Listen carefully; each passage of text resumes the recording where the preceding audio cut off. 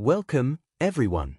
This is your friend, the DN What If, here with another exciting fanfiction. Today, we're diving into the story of What If Deku used Eraserhead's capture scarf. If you enjoy this video, don't forget to hit that like button and subscribe for more fanfiction content just like this. Now, let's get started with the fanfic. Izuku knew he wasn't supposed to be out that late at night. It wasn't going to stop him anytime soon, but he knew he wasn't supposed to be wandering the alleyways so long after dark. Especially since his mind was buzzing with all the things that could go wrong, but somehow nothing he could think of was worse than going to school in the morning, so he kept walking. He wasn't about to tell Kaken that he was an excellent motivator to get over his fears. His childhood friend would never forget it, would probably use it as ammunition against him. That wasn't the point, though. He wasn't out so late for his health or to prove anything. Well, he reflected, he might be trying to prove something, but it was only to himself. He was trying to find Eraserhead. There had been a couple of notable arrests recently, brought in by an unnamed hero.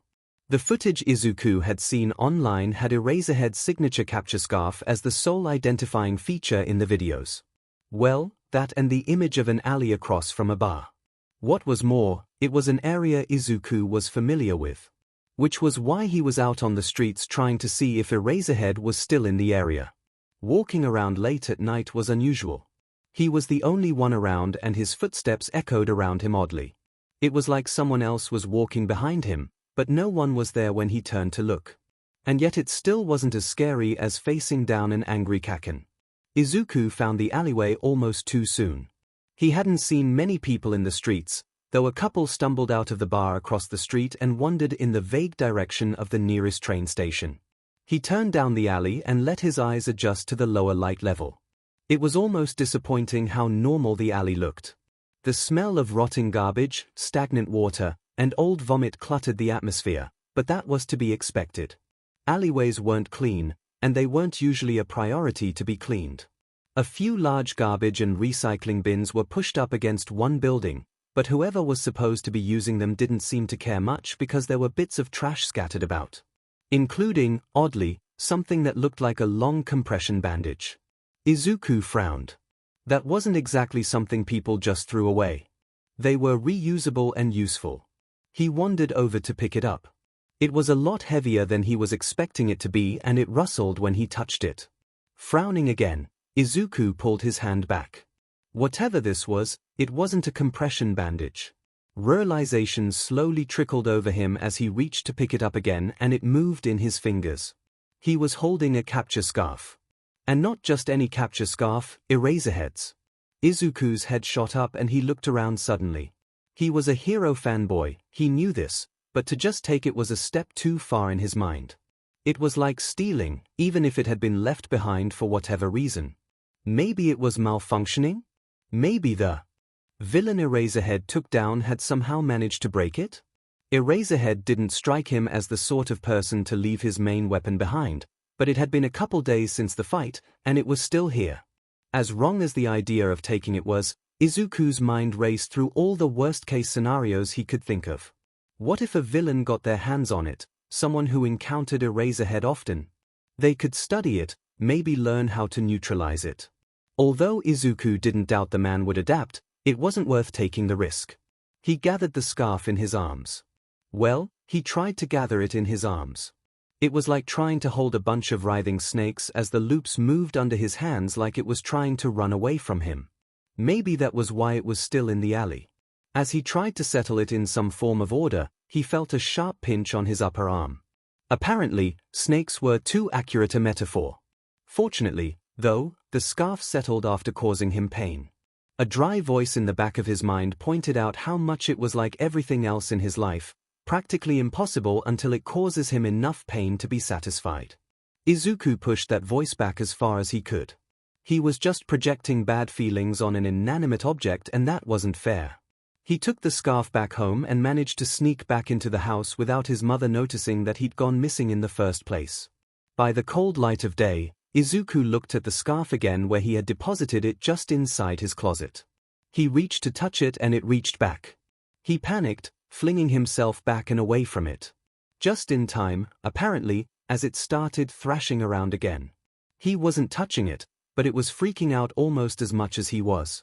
He froze, and so did the scarf.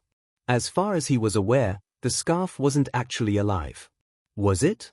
The very idea was terrifying. And weird. And a little bit funny when it wasn't freaking him out.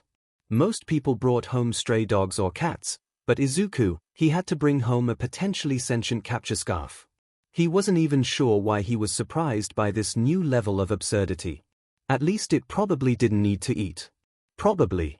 Izuku crossed the hall to the bathroom just to do something to distract himself. It was only when he was staring at his reflection in the mirror that he remembered the strange pinch in his arm right before the scarf settled down. Pulling up his sleeve, there was a small scratch in the same general area. One part of the scratch was deeper than the rest, almost like a puncture wound of some sort. How he would have gotten it from a scarf he didn't know, but it cemented in his mind the need for research. He needed to know everything he could find out about the capture scarf itself, be it speculation or something else. Fortunately for Izuku, it was Sunday. He didn't think he'd be able to think about anything else other than this problem, and his distraction around Kaken was a recipe for disaster and chemical burns, neither of which he welcomed at the best of times, least of all when he was unable to mitigate as much of the damage. Once he was back in his room, the capture scarf rustling softly on the floor of his closet, he booted up his laptop and made his way to the Underground Hero pages. He knew it wouldn't be the best information and there was no guaranteeing it would be at all accurate, but he needed somewhere to start, and that was where most of the speculation about Eraserhead's capture scarf ended up. There was a lot of speculation about it, more than he'd been expecting, and no one could quite agree what it was supposed to be. Someone suggested that Eraserhead's control of the scarf was his quirk, rather like Best Jeanist's ability to control certain fabrics. Others thought it was just a good support item, perhaps bound to the hero through some form of DNA link. One of the more obscure theories said that the scarf wasn't actually all that special at all and Eraserhead had learned to use it like a lasso. No one really believed that because the footage that could be found of some of Eraserhead's fights showed the scarf moving in ways that couldn't be replicated with rope. All of that to say no one knew how it worked, but Izuku knew it somehow had a degree of independent movement with even a small amount of human contact. He had touched it, and suddenly it was moving. The longer he'd held it, the more it moved. Something had changed between then and now since it was reaching for him and moving or stopping when he did. Something had happened to what? Bind it to him? Was there some sort of sentience in it that decided it liked him? Did it have something to do with the scratch on his arm? He sighed. None of his questions were going to be answered by the forums because Eraserhead wasn't about to tell people about his main weapon. Izuku had an advantage over all the theorists on the internet, though. He actually had access to a capture scarf. It fluttered in his arms as he picked it up off the floor of his closet, less violent than the night before, and he still wasn't sure why. It wrapped around his wrists like an affectionate cat twining around its owner's legs, and Izuku just sighed. Whether it was sentient or not, he was probably going to have to get used to these sorts of movements. He was probably also going to start talking to it as if it were sentient, because you never know, and he wanted to be polite. "Can you hold still please?" he asked as he set the scarf down on his desk. "I just want to look at you." Instantly, it stilled under his fingers and Izuku put another mental check under possibly sentient in his head. As gently as he could, he arranged the capture scarf in a loop so he could examine it inch by inch to figure out what had stabbed him in the arm. Now that he was paying attention to it, the strange fabric, though heavy, was softer than he was expecting it to be. It sort of glittered under the light, so it had to be reinforced in some way, and there was no doubt in his mind that some of this had to be microtechnology that enabled the scarf to move on its own. But it was still soft and supple against his fingertips. It was like holding titanium lacework. For all he knew, it was actually made of titanium. It wasn't until he reached the middle of the scarf that he found something that wasn't soft. He knew this was the part that had jabbed him because there was a little bit of blood on the fabric, but whatever jagged part had been there wasn't there anymore, leaving behind a slim, flexible capsule that looked like it was partially filled with liquid mercury. Well, he called it a capsule, but it was more like a small envelope that the scarf almost appeared to grow out of, like the branches of a tree from the trunk. Though the trunk was a flat, translucent pouch of something semi-liquid. The contents flowed and swirled. Whatever was inside reacted to his touch, following his thumb as he swiped it across the surface instead of being pushed away. Then, while he was still holding it, part of the capsule distended slightly, forming a small point that jabbed his thumb. He pulled away quickly enough to watch the silvery substance disappear under his skin. "I hope that's not poisonous," Izuku muttered, pressing a handkerchief against the small puncture wound as he looked back at the scarf. "Although, if it was, I'd probably be dead already from last night." He couldn't completely discount the idea, as it could be a safety feature to prevent someone else from using Eraserhead's scarf if they weren't him. But he didn't feel any the worse for wear, and clearly whatever it had done had affected what it was able to do and how it reacted to him. Moreover, Izuku was pretty sure that if he were to try to put on the capture scarf the way Eraserhead did, the capsule would be sitting against his spine. When he turned back to his examination, he found a small symbol printed on the capsule. It was a Western-style dragon with the letters KSSI written in the open space between the body and the curve of the tail that looped around toward the head. Now that he had something of a direction, Izuku typed what he assumed was a company acronym into an online search engine to see what came up. Kaplan Stark Support Industries. The logo appeared on his screen next to the list of search results, all of which offered to take him to specific pages on the official site or waxed poetic about the sort of things they were capable of. The first thing that caught Izuku's attention was the fact that, unlike what he'd been expecting, Kaplan Stark didn't typically make hero gear. They were better known for prosthesis, the best available on the market due to their innovative use of nanotechnology. Of course, they wouldn't advertise that they were the company to make Eraserhead's capture scarf, as that could easily compromise the hero in the field. But now Izuku had the scarf and he knew. They were responsible for it. The pieces made sense. The scarf was laced with nanotechnology, the capsule was probably full of a saline slurry full of nanobots, and some connection between that and him had been made. Izuku scrolled down and selected one of the videos that claimed to explain what their nanotechnology did. A mildly informative 3 hours later had Izuku sitting back in his chair, looking at the scarf with awe and more than a little trepidation. The videos described the use of nanobots in the average prosthetic as bridging the gap between the mechanical arm and the central nervous system. The nanobots were self-replicating to a certain point, using trace amounts of minerals and nutrients already found in the blood to create more bots to keep the system running.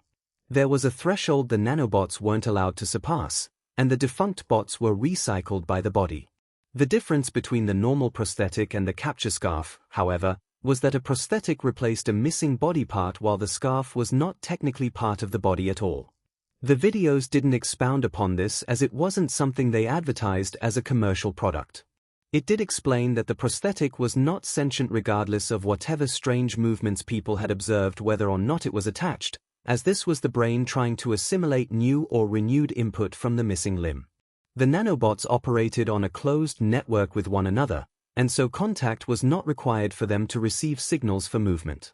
Privately, Izuku was still sure there was something about the scarf that wasn't exactly the same, so he would probably still talk to it like a person. It couldn't hurt his reputation more than it was already damaged by being quirkless. Having 20 meters worth of capture scarf that he talked to sometimes wasn't going to be any weirder than that. It wasn't until that moment he realized he didn't intend to return it. While he didn't have a way of getting in contact with Eraserhead, it wasn't that hard to find someone who knew him or could get in contact with him. But no part of Izuku's plans had him tracking the man down to return the scarf. This was probably exactly why people called him a creepy stalker. He had gone out actively looking for Eraserhead, had found his capture scarf instead, and decided to keep it instead of returning it like a normal person. Shame burned in his gut, but it wasn't enough to change his mind, especially as the scarf wound itself around him like a hug. He wanted to learn to use it, to train his brain to wield it like an extra limb the way Eraserhead used his. The man clearly had another one if he wasn't too concerned about losing it in the alleyway. It had been cast aside like him, and even if it didn't have feelings, he couldn't stop himself from drawing the connections between it and himself. Besides, Eraserhead used his capture scarf as an equalizer against more physically powerful quirks. That was exactly what Izuku needed. He just hoped the hero wouldn't begrudge him taking the chance while it was in front of him. Izuku tried to wear the scarf the same way as Eraserhead at first, but he quickly realized that he would either be written off as an idiot for wearing a scarf as big as it was when he didn't need one, or someone would recognize it and get it taken away. Leaving it at home wasn't an option in his mind, so he managed to find a way to twine the scarf around his torso and arms under his gakuren so he would always have it. After a couple months of practice with it, he managed to make wrapping it around him in the mornings second nature. He was constantly warm for the extra layer it offered, but he would sacrifice his physical comfort for the protection it offered. It was resistant to a lot of the damage Bakugo and others tended to do to him, and Izuku started having less injuries to deal with after school. He had begun exercising as well, realizing that if he wanted to get into UA on his own merits, he probably had to have some physical skills to back up the capture scarf and his analysis. He was already pretty quick on his feet, which was necessary if he wanted to escape bullies at the end of the day, or during lunch. He hadn't really found a reliable way to work on strength, but he was attending as many free self-defense classes as he could.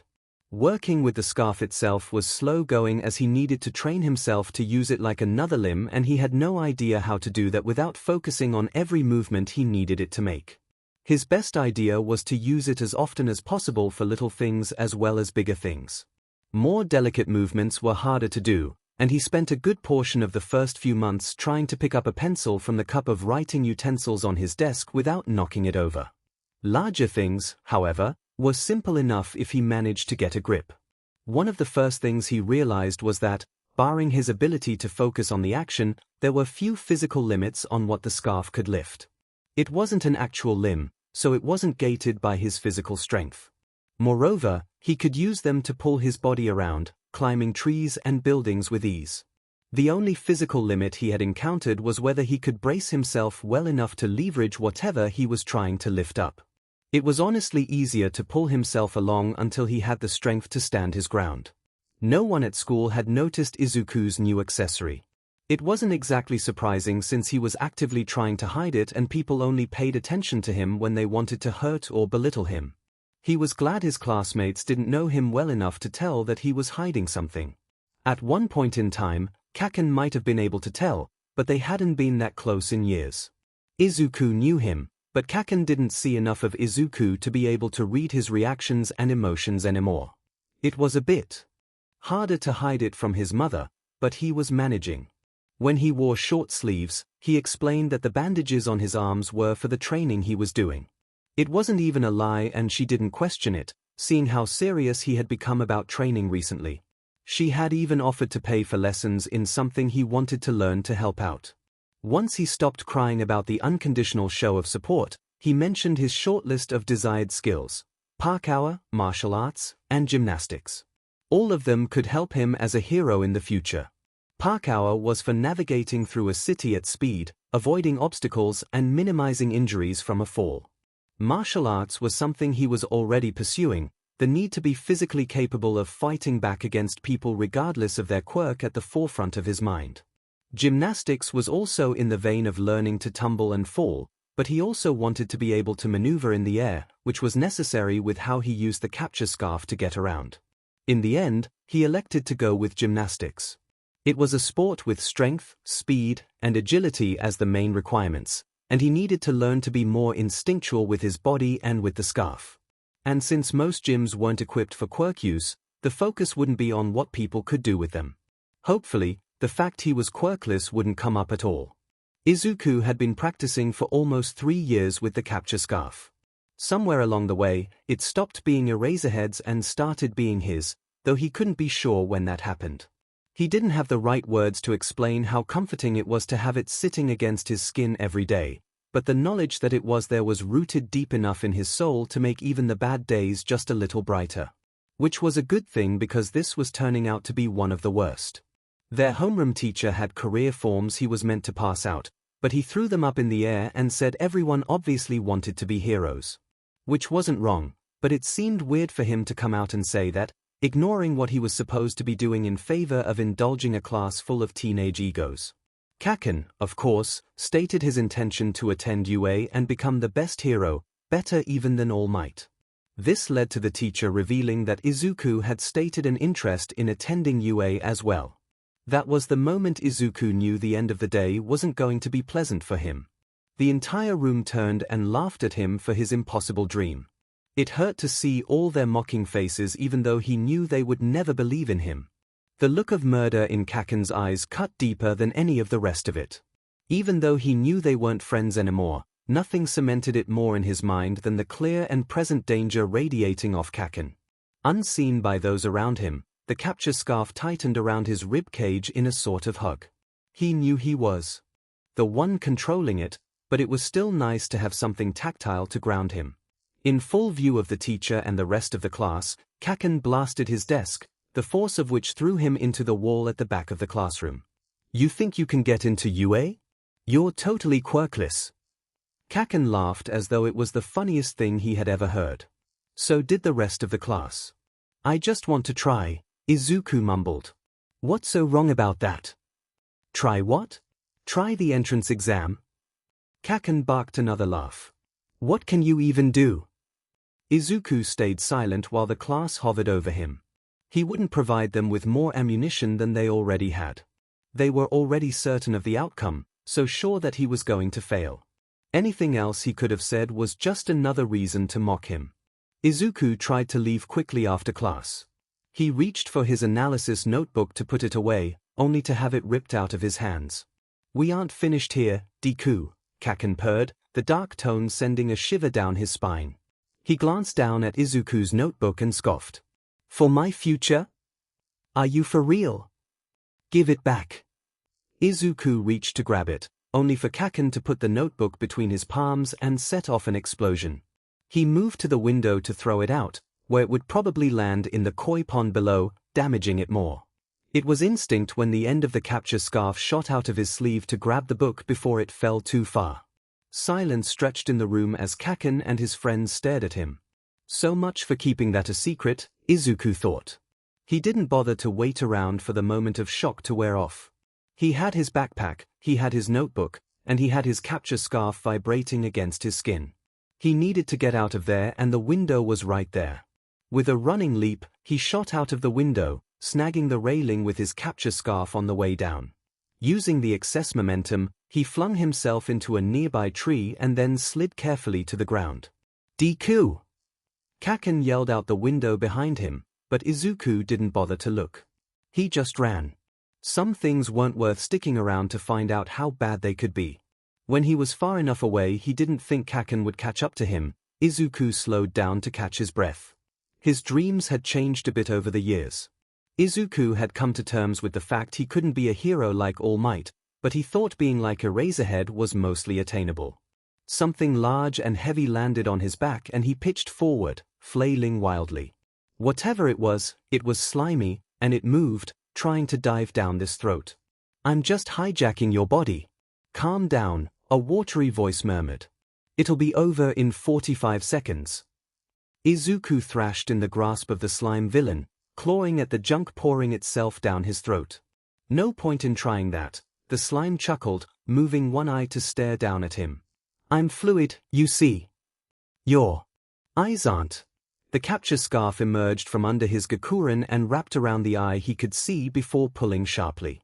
Suddenly the slime villain was thrashing too. He hadn't stopped trying to pour himself down Izuku's throat, but the pressure on one of his eyes was causing enough pain that Izuku was able to get a quick breath every now and then. He was too preoccupied to hear the approach of someone else, so his only warning that he wasn't alone anymore was an eerily familiar voice shouting, "Texas Smash!" A blast of wind knocked the slime villain away, and Izuku choked on the slime still in his throat, vomiting it up as best he could. All in all, not the best way to meet one of his heroes. "Sorry you had to get caught up in that," All Might said. "I am a bit new to the area." Izuku nodded, suddenly unable to find any words. He wanted to ask the hero if he could be a hero too, but the jeering voices of his classmates echoed in his mind. "You seem to be doing well yourself," the hero continued. "That's an excellent quirk you have." Izuku jolted, but before he could correct him about the capture scarf, the man was gone. He looked down at his hands. The scarf had retreated back under his sleeves again as it usually did. It hadn't occurred to him that people would look at his use of the capture scarf and assume it was a quirk. But most people didn't know about Eraserhead, and for good reason. The more people knew about him, the less effective he could be. Izuku hadn't intended to lie to the number one hero about having a quirk, but apparently that's what he had inadvertently done by failing to correct the misconception. Was that what Kaken thought too? Was that why he and his friends had gone so silent when Izuku retrieved his notebook? He started making his way home, trying to decide if he should pass off the capture weapon as a quirk. He could call it scarves, or something like that. If people assumed it was a quirk rather than a support item, would that change how they treated him? If he managed to convince them, he needed to prevent anyone from finding out anything different about it. He had learned through trial and error how to fix it. And through a lot of study. It was fortunate that the nanobots were largely self-replicating. Because of that, minor damage to the scarf was self-repairing, and he'd only needed to worry about a couple of times Kaken had practically burned through a layer. He had a theory that if he managed to remove some of the nanobots from the capsule and place them with enough raw materials that he'd be able to let them replicate another scarf. The whole weapon seemed to grow out of the capsule, after all, and the nanobots were self-replicating provided enough material. What he had gleaned from the KSSI videos told him that their prostheses could repair themselves to their proper functionality in time if they were severely damaged. It only made sense that they would do the same for a capture weapon made for a hero. And would Eraserhead have left the scarf behind if he didn't have another one? Probably not. Whether he could get another one from the company or he managed to replicate one the way Izuku was planning didn't matter as much as the fact that it was possible. There were 10 months until the UA entrance exam, and he was going to see if he could manage to grow another scarf in that time. If he could, maybe he would try to pass off the capture weapon as his quirk.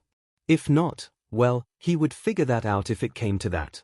The day of the entrance exam arrived sooner than Izuku had been expecting, though somehow not soon enough. He had been busy in the 10 months since running into All Might and getting the idea of passing off his capture scarf as a quirk. It wasn't the best idea, but he found the choice was taken out of his hands almost immediately because of Kaken and his friends. The entire school was convinced that he'd spontaneously developed a quirk out of nowhere, though no one could quite agree if it were tentacles, fabric manipulation, or some kind of weird spider mutation.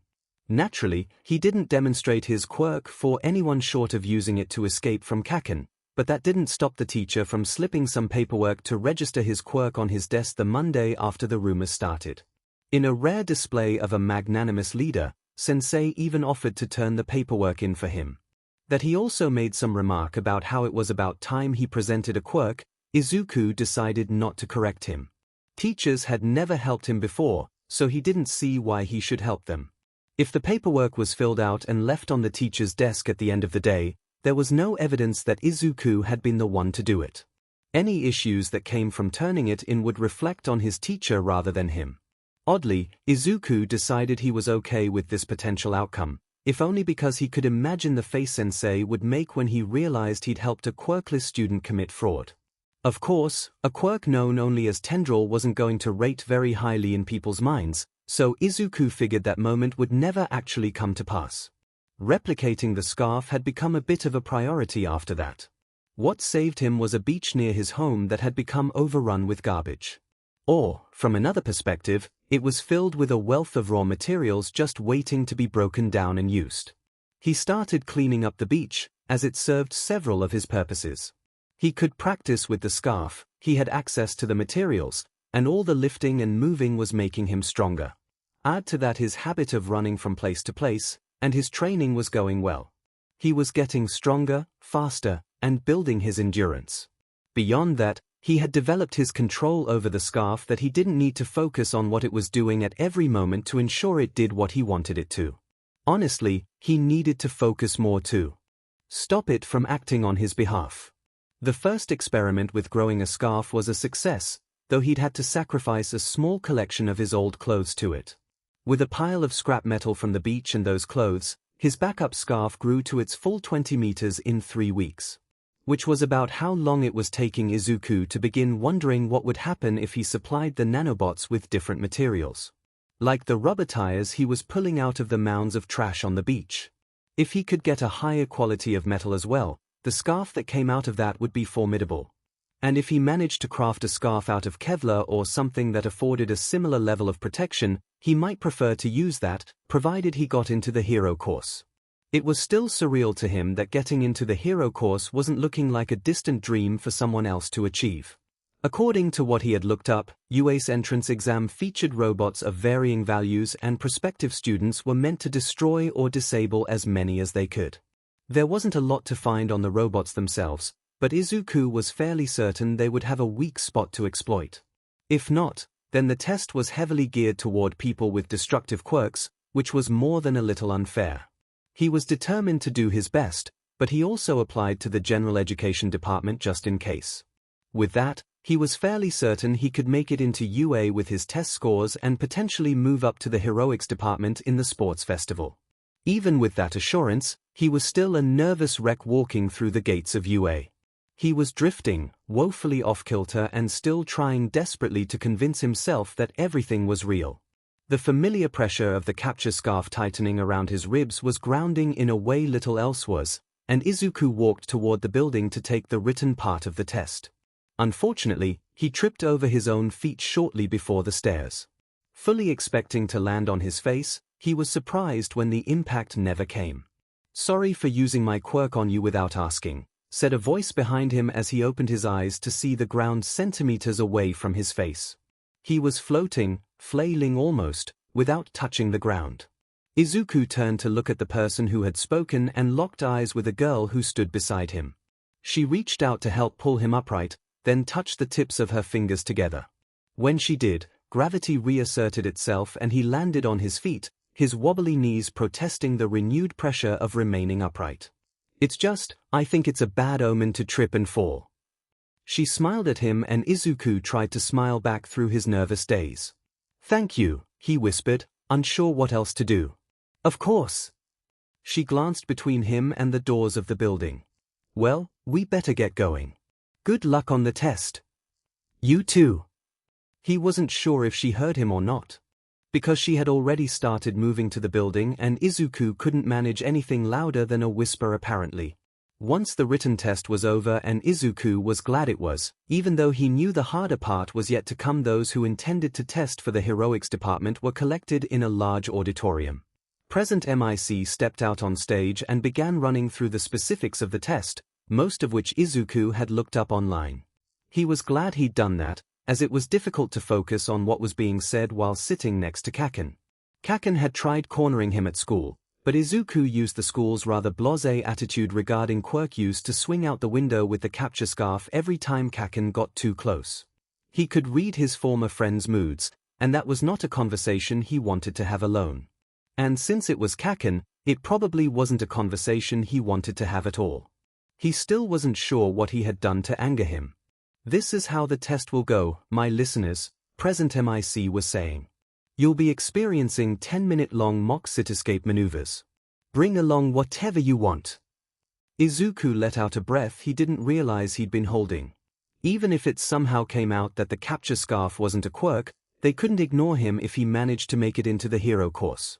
They said he could bring anything he wanted. If he brought a capture scarf, then he was simply better prepared than the rest of the test takers. Or more resourceful. Actually, it probably only counted as luck. He was lucky enough to find and figure out how to use a capture scarf, and there was nothing they could do about that right now. And if they took it away, he had more now, scarves that didn't originally belong to Eraserhead. If they tried to take them away, he would just grow more and hide them until they could never be sure they'd retrieve them all. He hoped that wouldn't happen. "Shut up," Kaken growled. A student closer to the stage stood up. "I have a question. There appears to be no less than 4 faux villains on this handout. Such a blatant error, if it is one, is highly unbecoming of an institute as prestigious as UA." Then the boy turned and glared directly at Izuku. "And you with the curly hair. You've been muttering this entire time and it's highly distracting. If you think this is some sort of game, then you should just leave." Izuku shrunk in his seat. He much preferred it when attention sort of slid off him. Now the whole auditorium was looking at him, if only briefly. The capture scarf tightened against him again, practically constricting his ribs and limiting his breathing. He forced himself to calm down as Present MIC drew the attention of the room back to the front. "Nice catch, examinee 7111, the voice hero said, easily smoothing over the crowd. The fourth type of faux villain is worth 0 points. There is only one per testing ground, a gimmick that rampages around in close quarters. Izuku stared down at the handout, at the pictures of each of the robots. There was no sense of scale to them as they stood against a white background, but he could already see a couple of places that might be weaknesses he could exploit. If not, he'd have to improvise more on the spot. Provided, of course, his anxiety didn't cause him to freeze up. After changing into a pair of sweatpants and a tank top, he followed the instructions to find his testing ground and joined the crowd gathered there. Well, joined was perhaps not the right word. The testing ground was huge, as was the crowd, and he was terrified of dealing with either. He noticed the girl who had helped him at the gate. Before he could go over and thank her again, a heavy hand landed on his shoulder and he flinched. "What do you think you're doing?" the boy who called him out in the auditorium demanded. "She's obviously going to do a meditation of some sort. Were you going to sabotage her?" Izuku froze in the face of such animosity and he felt the eyes of the entire crowd turn to look at him again.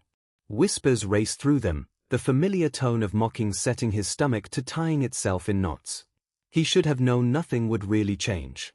He should have known it was useless to try and reach out. And begin.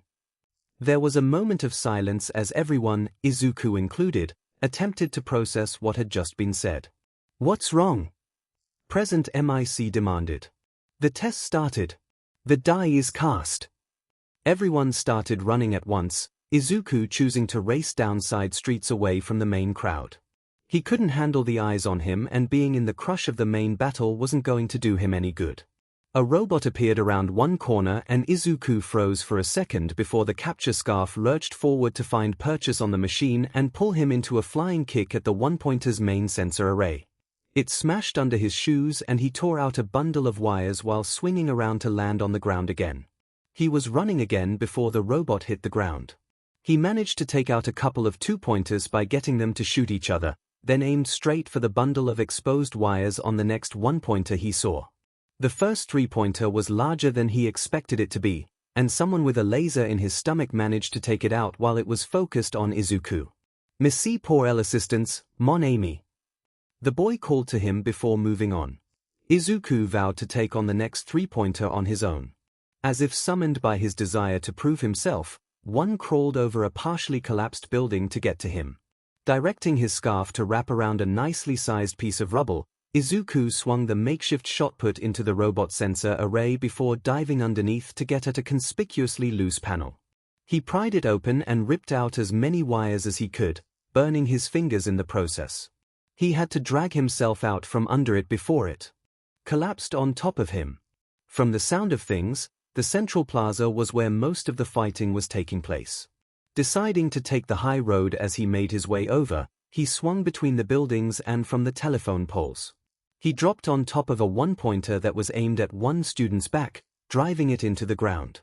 He was forced to dodge a two-pointer almost immediately that struck at him with its scorpion tail. Latching onto the tail with the scarf, he let himself be pulled toward the robot until he dropped on its back. There, he found another conveniently loose panel and pried out another set of wires. The robot dropped like a marionette with its strings cut. Suddenly, a rumbling louder than anything Izuku had ever heard filled the mock city and a robot larger than the horizon appeared like everyone's worst nightmare. There was a moment of stillness as everyone stared up at the so-called gimmick of the test because what were they supposed to do against that? Most people elected to run. Izuku was prepared to run himself when he heard a small cry of pain. He turned back to see the girl with the gravity quirk half buried in rubble near the foot of the approaching robot. There was no time to think, no time to dig her out before the robot was upon both of them. The only chance he had was to disable the robot where it stood. He was already running before he realized what he'd decided. The scarf unwound more than it usually did, stretching to latch onto the forward-reaching arm of the zero-pointer, then contracting like a rubber band to send him shooting towards the large head. A simple kick wasn't going to be enough to take it down, but there was exposed wiring around the joints. He aimed for the neck and started ripping as much out as he could, using his own body weight as leverage to knock the thicker cables loose. The robot started and shuddered before finally going eerily silent, leaving him hanging like a spider on its web from the head. Now that the danger was over, The departure of adrenaline was causing his body to crash hard. Slowly, as he was suddenly aware of how much his shoulders and arms ached, he lowered himself to the ground and picked his way across the rubble to the girl. He didn't even particularly care when Present MIC announced that the exam was over. He started shifting the rubble away from the girl's legs until she could sit up and start pushing the concrete away herself. It aggravated the pain in his arms, but he wasn't about to make her wait for help when he was right there. "Are you okay?" he asked quietly, exhaustion folding over him like a blanket. He had practiced endurance, strength, and speed, but never in such a dangerous scenario. Somehow going to school with Kaken had become less dangerous and more tedious, so an injection of real terror facing down a city full of rampaging robots was more than he'd been equipped to handle. "I'm fine," she replied, but winced as she shifted one of her feet. It had gotten scraped up quite a bit, and he wished he thought to carry around actual bandages rather than a scarf that resembled them rather strongly. That's good. Because, he reasoned, if her foot was the worst of her injuries, she had escaped rather well off for the ordeal. An old woman hobbled her way through the crowd toward them, checking on the students she passed on her way. Even if Izuku hadn't been a hero fanboy, he would have known about Recovery Girl. She had one of the strongest healing quirks in the world and was frequently held up as the reason why the entrance exam could be as hectic as it was. When a member of staff had the ability to heal injuries almost instantaneously, there wasn't a lot to be afraid of. "Now then," Recovery Girl said, settling in place and leaning on her cane. "Who's hurt and in need of healing?" Izuku pushed himself to his feet and offered an arm to the girl with the gravity quirk. "Here, let me help you over." "Thanks." The girl smiled. "I'm Uraraka Okiko, by the way." He smiled back. "Midoriya Izuku. Nice to meet you. And thanks again for earlier." Uraraka looked back at the looming form of the zero-pointer. "I think you've paid that back with a bit of interest." Izuku blushed, unsure what to say or do. "How do you think you did?" she asked when he didn't say anything. "Terribly. I only had 12 points. She winced. "Well, you saved me. That has to count for something, right?" Izuku shrugged, then instantly regretted it as his shoulders reminded him that they were in pain. Through sheer effort, he suppressed the desire to flinch. It wasn't the worst thing he'd felt, after all, and it wasn't even the worst thing he'd done to himself. "What have we here?" Recovery Girl asked as they approached. "I swear, these exams get more dangerous every year. Here, sit down on the sidewalk, both of you. It's against my vows as a hero to let anyone leave wounded." She caught Izuku's arm.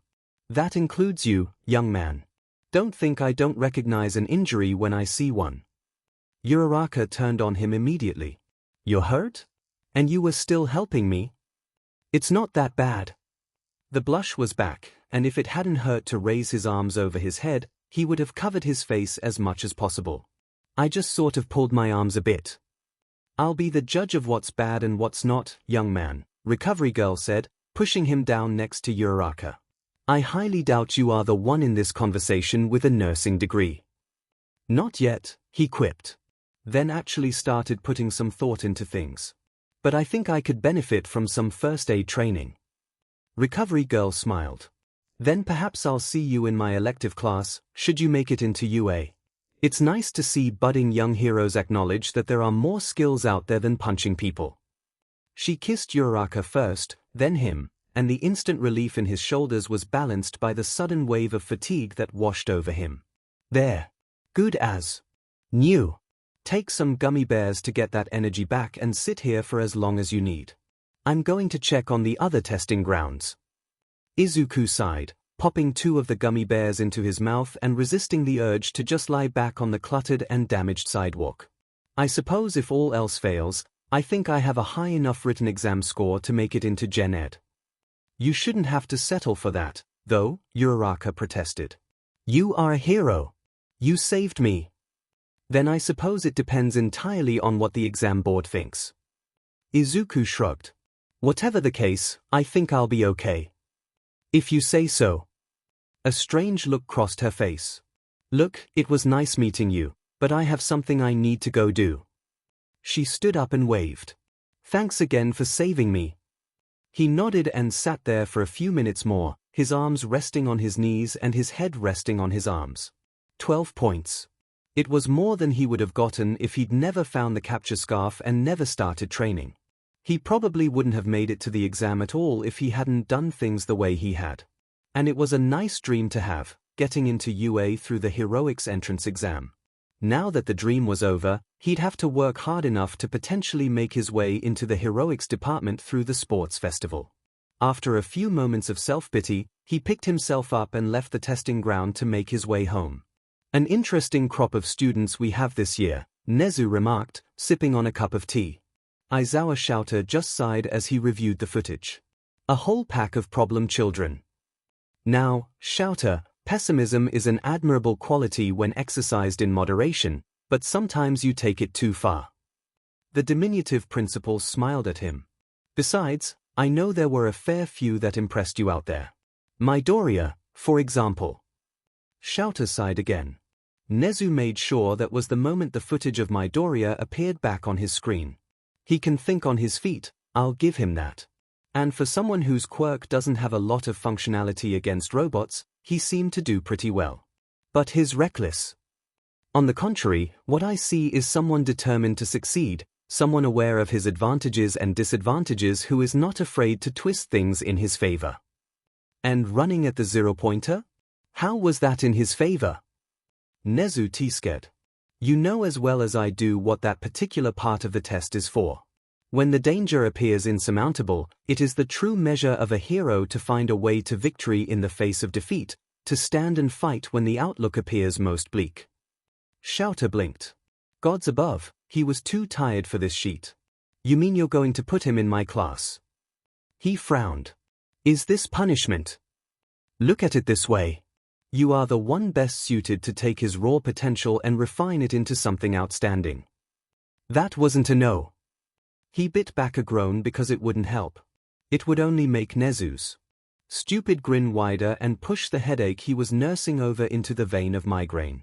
Truth be told, Midoriya probably wasn't the worst person he could get in his class.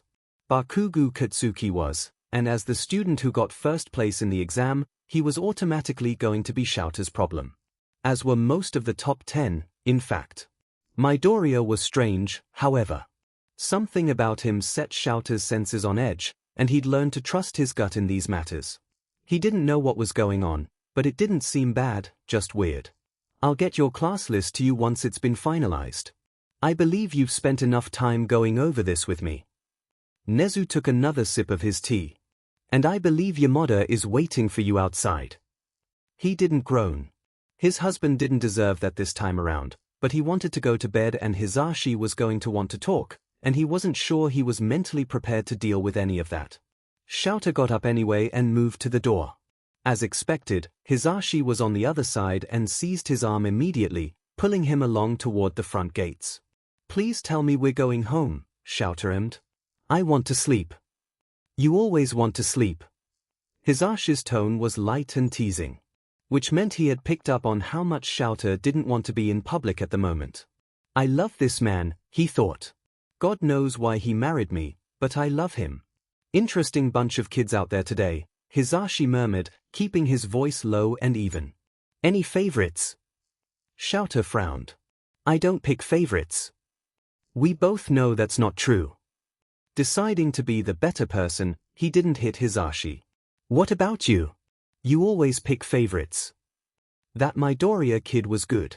Reminded me a bit of you, actually. Shouter frowned. No. You're not allowed to like the problem child. Then the last bit of what he said registered. Wait, what do you mean he reminded you of me? Hisashi shrugged. He's driven. And his quirk is a little bit like your capture scarf. He clearly trained with it for a long time in order to make everything look effortless and organic. He's a nervous little listener, though, like he doesn't have a lot of confidence in his ability to face others. Like how you first started out. Shouter did groan this time and buried his face in his husband's shoulder. He'd been an awkward and desperate kid, so quick to lash out because that's what he'd had to do to protect himself that it took Hisashi and Oboro months to get through to him. Even after that, he didn't really place a lot of trust in anyone else. which was why he still regularly worked himself to the bone or ended up in the hospital because he was too stubborn to call in backup for a situation he wasn't sure he could handle. "You're going to jinx it," he ummed. "He's going to be worse than I ever was, and that will be entirely your fault because you jinxed it." "Or he could be better," Hisashi suggested, ever the optimist. "You could teach him to be better." "Bold of you to assume I know what I'm doing here." Shouter sighed. "You really like this kid?" Hisashi nodded, and it meant more that he didn't say anything else. With a quirk like his, Hisashi was loud more often than he wasn't. He was on and open and utterly exhausting, but that was part of who he was. But they had learned together that it was in the moments he wasn't saying anything that he was at his most sincere. At some point, saying something aloud lost all meaning, but the intense and meaningful silence of a situation held more gravity than anything else. "Okay then." Shouter knew he was going to have to get over things eventually. And he did have a begrudging respect for the kid doing what few others were willing to do in something as simple as the entrance exam. "I suppose I can give the kid a chance." He did not blush when Hisashi kissed him. If his husband claimed otherwise, he was a rotten liar. Izuku was waiting for the letter that would tell him how badly he had failed the entrance exam. It had been a week since he took it and he had spent every spare moment second-guessing the decisions he had made. The only thing he couldn't bring himself to regret was saving Uraraka. He would have done that again, even if he somehow managed to half-kill himself in the process. Though upon reflection, he wondered if death hadn't been a real possibility. He probably looked like an idiot to the adjudicators, running at their gimmick and attempting to tear out as many wires as he could until something changed. If there was one reason that could explain why he wasn't going to get into the hero course, it would be how reckless he'd been and would be. A bunch of pro-heroes would definitely have picked up on that particular peculiarity of his. As the week had worn on, he was slowly coming to the realization that he wasn't as okay with the outcome as he tried to pretend he was. He had put in a lot of work to prepare for the entrance exam, he had gone in with some knowledge of what he was facing, and he still managed to freeze when it mattered. As much as he wanted to claim it was unfair, most of the other people in the exam hadn't let the situation stop them. Of course, they had actual quirks to back them up. They could trust in their abilities and didn't have to worry about accidentally exposing themselves as a fraud. Maybe it was better this way. He had told himself that he would explain the situation with the scarf to his mother if he got into the hero course, but he wasn't ready to admit that he'd been hiding something so big from her for the past 3 years. It was rude of him to do so, and he didn't even really have a good excuse for it. Not getting into the hero course would give him a little while longer to get used to the idea of telling her and potentially figure out how to mention it without getting in trouble or making her needlessly upset with his apparent lack of trust. She patted his shoulder as she passed by him on the couch. "No matter what happens, I'm proud of you, Izuku," she said, clearly able to tell that the events of last week were weighing on his mind. "You've come so far in so little time, and I know you can go so much further." He was really going to need to figure out a good way to explain everything. Just coming right out and saying it was sounding like a worse plan every time he thought of it. "I just wish the letter would arrive already, so I know one way or the other." He looked down at his hands. "I don't like having the possibility hanging over my head like this." "Well, it should be coming soon, shouldn't it? It's been almost a week since the exams." Izuku nodded. "Then it might be in today's mail," his mother continued. "Wait just a few more hours and then you'll know for sure." A few hours spent just waiting sounded like the closest thing Izuku could conceive of as torture, so he went to his room and pulled up some of the latest footage of hero fights. He had figured out a while ago that his analysis was really the only real advantage he was going to have over his opponents. He couldn't assume he would always have his capture scarf on hand, and if he lost it, he needed something to fall back on. His notes lately tended more towards how to neutralize quirks, to fight them with something that gave them the same disadvantage he always suffered from. That wasn't to say he wasn't still figuring out ways people could use their quirks in creative ways. He usually started there, figuring out what the most effective method for using a quirk would be, then used that list to figure out how he could prevent each and every use with a method that was easy and accessible to use when he couldn't be sure of the materials he'd have access to. He couldn't assume he would always have access to water against a fire user, but he could probably find something to use as a large fan to manipulate the air currents and redirect the flames away from him. Most of his analysis pointed to shields being a useful tool to have and use in the field, as they could, depending on the material it's made out of, block a fair number of quirks. There was a reason he made notes about a durable shield of some sort to go with his hero costume, should he make it into the hero course. On his own, he intended to look up stronger, more cut-resistant materials to use to grow another scarf. They wouldn't be as useful as a shield, but given that he wore the scarf wrapped around his torso, he figured an extra layer of protection was nothing to belittle.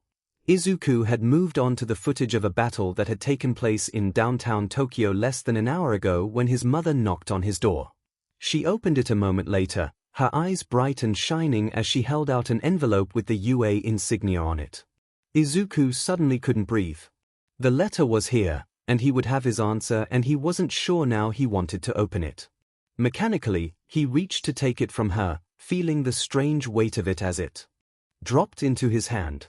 His mother pushed the door open further and stood behind him, her hand on his shoulder as he tore it open carefully. As he was pulling out the letter, a small metal disc dropped onto his desk. It rolled to a stop and fell flat. Then, after a moment of silence as Izuku just stared at it, a light in the middle suddenly sprang to life. "Hello, listener," came the voice of Presently shortly before an image of him resolved in the light. Izuku let out an undignified squeak at the sight. "You made a good showing out in the field and collected 12 villain points. However, I am afraid this is not enough to qualify you for the hero course." Izuku's heart sank and he was glad his mother was there with him. He hadn't explained anything to her about the scarves yet, but now he had time to figure out how to explain things. If villain points were the only way of scoring in the test, that would be the end of our conversation. We had an interesting visitor in the observation booth shortly after the conclusion of the test, and I think you should see this. Behind Present MIC, a video appeared on a screen, showing a dimly lit room as the door opened. Uraraka appeared around it, looking at the faces on the other side of the camera. Excuse me," she said, letting the door swing open the rest of the way. "Midoriya Izuku, the plain-looking boy with green hair and the bandaged tentacle things. He saved me, but he didn't get a lot of points. He could have been chasing after more robots, but he saved me, and I wanted to know if I could maybe share some of my points with him? Because it isn't fair that he might not make it because of me." She frowned at them. Heroes are supposed to save people, so he deserves to be in the hero course.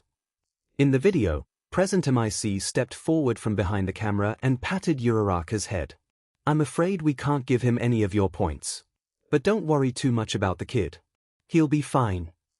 The other Present MIC in the projection turned back to face the camera. "Not only did you make a good showing for the adjudicators of the exam, you also impressed your fellow examinee with your selflessness." As she observed, being a hero isn't just about fighting villains, it's about saving people and standing up for what's right, and we would be a poor institution if we didn't recognize that. As such, we have a secret system known as rescue points. For your bravery and willingness to help save Uraraka-chan, you have been awarded 50 rescue points. This brings your total points up to 62 and puts you in 6th place overall in the exam. Congratulations, you now have a place in Class 1A. Welcome, Midoriya Izuku, to your Hero Academia.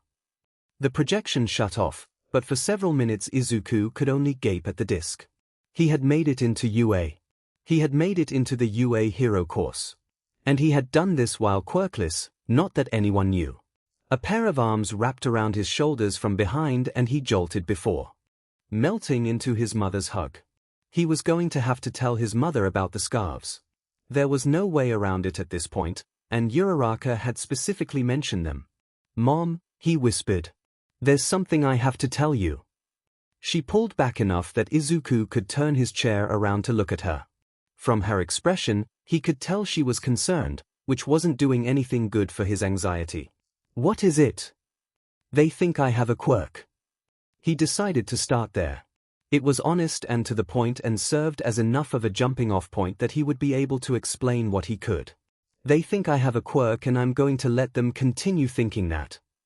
His mother moved back to sit on his bed. "Why do they think you have a quirk?" "It's sort of a long story." She patted the bed beside her, and he moved to sit next to her before launching into the full explanation. He told her about going out at night when he shouldn't have and finding Eraserhead's capture scarf. He told her about the research he had done into how it worked and whether it was safe. He even told her about the bullying and how everyone at school was convinced it was a quirk because he used it to escape from Kaken. This led into the admission that he'd let his teacher commit fraud for him since the man was so determined to register his quirk.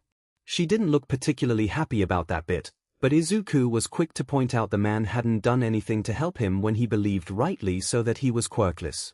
It was petty and vindictive, but he refused to feel sorry for the man should the truth ever come out. Finally, he told her about the other scarves he had grown, opening his closet to show off the neatly folded finished varieties and the container that had yet another one in the process of growing. "Izuku," she murmured, reaching out for him as though she thought he might disappear or pull away from him. "You've done all this just to be a hero?" "I always wanted to be one, Mom. I never stopped wanting to be a hero. I intended to use the scarf in the entrance exam as soon as I figured out how to use it, but I never considered presenting it as my quirk until All Might mistook it for one. And then, because Kaken and his friends saw me use it to get away from them, they all thought it was a quirk too and took the decision out of my hands. He clenched his fists and stared at the ground, trying to find the right words. I just didn't want to be useless anymore. I knew I could do this. I knew I wanted to do this, and I knew I could figure out whatever I needed to make it work." He tried to smile, but even he could feel that it was turning out more manic than reassuring. "Park hour, gymnastics, nanotechnology. I spent months researching and hypothesizing and trying to figure out how the scarf worked before I got around to trying this." He lifted up the still-growing scarf. "If I could somehow alter the nanobots, I'd try other things, other configurations of scarves that would work a little differently. Izuku, I'm still proud of you." She stepped closer and wrapped him in a hug so tight it brought tears to his eyes. "That was the only reason he was crying, honest. More even, now that I know how much work you've put in for this. I don't think I can understand half of what you've managed to do, but I know it's incredible. And I'm sorry for not believing in you when you needed me. I'm sorry I couldn't have supported you more or protected you." "No, Mom, it's fine. He choked on the words, unable to find a way to articulate how much even the slightest support she had offered had meant to him. She had never abandoned him for his lack of quirk, had never let her love for him become conditional, gated behind something so unattainable as manifesting a quirk out of the ether. She was the best part of his day for years because she cared for him more than anyone else dared to. So instead of trying to use words, he just held her, crying into her shoulder as she hugged him back and cried into his. They stayed there for a while, until Izuku's head started to ache from the crying. He was glad he'd told her. Yes, it was necessary for her to know what to expect when people talked about his quirk, but it was also cathartic to have it out in the open, to admit to picking up Eraserhead's capture scarf and using it to join the hero course. It was such a big part of his life that lying to her for years had been difficult, even painful at times. Now she knew and he felt like he could float away for lack of the weight of it. For the first time in longer than he cared to admit, he was finally free of the secrets he'd been holding back out of fear. They celebrated his acceptance into Class 1A with Katsuden, and Izuku was willing to swear it was the best meal he'd eaten in years. His mother just smiled and took the compliment. The first day of high school arrived and the thick knot of nerves in his gut had kept him awake most of the night. Part of his fears were irrational, he knew. No one knew that he was technically quirkless, no one but his mother. That didn't stop him from waking up from a nightmare where the faceless homeroom teacher stopped him at the door and demanded he leave because he was dragging down the reputation of the school with his very presence. The nightmare had continued with his scarf strangling him, dragging him down into a deep pit filled with something thick and oozing. It was getting in his mouth and choking him, and people were just standing and watching as he struggled. His scarf had gone limp when he tried to use it, and All Might himself was standing nearby and loudly lamenting that such a promising young hero was really nothing but a fraud. The familiar chant started up from the crowd, everyone talking about how it was only right that he dies because wasn't that what quirkless people were supposed to do. He woke up choking, hardly able to breathe, and his capture scarf was lashing around on the end of the bed where he'd left it when he went to sleep. He reached for it and it reached back for him, slithering up under his pajamas and wrapping itself around him. The familiar feel of it against his skin was comforting, not like the dream scarf which had let him die. The ooze, he knew, was from the slime villain All Might had saved him from. Telling his mother about it had brought back the terror that had been so easily undercut by his shock at the hero's assumption of his scarf being part of a quirk. His mind had moved on in the moment, but apparently his subconscious hadn't. He had heard a few things about imposter syndrome, but could he have that if he were actually an imposter? The capture scarf technically wasn't his, even though he had made it his own over the years, and he knew he wouldn't have made it into UA without it. What was to say his dream was going to become reality? All the teachers at UA were pro-heroes. They could probably look at him and be able to tell that he didn't actually have a quirk. Then he would get in trouble for faking it, for making out that he was something other than what he was. Would he go to prison for faking a quirk? Or would it just go on some permanent record he'd never be able to expunge? Would people point and laugh at him, saying that's the worthless, quirkless kid who tried to be a hero and lied his way into UA? All he had ever wanted in his life was to be a hero. Now he had his chance, but it felt like it could be ripped away from him at any moment. Even knowing he was going to fight with everything he had to keep his dream alive, part of him insisted he be ready for the moment it all started to fall apart. When his mother knocked on his door to wake him up, she found him already up and dressed and sitting at his desk with a new notebook filled with feverish writing. "Izuku!" His head shot up, glancing around for a moment before his eyes settled on her and he relaxed. "Yes. It's time for breakfast." She looked between the notebook and him. "How long have you been up?" Izuku rubbed the back of his neck sheepishly. "I'm not sure exactly. I couldn't sleep."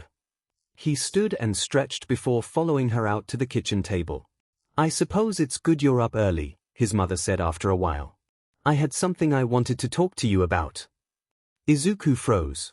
In his experience, at least where other people were concerned, those words never meant anything good. He couldn't think of anything he'd forgotten to do around the house that would make his mom say them, but if he'd forgotten something, he couldn't exactly remember what he'd forgotten, could he? "Yes. It's nothing bad." "Well, it might be, but that's what I wanted to talk to you about." She set her chopsticks aside and looked at him. "Mitsuki called me the other day and said that Katsuki was going to be in class 1A. Apparently, he was the top scorer for the exam.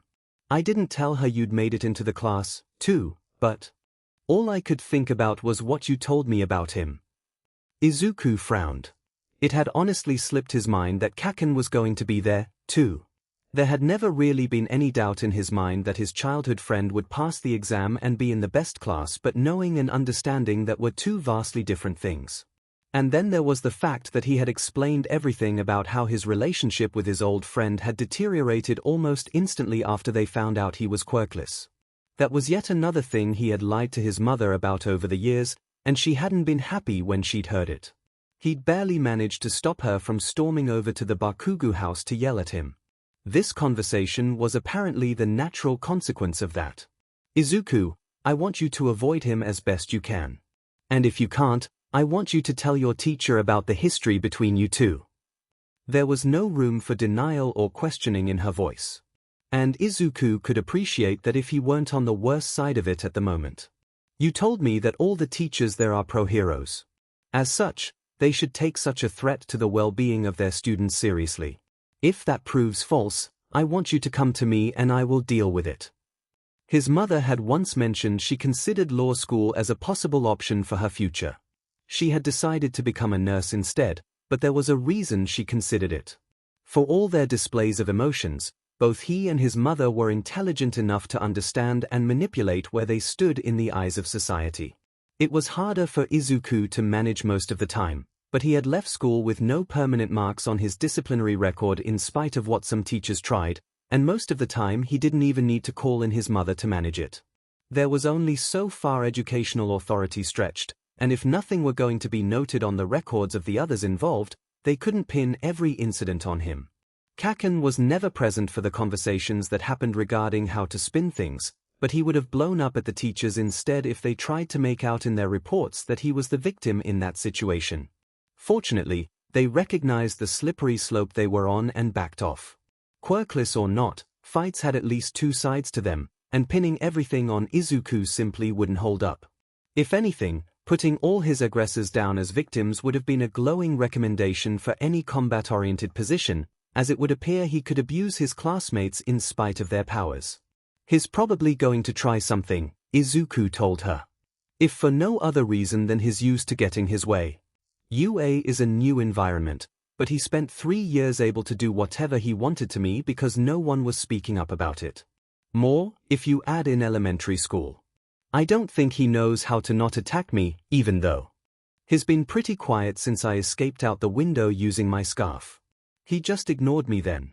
I don't think he even considered that I might be able to get into UA on my own. His mother huffed. That's all the more reason to tell your teachers. And perhaps you should stop calling him by the name you used as a child. He doesn't deserve your familiarity as much as you don't deserve his abuse. She sat up straighter and fixed him with a look he rarely saw on her face. It pinned him in place like a moth in a lepidopterist study. I will be asking about your day this evening and you will answer me truthfully. Yes, Mom, he said, ducking his head in acknowledgement. Truth be told, he didn't want to find out what would happen if he refused or lied. Probably nothing good. Good. Now, do you have everything you need? Your school ID, the campus map they sent, your supplies? He lifted his backpack, which had been leaning against the leg of his chair as he ate. I've got everything. She smiled, her eyes a little watery from the effort of holding back tears. Excellent. Be safe. I'll do my best. And it did hurt just a little bit to know that was all he could promise her. But with Kaken Bakugu, he should get used to that. With Bakugu there wasn't much he could do. The whole experience hinged directly on whether or not their teacher was going to let his behavior go or deal with it. She stood and followed him to the door, kissing him on the forehead while he put on his shoes. I love you and I'm proud of you, Izuku. Never doubt that. The warm feeling of validation, so foreign to him, welled up in his chest. He knew she would rather he pursue a safer career. She saw enough heroes brought into the hospital during her shifts, even though she didn't work down in emergency. She understood how dangerous the job was. But he knew it too, and he was still willing to take those risks. He also knew she would support him in that as she had in everything else. With one last smile over his shoulder, he started out, mildly hopeful for the first time in a long time. Izuku stopped being quite as certain about things as soon as he stepped through the school gates. It wasn't crowded by any means, not in the same way it had been during the entrance exam, but there were a lot of people he didn't know around. What was more, he could feel them sizing him up with their eyes, categorizing all the little ticks he displayed and evaluating whether he was worth their time or not. So far, he could tell the answer was no. Which wasn't all that different from the entrance exam either, as everyone on the testing field had written him off with their eyes almost immediately. He pulled out the campus map and used it to navigate his way towards classroom 1A. It wasn't long before he was standing in front of one of the largest doors he'd ever seen. I suppose that makes sense, he muttered to himself as he reached for the handle. They need to accommodate for all sorts of quirks and body types. He was greeted by noise the instant he opened the door. Half of it was Ka Bakugu. The other person was the boy with glasses from the entrance exam who got upset with Izuku's mumbling. He must have murdered somebody important in a past life to be this unlucky now. Don't put your legs on the desk. Don't you think that's disrespectful to your classmates? The boy with glasses demanded.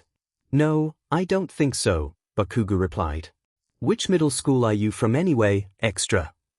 Izuku couldn't help but think back on what he said to his mother before he left and how apparently he didn't even need to be there for Bakugu to try something straight out of middle school. That was exactly how Kei Bakugu always sat at his desk and the teacher never said a word about it. Nor did anyone else. And the fact he was still calling people extras was a perfect example of how much respect he had for his classmates, most of whom took the exact same exam and got in on their own merits. He didn't respect anyone who wasn't him or hadn't beaten him in a fight. And since Izuku had never seen Bakugu lose a fight, he didn't respect anyone. He tried to skirt around the argument, spying his name on the desk directly behind Kak Bakugu. The motion, however, seemed to catch the eye of the boy with glasses, and he shuffled over. Hello. I am Ida Tenya from Sumi Junior High School. Izuku could feel every eye in the room turn to him like a persistent itch all over his body. One glance was particularly heated, and he knew that if looks could kill, he would be dead where he stood. "The F are you doing here, Deku?" Bakugo demanded. Izuku opened his mouth to answer, but he wasn't quite sure what to say. Bakugo would probably take any answer he gave as something snarky, and thus count it as a reason to attack him. He looked between Ida and Bakugo and decided on the lesser of two evils. "I'm Midoriya Izuku," he said, bowing slightly to Ida. "Nice to meet you." "Midoriya." "Hi," came a voice from behind him, and he turned to see Uraraka grinning at him and waving. "I'm glad you got in." "I'm glad you're here, too. Thank you for speaking to the adjudicators on my behalf." He reached up to rub the back of his neck. "They showed me a recording in my acceptance video." Uraraka's cheeks turned bright red. "Oh, of course.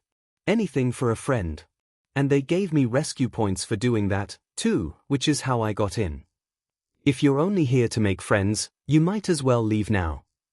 Izuku jumped, as did about half the class, when a strange human-sized yellow caterpillar spoke. Everyone watched in morbid fascination as the thing crept over to the teacher's desk, stood, and turned so they saw its very human face. Then it unzipped itself from its cocoon and the breath caught in Izuku's throat as a person stepped out of it.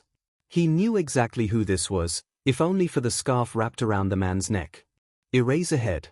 The scarf around his chest and arms was suddenly feeling very stolen, in spite of the fact he'd found it abandoned in an alley. After 3 years, he was confident that none of the nanobots in his scarf were aligned with Eraserhead anymore and hadn't been since at least 6 months after he picked it up, but Izuku couldn't help feeling like everything was going to fall apart as soon as Eraserhead saw the scarf. The phrase, "borrowed time," was jangling around in his head, and the only thing that was keeping him rooted in place was his anxiety. And the knowledge that he had more scarves if Eraserhead tried to take this one away.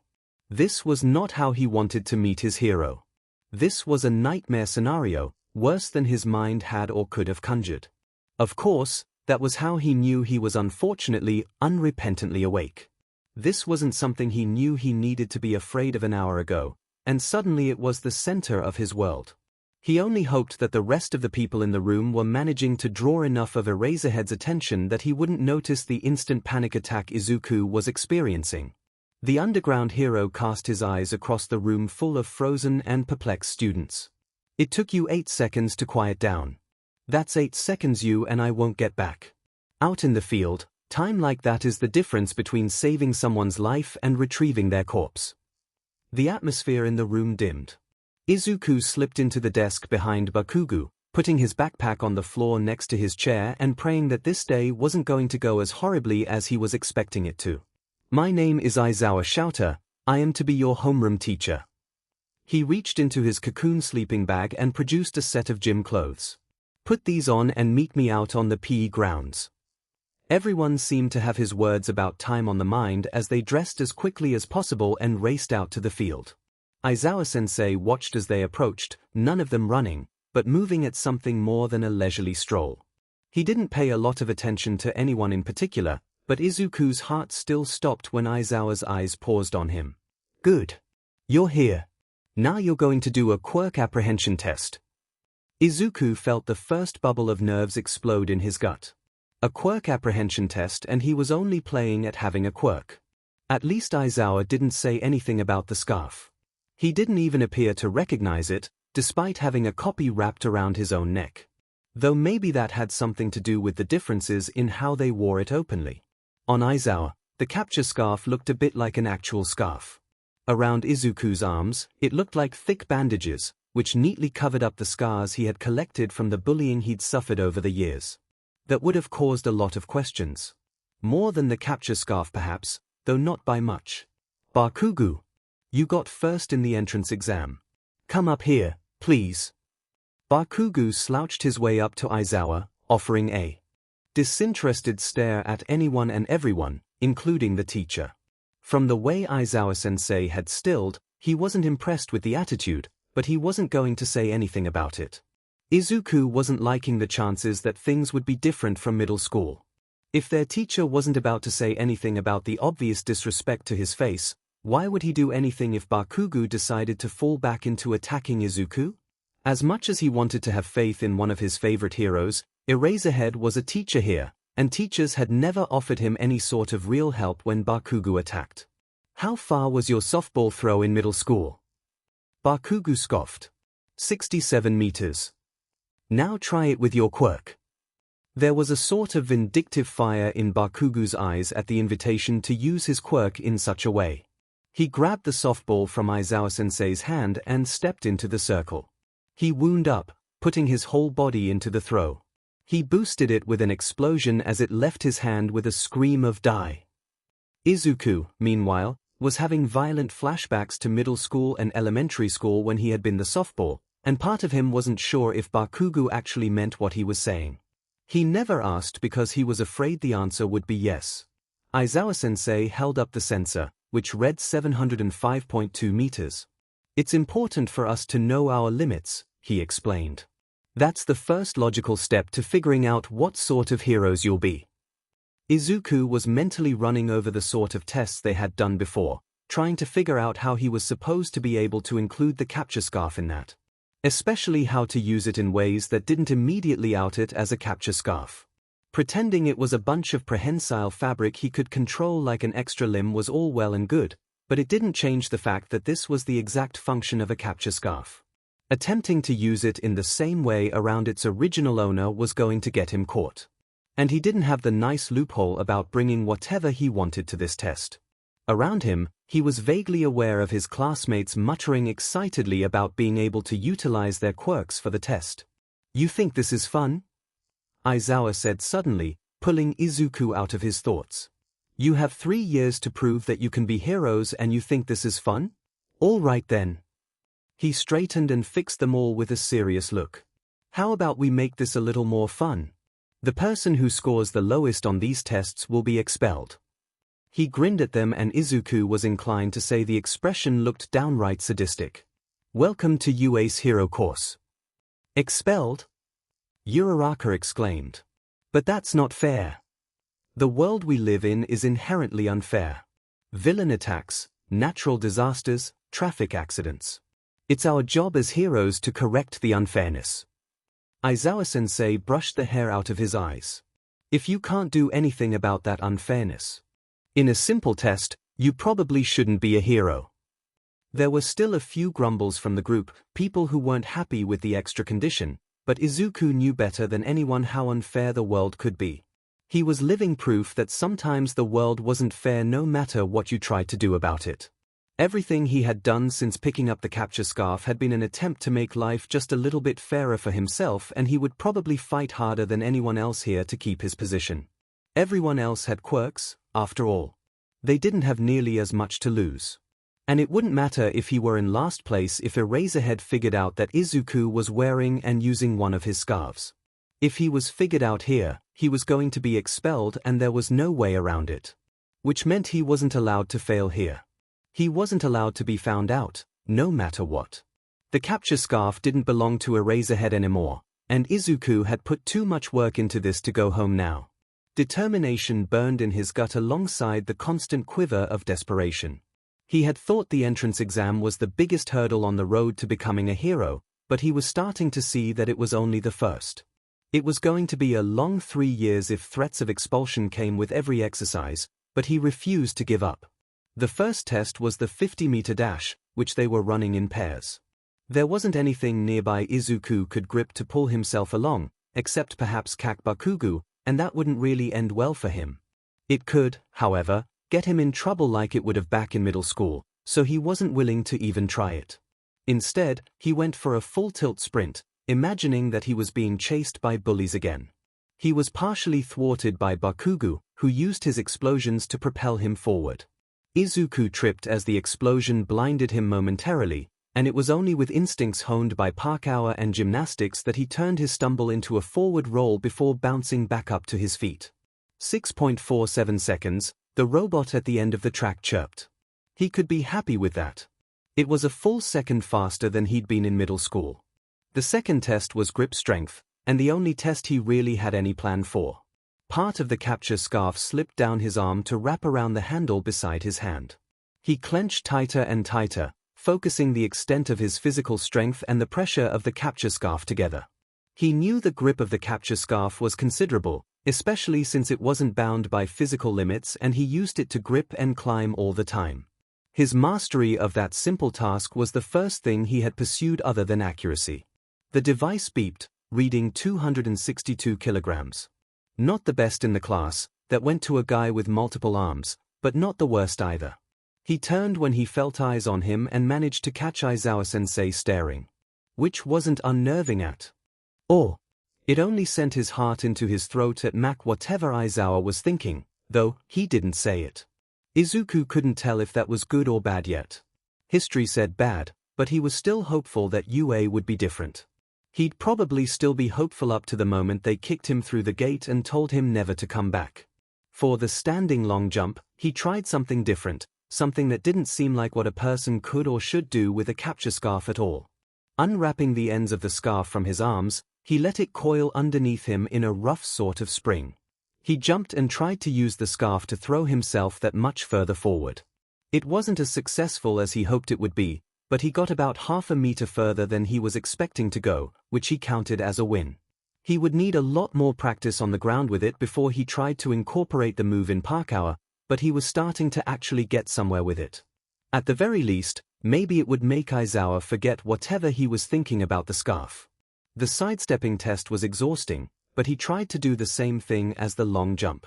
It was about as ineffective as before, but Izuku made a mental note to add that specific exercise with his practice as it forced him to try the spring coil over and over again. He'd need that if he were going to try and make it second nature. The softball throw was next. He wasn't going to be able to throw as far as Bakugo, but trying to beat his childhood friend and bully at anything was an exercise in futility or pain. Or both. Fortunately, he hadn't been anywhere nearby when Izuku reported the numbers for the grip test, as he probably would have exploded in more ways than one. Izuku lifted the ball and let the end of the capture scarf wrap around it. Then, swinging the now weighted down scarf around in circles beside him, he released the ball on an upswing when it would have the most lateral movement. Aizawa held out the sensor so he could see the bright 139.4 meters it displayed. He looked like he wanted to say something else, but apparently decided against it. The silence sent another frisson of anxiety shooting through Izuku's body. He wanted to scream in the man's face and demand to know what he wanted, but that would probably just get him expelled, so Izuku met Aizawa's silence with silence of his own. Eventually one of them would crack. It was probably going to be Izuku, but at least he could have the satisfaction of saying he'd been brought to his absolute breaking point in the process. He wasn't going to give the man anything less, if only to prove a point. There wasn't much he could do with the scarf for the endurance running, but he definitely relied on it for upper body training exercises, taking over some of the weight during the pull-ups and the hanging bar crunches. Which wasn't demonstrate that he couldn't do them without the scarf, just that it was wonderful to fall back on. It when he was starting to reach the limits of his physical body. Surely part of the test was proving how one's quirk could help them surpass those limits safely. Or, in his case, quirk. The last test was seated toe touches, and Izuku wrapped the ends of the capture scarf around the bottoms of his shoes to pull himself into a deeper stretch, being mindful of the limit between difficult and painful. He could feel Aizawa-sensei's eyes on him like a simmering burn on his back, and he wondered if the man had figured him out now. He hadn't said anything, but the man saw his capture scarf in action every single day. Wearing it differently or using it in non-traditional ways wasn't going to change what it was, not really. This was it, wasn't it? Aizawa was going to expose him to the entire class for not having a quirk, turning everybody against him, and then he was going to be expelled, disgraced, and probably arrested. It probably wouldn't end with just expulsion because he lied about having a quirk and he had kept Eraserhead's capture scarf for more than 3 years at this point. There would be some kind of legal action for that, surely. That would ruin his chances of ever becoming a hero and would probably put him on some kind of list. There was probably also some law about faking a quirk or something that he hadn't known about before. It wasn't like he bothered to look up the legal matters of quirks and quirk registration before he filled out that sheet for his old homeroom teacher. The anxiety bubbled up in his gut until he felt his throat seize up. It took conscious effort not to throw up, and he hoped he didn't look as bad as he felt. He was second-guessing every decision he had made on the field, every little thing he had done with the capture scarf. What if he had used it to latch onto Bakugo during the 50-meter dash? That would have been too much like how Eraserhead used it. What if he had practiced that spring before today, or if he had attempted to bury the ends of the scarf in the sand pit to fling himself forward in the standing long jump? What if there was a more effective way of slingshotting the softball for the throwing test that he hadn't thought of? Aizawa must have tried something like that before. That could be the moment he ruined everything for himself. That could be the moment he failed his dreams, and he only had himself to blame. On the other hand, what if Izuku made Aizawa angry using the scarf in a way he'd never used it before? Teachers didn't like to be corrected in their own subject, and wearing the capture scarf to school and using it as his quirk was like spitting in the man's face, wasn't it? The scarf tightened around his ribs and he was grateful for the comfort, however fleeting that might be.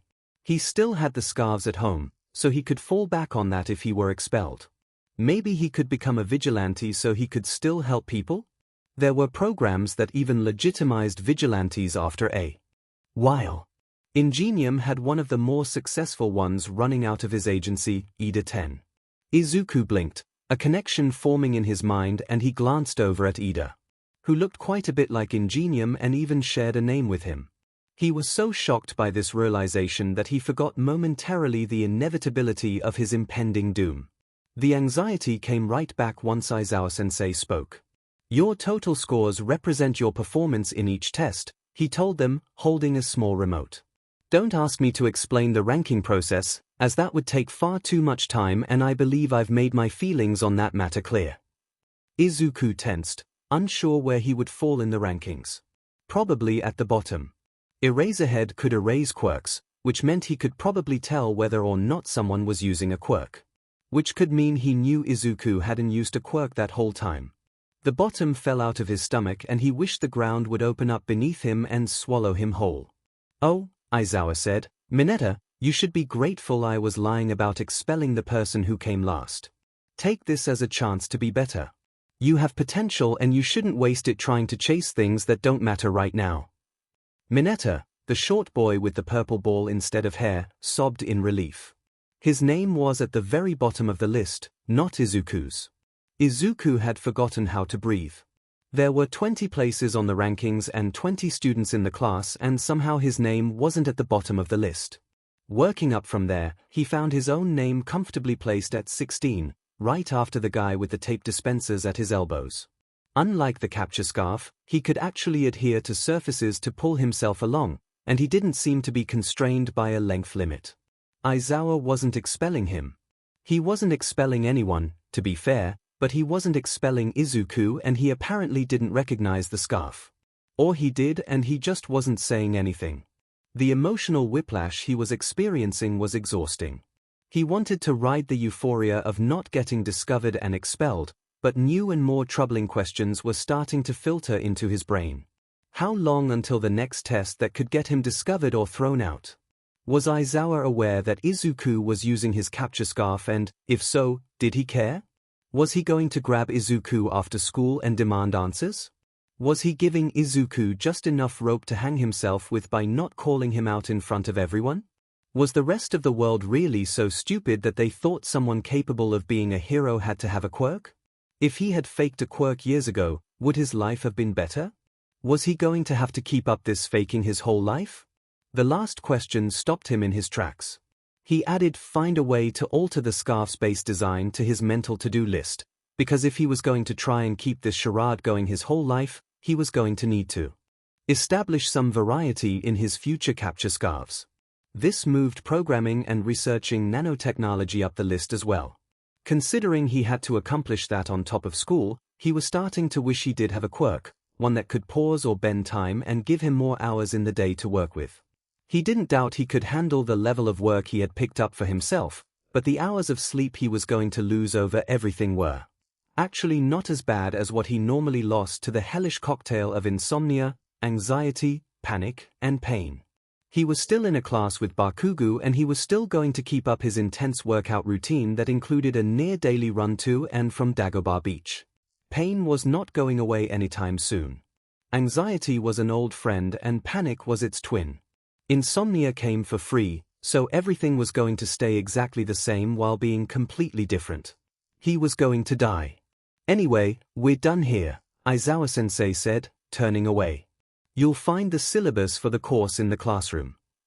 Once Eraserhead was out of sight, Izuku felt some of the tension melt out of him. He really didn't recognize the capture scarf at all, did he? After so long, did he remember losing it? If he did, surely he wouldn't have expected a student to make it into the hero course with it. A Quirkless student, no less. While he couldn't bring himself to be completely reassured by this possibility, Izuku could be cautiously optimistic and see where that got him from there. As he was changing out of his gym clothes and back into the school uniform, he wondered if the records they had access to would note the change in his quirk registration. Did they know he only had his quirk registered for about 10 months, or did they assume that it came in around the same time as everyone else's would have? Nothing had been said, and he earned his place in the class, so he assumed they thought he was no different from the other prospective heroes around him. What would they think of him if they knew?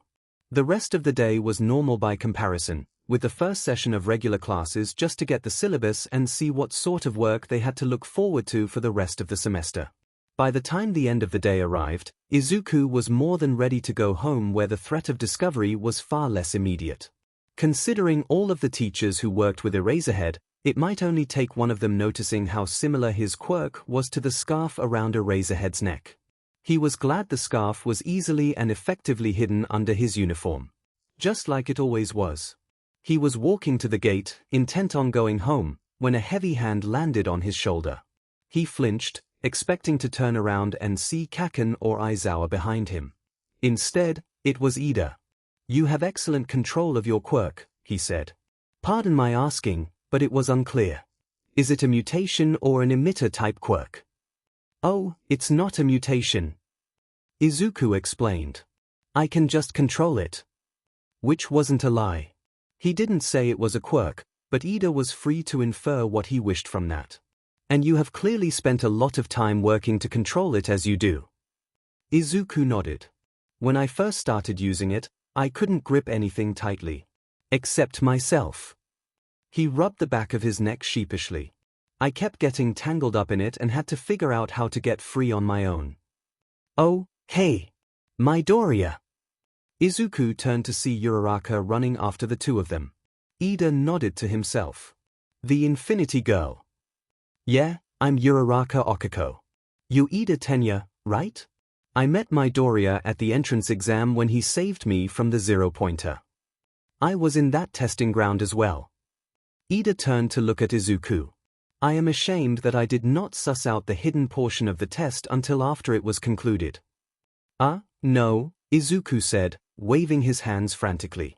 "I didn't know there were rescue points until after my letter came. Someone needed to help, and I was right there. My feet moved on their own." He could remember the half-blind panic of the moment, throwing himself at the zero-pointer with only the thought that if he tore out enough wires it would stop.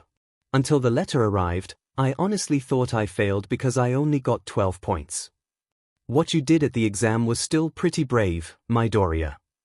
Uraraka sped up until they were all walking side by side. No one else was going to fight it. "I wasn't really fighting. I was trying to rip out as many important wires as I could find." He shrugged. "Honestly, it probably would have worked better if a lot of people got together to take it down. They have rescue points. Do you suppose they have cooperation points too?" "Perhaps," Ida replied. "Being able to work with fellow heroes is an important part of becoming a hero. However, when focused on one's individual desire to pass the exam, I don't know whether anyone would listen. Especially since the target wasn't worth any points. Still, it would have been cool to see a whole exam site come together to take one down, wouldn't it?" Izuku tried to imagine it happening with the quirks he'd seen in the apprehension test. All those interesting and useful quirks working to accomplish the same goal? If I were a teacher, especially a hero teacher, I'd want to see that in an exam. "That would be cool," Uraraka agreed. "Maybe if we ever have to fight them again, we could try that. I think we could convince most of the class to help with that." She frowned suddenly. Midoriya, why did that one boy call you Deku? I know you told me your name was Izuku. That's Kaken. I mean, Bakugo Katsuki. We grew up together and Deku is just a horrible name he always called me. He liked it because it means useless because he thought I was useless because of my quirk. Or lack thereof, he added mentally. Oh. I thought it sounded kind of like Dekiru, but that's not very nice at all. Why do you call him Kaken if he calls you that? Izuku shrugged. Force of habit? I'm trying to stop. I promised my mom I would, but it's only been a day and I've been calling him that my entire life. He sighed. Bakugo would probably rather die than compliment me at this point, and I don't think I would want him to. I wouldn't be able to believe he was sincere about it. I'm honestly surprised he hasn't tried to turn me into a charred and bloody smear on the pavement yet. Uraraka winced. It's that bad? Sounds a bit like some of the girls I knew at my middle school. Except for them it wasn't quirks. Well, it was kind of about quirks, but it was also about money. They never did anything directly, but if something happened, everyone knew they were somehow involved, and no one could do anything about it because the leader of their group was the principal's daughter. How shameful! Ida exclaimed, gesticulating robotically. As an educator, especially as the head educator of their school, they should have been treating the situation with the same level of gravity as if it were any other student. Izuku thought about all the teachers who looked the other way when someone was being hurt. He thought about Kirigaya-sensei, who never bothered to do anything until it seemed like Izuku had a quirk, and then he became the most helpful person, filing registration forms about a fake quirk Izuku definitely didn't have. That's just the way the world works sometimes, Ida, he said, feeling more tired than the quirk assessment test had any right to make him. Like Aizawa-sensei said, the world is unfair and it's up to us as heroes to make it a little fairer. Are heroes allowed to intervene in schools like that? Uraraka wondered. I mean, obviously the heroes are our teachers this time, but what about other schools, places that don't have heroes working for them? Can we go in and stop something if we know something is going wrong? Perhaps this is something we should discuss with Aizawa-sensei tomorrow, Ida put in as they arrived at the station. Of anyone we have access to, he would be in the best position to know. Right. We'll have to do that then. Uraraka smiled and it lit up her whole face. Now, could I get both of your phone numbers? I have to catch my train home, but I want to continue this conversation. And we're friends, aren't we? It was such a simple thing to tack onto the end of what she was saying, but Izuku couldn't ignore it. Part of him was guilty, a little voice whispering that they only wanted to be friends with him because they thought he had a quirk. But the rest of him was desperate to enjoy the feeling while he had it. He hadn't been friends with anyone since Bakugo found out he was quirkless. No one would talk to him or listen to him without having some ulterior motive. He didn't think Uraraka was just offering to be nice. She seemed like a genuine sort of person, someone who honestly wanted the best for the people she knew. So, he typed his number into her phone with a smile and pushed away some of the lingering doubts about whether or not she was doing this to pity him. He did the same for Ida, who was less terrifying when their futures weren't on the line. And the bright sparking feeling deep in his gut, he thought that might just be hope. He couldn't wait to tell his mom about his day. Izuku was feeling better about going to school the next day, knowing that he would have Ida and Uraraka to talk to. They had spent a while texting back and forth about what life was like in middle school, though Izuku edited a lot of the stories he told about his school experiences, not sure how much he wanted to tell them about himself. The fact that most of the bullying was because he was quirkless didn't make the conversation, and neither Uraraka nor Ida asked about it. He refused to tell them too much about Bakugo's involvement in everything, but he thought they were smart enough to guess a few things. Bakugo had made it clear from the very beginning that he didn't follow anyone or anything. He wasn't going to hop onto bullying one kid just because everyone else was doing it, but he was far more likely to be the instigator. Izuku's mother was thrilled to hear that he'd made a couple of friends. He told her about his day, as promised, mentioning that other than when he first entered the classroom, he and Bakugo didn't even interact. Honestly, he wished he would say or do something. Izuku was on edge waiting for the eventual explosion, and that was always worse than the explosion itself. Maybe Bakugo knew that Izuku was holding that history over him. Maybe he was biding his time, waiting for an opportunity where their new teacher's heroes who might actually care about his actions weren't around to see. He got to the classroom and made his way to his seat, distantly glad he was there earlier than the day before. Bakugo hadn't arrived yet and Izuku relished having the moment to settle and prepare himself for everything. It was the first actual day of classes, and he was both excited and nervous for everything. According to their schedules, they had normal classes in the morning and the afternoons were reserved for heroics classes. He was a little disappointed that the regular schedule didn't include science classes for the hero course, as science had routinely been his best subject in school. There was something about science, about being able to observe and draw inferences, that came easily to him. He had trained it alongside his analysis, and now he had much more knowledge to draw on, many more conclusions and hypotheses to test. It was just a shame he wouldn't have that in a classroom setting this time around. There were several clubs available though, and he was looking into the programming club to see if he could learn some of what he needed to know to modify the capture scarf design. That he would also be in the vicinity of the support labs and all the students studying there was just icing on the cake for him. Things finally seemed like they were coming together into something he could understand and plan for. It all sort of hit him at once that he was in UA and the future he had dreamed of, the future he'd been ridiculed and abused for wanting his whole life, was actually within reach. He hadn't gotten expelled in the quirk apprehension test even though he didn't have a quirk to use, and he had made friends for the first time since he didn't cry, but it was a near thing, the swell of emotion hitting him like one of Bakugo's explosions. Against the odds, in spite of everyone who told him to give up, he was sitting in Class 1A at UA High School. He rode that feeling all the way through his morning classes, taking notes, and participating though he could hardly remember what he said or did later. When the afternoon arrived, everyone was buzzing about their Foundations of Heroics class, wondering who would be teaching it and what they were going to be doing. Izuku was finally present enough to speculate with everyone else, suggesting that maybe they weren't doing anything too intense for the first day. As soon as the words were out of his mouth, he heard a familiar voice. "I am coming through the door like a normal person." Every head in the room snapped up to see All Might standing in the doorway to the classroom dressed in his Silver Age costume. "I am teaching hero basic training," the hero announced, standing at the front of the room in his classic power pose. "The class that takes and molds you into the heroes you will become by the time you graduate. Today's activity will be battle training." Well, it seems I was wrong about starting things off slowly, Izuku thought. But after yesterday, I don't know why I expected anything different. And for that, you will need these. All Might pressed a button and the wall opened up to reveal several cases stored in previously hidden alcoves. In accordance with your quirk registry and the special forms you filled out before being accepted, your costumes. It is, after all, the image of a hero that takes care of half the battle. The excitement in the room was palpable, a vibrating energy unlike anything Izuku had been in the middle of before.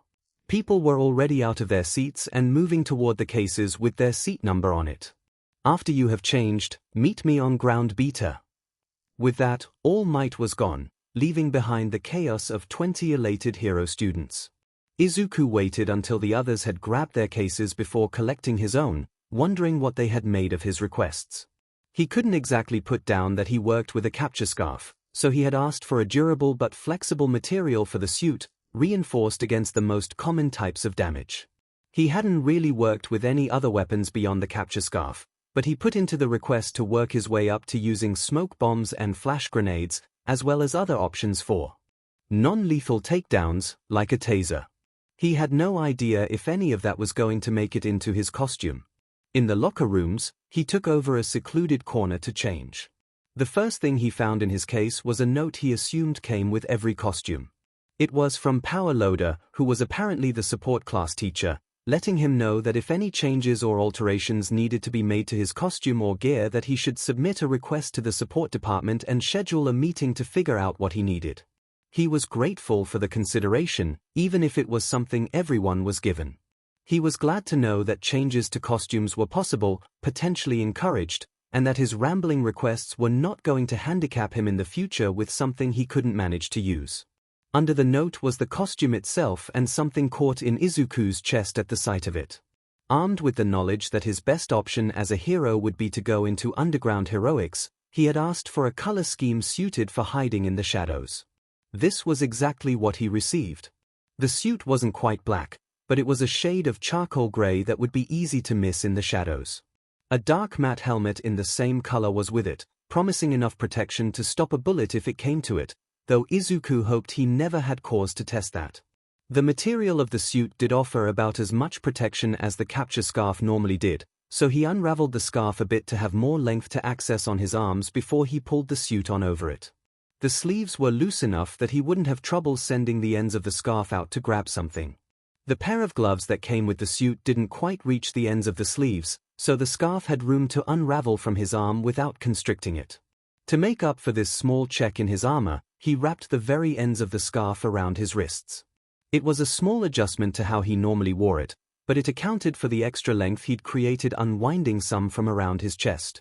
He found another note with the utility belt that explained the contents of each of the pouches. For the convenience of less required space, one of the upper year support students had made and patented several pellets that worked the same as flashbangs, smoke bombs, and even small explosives. They were carefully sorted and none of them were particularly dangerous unless someone swallowed them. As they looked like colored marbles, Izuku didn't think the urge to eat them would be a factor to deal with. Besides those, there was also a small collection of discs made by another support student that would administer an electrical shock equivalent to a taser charge while taking up less than a fourth of the space of an actual taser. Izuku decided he needed to meet more support students and pick their brains if they were able to build things like this.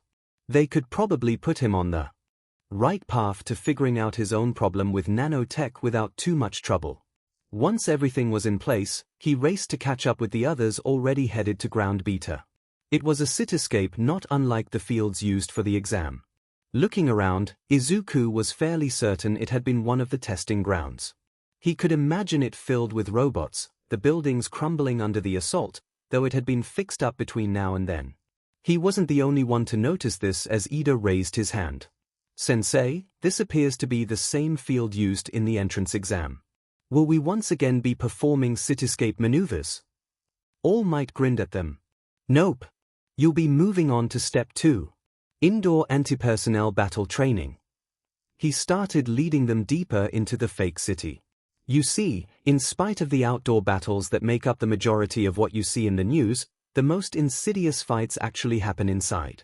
Black market deals, hostage situations, these happen in contained spaces that villains can control far easier than they can control an outdoor situation. Which is why you will be split into hero and villain teams for this exercise and face off in 2 versus 2 battles. Izuku listened carefully to the explanation of the scenario as his mind whirled away with possibilities for both sides of the equation. It was a little disappointing that they wouldn't be able to pick their teammates, but no one could really predict who they were going to be working with in an emergency. And something like a bomb threat certainly counted as an emergency situation that would pull in whoever was closest to deal with it. Izuku just hoped he didn't have to team with Bakugo. He couldn't imagine that ending well at all. The bomb in the scenario might be fake, but Bakugo wasn't shy about using his own explosions in any situation, as Izuku's expanse of scar tissue proved. Although he had all the nice pellets and taser discs to use, he decided that a mock battle was probably not the best place to test them. It wasn't that he didn't trust the support students' abilities, but he didn't know the scope of what he had access to and didn't want to potentially handicap himself or his teammate by introducing another unknown factor to the equation. "Ah, Team A?" Uraraka said, holding out the piece with a large letter on it that matched the one in Izuku's hand. "It's nice to be on a team with a friend." "Yeah," he agreed, letting out the breath he'd been holding since Bakugo grabbed his piece. "Now we just need to know if we're on the villain team or the hero team and who we're up against." Izuku was almost sure he knew what the outcome of that was going to be when All Might reached into the boxes. He wished he weren't as sure as he was, but the universe always seemed to conspire to put Bakugo in his path or the other way around.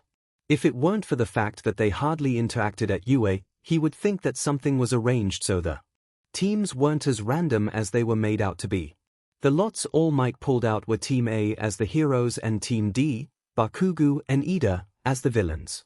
As the villains needed time to set up, They disappeared into the building first while Izuku and Uraraka were pulled off to a safe distance to strategize, and the rest of the class disappeared off to a different location to view everything going down. Or, since it was Bakugo, to watch the inevitable fireworks. Okay, Uraraka said once they were alone. Bakugo has those explosions and Ida is really fast.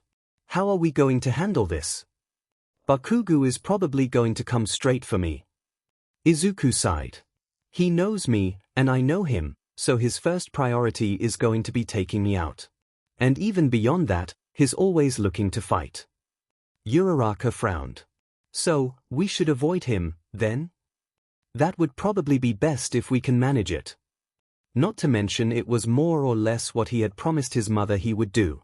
He wasn't expecting to be thrown into a fight with him on the second day that made their confrontation more or less inevitable, but if everything went bad, there was still the other half of what he'd promised her.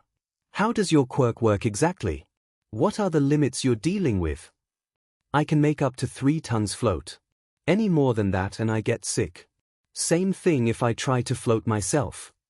But you could float someone else without a problem.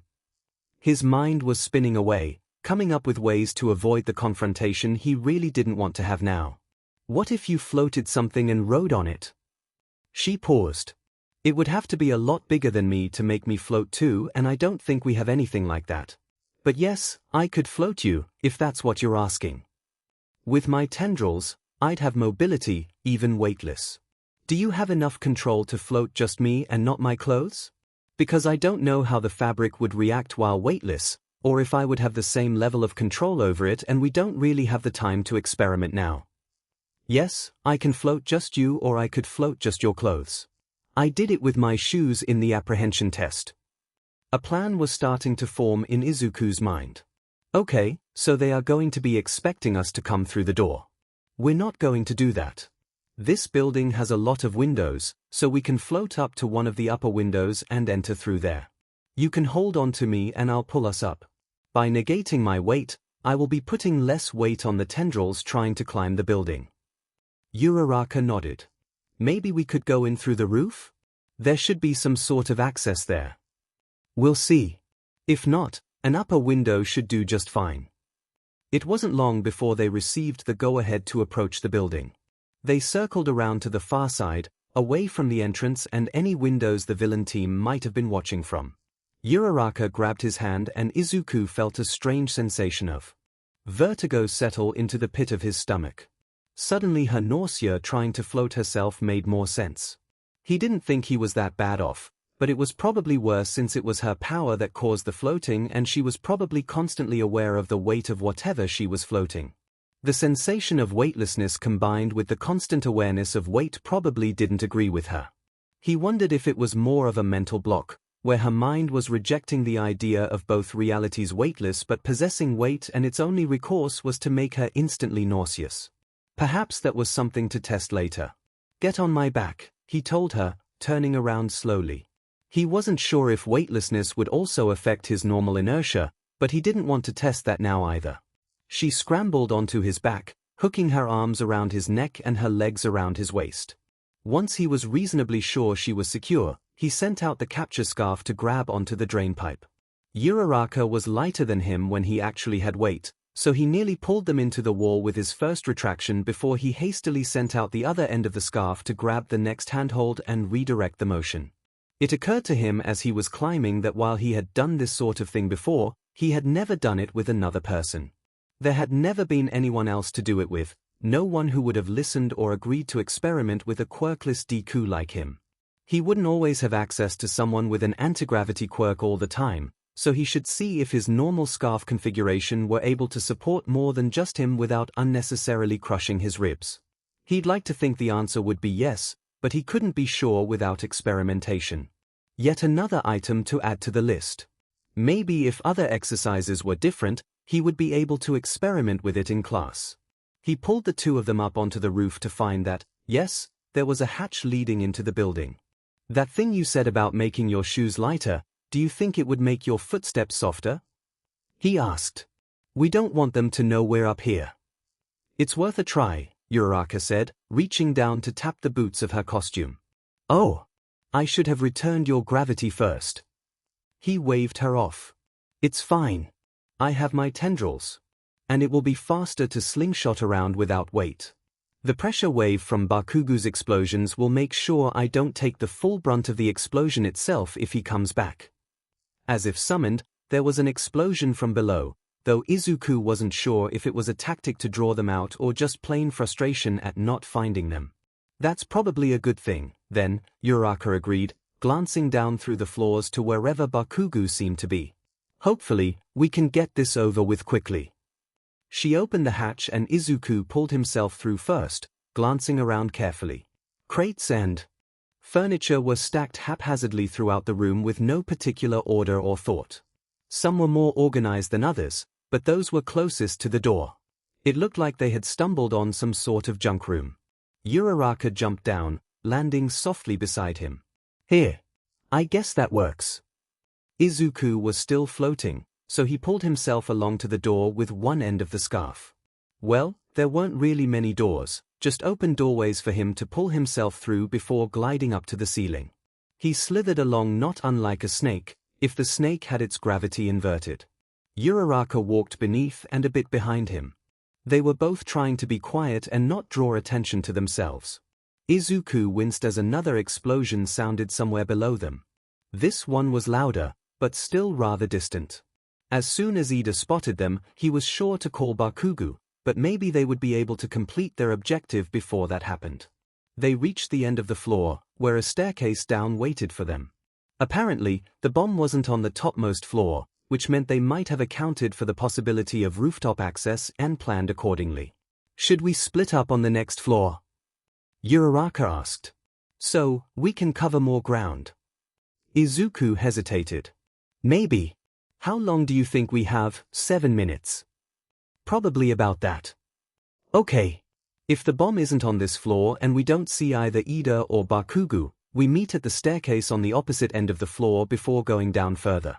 We can't rule out the possibility of an ambush. As if to punctuate his point, there was another explosion, this one much closer. They separated, Izuku wandering along the ceiling to the left while Uraraka tiptoed off to the right. He was almost to the stairs on the far side of the building when his comm crackled. Midoriya, I found Ida, Uraraka whispered. His with the bomb, 4th door from the stairs we came from. I copy. Headed your way. Any sign of Bakugu? No. Ida's by himself. There was a weird huffing before she added, I think he's monologuing.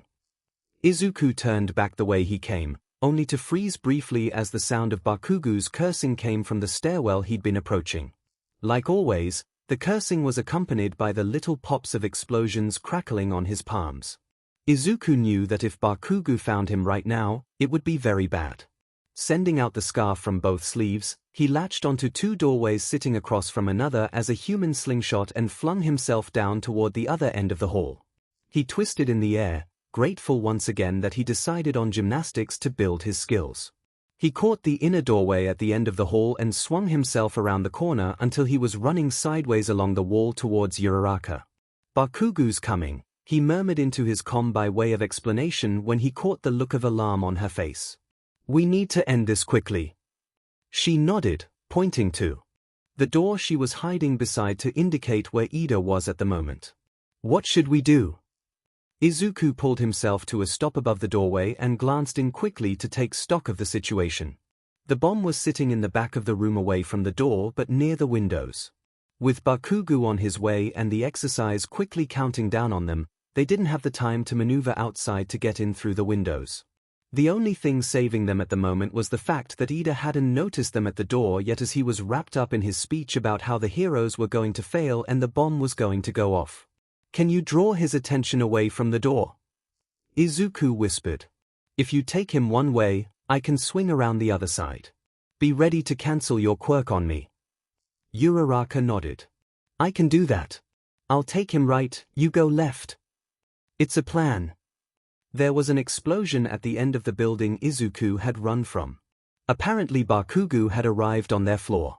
He wasn't stupid by any means, so he had to know they were going for the bomb while avoiding him. Now he was bringing the fight to them. Found you! Uraraka shouted into the room, instantly drawing Ida's attention. "You're out of luck, hero," Ida replied. "I have removed everything you could have used from this room. Darn. Guess I'll just have to take you out first." She dodged to the right in an attempt to outmaneuver him, at least from Ida's perspective. Instead, it was effective at what it was meant to do, distracting him from the doorway so Izuku could catapult into the room and around the pillars on the left. He moved until he was situated against the wall near the bomb. "Uraraka, now!" His weight returned almost instantly, accompanied by Ida's shocked exclamation, but Izuku was turning his fall into a tumble that brought him right up next to the bomb, where he slapped his hand on it before Ida could properly react to his presence. It was just in time, too, as Bakugo slid into the room with the smell of burnt sugar and a vicious growl. All Might's voice came over the PA system in the building. "Hero team wins." Izuku released the breath he didn't realize he'd been holding and staggered back a couple steps as Uraraka ran up to hug him. "We did it," she squealed, dissolving into giggles probably caused by the sudden loss of adrenaline. Goodness knows Izuku felt like laughing too, but he couldn't bring himself to do more than smile weakly with Bakugo fuming in the doorway. He spun on his heel and left the room, another explosion sounding before he was out of sight, this one strong enough to crack the walls. Izuku winced. Bakugo was probably most angry about not getting a proper fight out of the exercise, but the loss was also part of it. With as powerful a quirk as Explosion, he probably anticipated that most of his fights would be head-to-head, something that neither Izuku nor Uraraka were made for. While a gravity quirk like Uraraka's could be used in combat, it wasn't suited for the kind of fighting Bakugo was used to, as it would require a lot of preparation before fighting more directly became feasible. And Izuku with the capture scarf as his fake quirk was also more of a utility hero than a frontline fighter. The only way he and Uraraka would have won the exercise was by utilizing their skills to sneak around and cause misdirection, which was exactly what they did. "Are you okay?" Uraraka asked. "I've never kept anyone up that long, and then you fell." Izuku shook his head, patting her shoulder. "It was a controlled fall. I knew what I was doing. I'm not going to lie, being weightless was weird, but I wouldn't mind doing that again sometime." "Please return to the observation room," All Might called, drawing them out of their conversation. Ida walked back with them. "I was not expecting both of you," he admitted. "I had assumed that you would split up to look." "We did for a bit, but we came back together." Izuku rubbed the back of his neck sheepishly. "Neither of us wanted to run into Bakugo, especially not alone. And then we had to plan around whatever we found when we found the bomb." "But where were you?" Ida asked. "I didn't see you in the hallway when Uraraka was there. That was why I assumed she was alone." "He was floating above the door." Uraraka grinned. "Like he'd been doing for most of the exercise, actually." "Ah. That was what you meant. I had wondered." In the observation room, they were met by a chorus of cheers and Izuku felt his cheeks instantly start to burn. "Now," All Might was saying as he hovered over them, "who was the MVP for this round?" "Midoriya was," Yorozu replied. "He figured out how to take advantage of Uraraka's quirk in this scenario, and he made the plan to draw Ida's attention away from the door." She turned to look at Izuku. "Have you worked without gravity before?" Unable to speak, Izuku just shook his head. "What?" Kirishima exclaimed. "But you were so good at it." "Yeah," Kaminari agreed. "You had to have done something like that before." Izuku shrugged, trying unsuccessfully to disappear into the background. "Gymnastics." Ashido slapped him on the back, almost knocking him over. "Either way, it was awesome. Especially that wall running bit. It was like you stepped right out of a video game." "Yes, well, we should move on to the next team," All Might said. "Congratulations, Hero Team, for your win, but we need to move things along." Now that the attention was off of him, Izuku slumped in his chair and let himself drift a bit while he watched the others. No one had figured out yet that his quirk didn't exist, and he hoped he managed to keep that streak up. It was only a matter of time before someone did realize he was actually quirkless, but maybe by then he would have proved he could stand beside everyone else who did have a quirk. Although honestly, just the fact that he was sitting in a foundational heroics class having come out on top for the first exercise of the year meant that he was capable of doing exactly what he was doing. Hopefully, the teachers would see it that way when they finally figured things out. Izuku didn't see Bakugo again the rest of that day, and he wasn't about to complain about that. Avoidance was the best method for dealing with him, but when he didn't have to actively run away, the world always seemed a little bit better. That probably had something to do with the fact that he wasn't in pain, which was a bit of a novelty.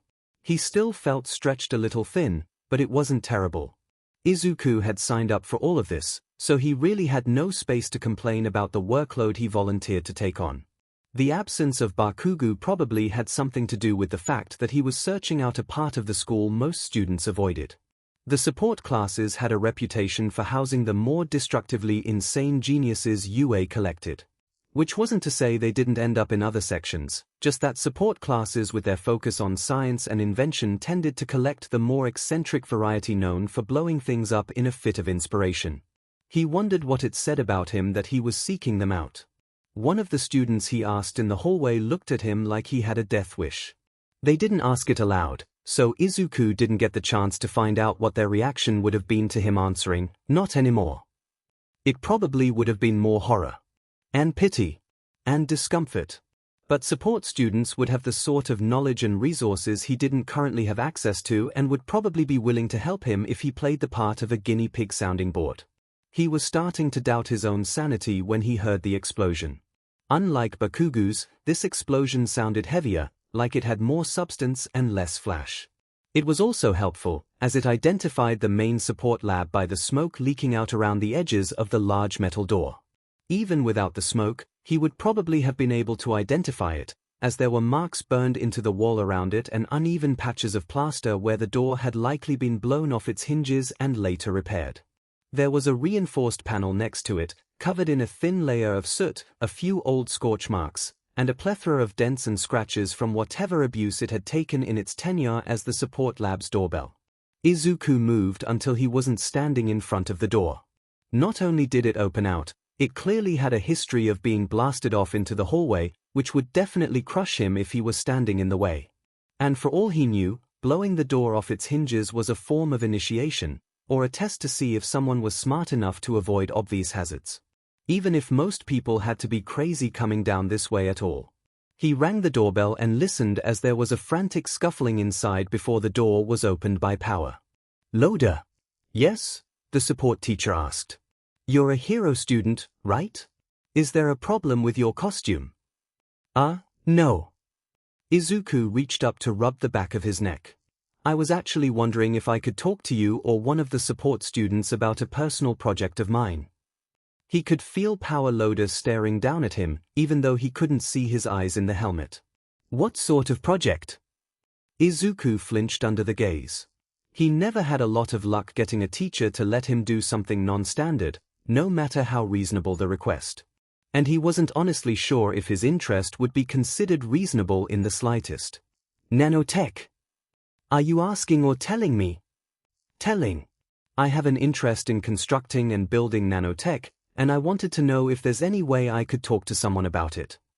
There was a moment of silence where Power Loader just looked at him. Then he groaned and tilted his head toward the ceiling. "It was only a matter of time. I should have known eventually that the hero course was going to have one of you." Izuku winced. "I'm sorry." No. Honestly, I think someone like you has been overdue in the hero course." A sudden thrill of panic shot through Izuku's body. "Someone like me?" "An all-arounder," Power Loader explained, apparently missing the obvious distress he had caused. "Someone who wants to pick up a lot of skills we teach here. Including invention. Have you made anything yet?" Izuku shook his head, trying to force the panic out with the movement. "No, just a lot of theory. I've looked into KSSI a lot in the past, and the core of their prosthetics is nanotechnology. That's what got me interested in it in the first place." Which wasn't a total lie. But finding the capture scarf was the real catalyst for that vein of research, and that was a secret he wasn't going to provide even with all of the truths packed in around it. Their nanobots are self-replicating, provided they have enough material they can use, and that's just fascinating to me, but it obviously needs precise programming, otherwise it would consume and replicate like a virus, and then you would have a really big problem on your hands because you wouldn't be able to stop it. Power Loader chuckled, cutting off his rambling. You're definitely an all-arounder. 1A or 1B? 1A. Sheet, how did Shouter get you? Never mind. He turned to go back into the lab and beckoned for Izuku to follow him. Hero courses are always a little packed, so you definitely won't have time for all of the support courses. You need to be able to work on that on your own. Which is why I came to ask for help, Izuku admitted. I know programming is going to be half the battle with this, making sure the bots know what to do and when to stop, so I was going to join the programming club, but I know I need more of the mechanical knowledge. Who's this? Izuku jumped as a soot-covered girl with pink hair and yellow eyes appeared right in front of him. Hatsune, don't scare this one away. Power Loader turned back to him. Sorry about her. Hatsune is one of my best students this year. His very best student, Hatsune bragged. Hatsune Mai, future CEO of Hatsune Industries. Nice to meet you, Stranger-kun. I'm Midoriya Izuku. He bowed, feeling the scarf tighten slightly around his ribs. Did you come for one of my babies? Izuku's mind short-circuited in the face of her manic grin and enthusiastic offering of a child. Her inventions, Power Loader explained. And no, Hatsune, he's here because he has an interest in support tech on his own. Hatsune's gaze suddenly sharpened into something gleeful and calculating. Izuku shrank under it. That sort of expression never spelled good things for him. Specific branch or something more general?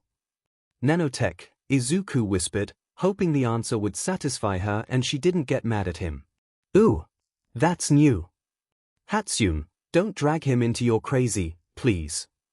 There was a sort of amused exasperation in Power Loader's voice, which could be either good or bad for him. He might never come back. You don't know how long I've been waiting for an all-arounder to show up at this school. He led Izuku over to his desk and scribbled down a quick note. Give that to Aizawa next time you see him, and we'll try to work something out. Even if it's just some time after school here in the labs or figuring out how to put a science class in your course schedule, we'll figure out a way to make this work. Thank you, Sensei. If this works out, you can thank me by devoting as much effort to it as you would to your hero courses. Izuku nodded vigorously, as though he would do anything less. He never wanted to disappoint the people who actually put time and effort into him and his interests.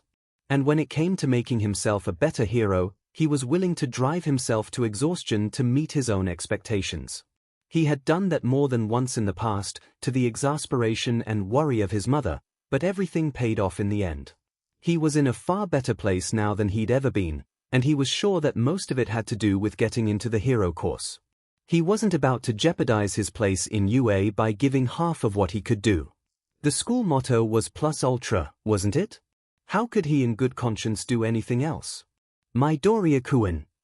He turned back to see Hatsune waving at him. Next time you come I can introduce you to my babies. Maybe we could work together on something once you have the right foundation in place. In spite of himself, Izuku smiled. I think I'd like that. Hatsune was the personification of mad science if he'd ever seen it, but he couldn't help but think of the sort of things they could accomplish together. She had all the answers, and Izuku was very good at asking the right questions. Glancing back at Power Loader before he left, he wondered how quickly their collaboration would drive him to distraction. For all he seemed to be worried about her chasing him away, the man was ridiculously fond of her, explosions and all. If she and Izuku did start collaborating on projects, he would probably complain in public but start bragging once it was just the teachers around. Especially around Aizawa-sensei. And it felt nice to be part of a non-hostile student-teacher relationship for the first time. With luck, this trend would continue. If not, well, he knew how to deal with that, too. He honestly wasn't sure where Aizawa was on that spectrum at the moment, but he hoped he'd get some answers soon. The uncertainty piggybacking on his anxiety was trying to kill him. Shouter would have preferred to be present for the first foundational heroics lesson, but apparently not trusting All Might not to F that up wasn't a good enough reason to lurk nearby. And probably exactly why Nezu had sent him out on an errand during his free PRD in that block. So, it was the footage of their first exercise that he was coming back to, rather than the exercise itself. It wasn't the worst situation. He was getting a good idea of what his students were capable of. That being said, he had put off the matchup with Midoriya and Bakugo until much later. He was willing to admit that Midoriya had some good instincts, especially with that flip he managed in the 50-meter dash while blinded, but Bakugo wore his rage and entitlement like a badge, and Shouta wasn't unaware that there was some kind of history between the two. They had gone to the same middle school and he had assumed that they'd applied together, but Midoriya avoided Bakugo wherever possible. Meanwhile, Bakugo was either oblivious to the backlash of his quirk on others or he didn't care, and Shouta was leaning toward the latter. He couldn't say the kid was without potential, but if he didn't start thinking more about his actions beyond attack, Shouta was more than willing to fast-track him through an expulsion. A lack of care for one's surroundings was deadly in the field, and not usually for the person who exercised that lack of care. Bakugo's was one attitude Shouta refused to graduate because it was a recipe for civilian casualties, and he didn't want that on his or Bakugo's conscience. He made a note to talk to Todoroki about why he wouldn't use his fire. Given the burn on his face that wasn't explained in his file, it was entirely possible that portion of his quirk was trauma-locked, but asking the boy would be the fastest way to get that answer. He also didn't treat it like the team exercise it was supposed to be, so that was just another thing they would have to talk about. Endeavor might be able to get away with feeding his own ego, but the ratings he got and the amount of damage he caused were example enough for why that wasn't going to work for good heroes moving forward. Heroes sometimes needed to work with other heroes, no matter how powerful they were on their own. The opposite view of that sort of thing could be seen between Yorozu and Mineta. Yorozu tried to get Mineta to work with her, but he kept making lewd comments about her costume and leering whenever he thought she wasn't looking. From the way she shivered, she knew he was looking at her every time. Shouta made a note to keep an eye on him. He was already on thin ice from the quirk apprehension test, and he was already starting to look like a SXL assault charge in the making. If that sort of behavior continued, Shouta would have no qualms whatsoever kicking him to the curb. Especially since the two of them could have won if Mineta had just taken his head out of his butt and helped. Yorozu's strategy of filling several rooms with things that made loud noises and creating a decoy bomb room was solid, but she only had time to set up about half of it, and Mineta could have laid some excellent traps for Kaminari and Jiru if he'd been focused on the exercise instead of his partner's cleavage. The matchup between Tokoyami and Asui against Kirishima and Zero was actually fairly balanced.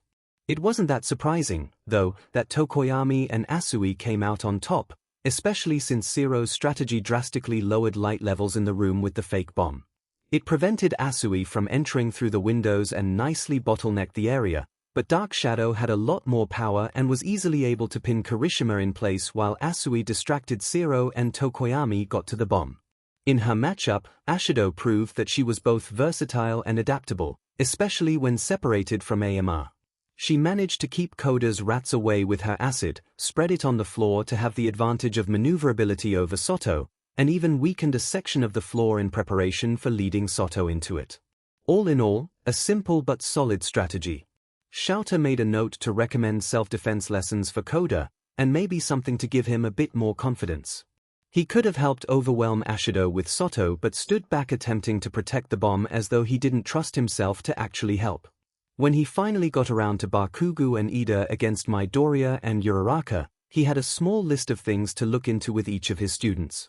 As much as he hoped these ones would be unproblematic, the fact that Bakugo and Midoriya were involved killed the hope before it had time to grow. At least he had come into this knowing they would probably have the most issues. And, by God, was he right. The first thing he noticed was that Bakugo, like Todoroki, did not play well with others. As soon as they placed the bomb, he went off on his own without really consulting his partner, searching for the fight.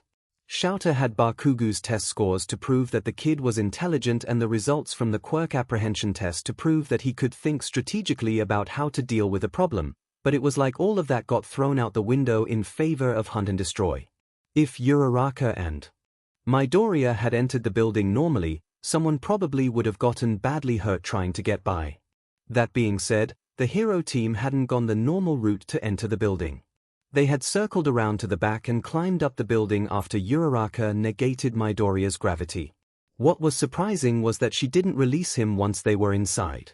Midoriya bobbed around like a balloon, using his tendrils to pull himself along. There was something about those tendrils that Shouter couldn't put his finger on. He'd had the feeling that it was somehow familiar during the quirk apprehension tests, and he was getting it again. They were familiar. Midoriya didn't produce the tendrils, he knew that much. He had the capacity to control them, but they weren't physically part of him. Maybe that was what was screwing with his head? The kid was using them like extra limbs when Shouter knew they weren't. It was some type of telekinesis quirk that only worked with certain materials. And they were fairly basic materials too, a durable polyester reinforced with wires. It shouldn't have been so unusual. Quirks were weird and didn't always make sense. Why was he so hung up on Midoriya's? When he finally got the chance to read through the file on the kid, there was a note that his quirk was registered ludicrously late, less than a year ago. It set off all sorts of alarm bells in his head about why Midoriya would hide his quirk for so long. As much as he wanted to give him the benefit of the doubt, Shouter had a feeling he would need to talk to the kid about it at some point. Actually, he knew he was going to have to talk to Midoriya about a few things. The logical ruse had forced the best out of everyone in the quirk apprehension test, but Midoriya attacked everything like it was the last thing he was going to do. He used his quirk in unusual ways in every single test besides the endurance run, and he always looked like he was on the edge of passing out. For something that seemed to be an emitter quirk, the kid used it like a mutation, like the tendrils were part of him. There was a fluidity to his movements in tandem with the tendrils that looked almost like a symbiotic relationship. It was more than he'd seen out of most aspiring hero students, so why exactly was Midoriya so desperate?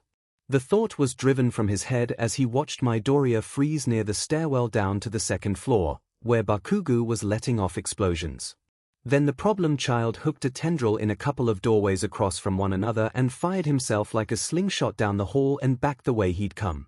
If there had been any doubt in Shouter's mind that Midoriya was going to be a reckless pain in his butt, the boy managed to grind whatever remained of it into dust. Midoriya didn't even bother to slow himself down to take the corner, managing to catch the final doorway through skill or luck, still moving faster than Ida could probably run, and whipped himself around into the adjacent hallway Uraraka had taken.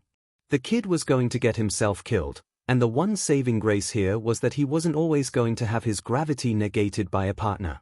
Although Shouter had the sinking feeling that it wouldn't matter as much whether or not the kid was bound by the laws of gravity, he was going to break them either way. He turned up the audio to listen to Midoriya and Uraraka's plan, although it was mostly Midoriya's idea. Again, Shouter was begrudgingly impressed by his good instincts. He was using the fact that most people don't look up or pay attention to the ceiling. Ida's thoughts regarding Uraraka's quirk were on her using inanimate objects as projectiles, and so had cleared the room. Clearly, he hadn't known or expected her to use it on her partner, especially as using one's quirk on their partner would, unless negotiated, be a form of assault. And who would want their gravity negated? Midoriya, apparently. The flip as the problem child pushed off the wall sent Shouter looking back through Midoriya's file, where he found that yes, the kid had taken gymnastics. Which was probably why he knew how to function in the air. He'd only been doing it for a few years. There was probably a reason for that. Most people he knew that were in gymnastics started early or got recruited through something else. From the bareness of Midoriya's file, he didn't imagine the kid was noticeable enough to be recruited for anything. The footage continued just a bit beyond the capture of the bomb. Bakugo was definitely going to be a problem as well, and not a particularly good variety of trouble either. There was an excellent camera angle that managed to catch the incandescent rage and disbelief that bled onto Bakugo's face as he watched Midoriya secure the bomb. If All Might hadn't called the exercise there, the explosion he let off in the hallway probably would have been in Midoriya's face instead. Shouter didn't understand the anger and frustration pouring off the kid. Yeah, Midoriya didn't have a quirk nearly as powerful as his, and he and Uraraka managed to secure the win, but there was something deeper to it, something he didn't have the perspective to figure out just yet. So, he dove back into their files, putting them side by side to compare them. It wasn't just that they came from the same middle school. They were in the same class all the way back to when they first started school. And before that, the boys went to the same daycare facility. But there was nothing in their files to indicate that they really knew each other, beyond the fact that the parent or parents of one happened to be the emergency contact for the other. It shouldn't be a hostile relationship if their families were that close. At best, it should have been a rivalry, but something about that struck Shouter as false. Neither Bakugo nor Midoriya was mentioned in the others' reports from their teachers, which didn't track with the antagonism. Shouter had observed from Bakugo. The boy wasn't particularly subtle about it, as he probably wasn't subtle about anything, but that sort of note should have been in one or the other's file. However, the more Shouter read, the more muddled the picture became. For all that the files contained the summation of their achievements, the reports from their teachers on their character and behavior, the records of their academic abilities, they were remarkably sterile. The notes on Midoriya's file were so basic and unimpressive that Shouter had to wonder if they even knew who they were talking about. Having spent less than a day observing him, he knew that Midoriya was driven, intelligent, resourceful, and constantly pushing his own boundaries of thought and body. While the recklessness was easier to see in a combat situation, Shouter found it hard to believe that the sheer desperation never spilled over into other aspects of his life. But to read the reports from his teachers, Midoriya was supposedly painfully average in all areas, an unremarkable but good student who could probably focus more on his classwork instead of whatever project he brought from home.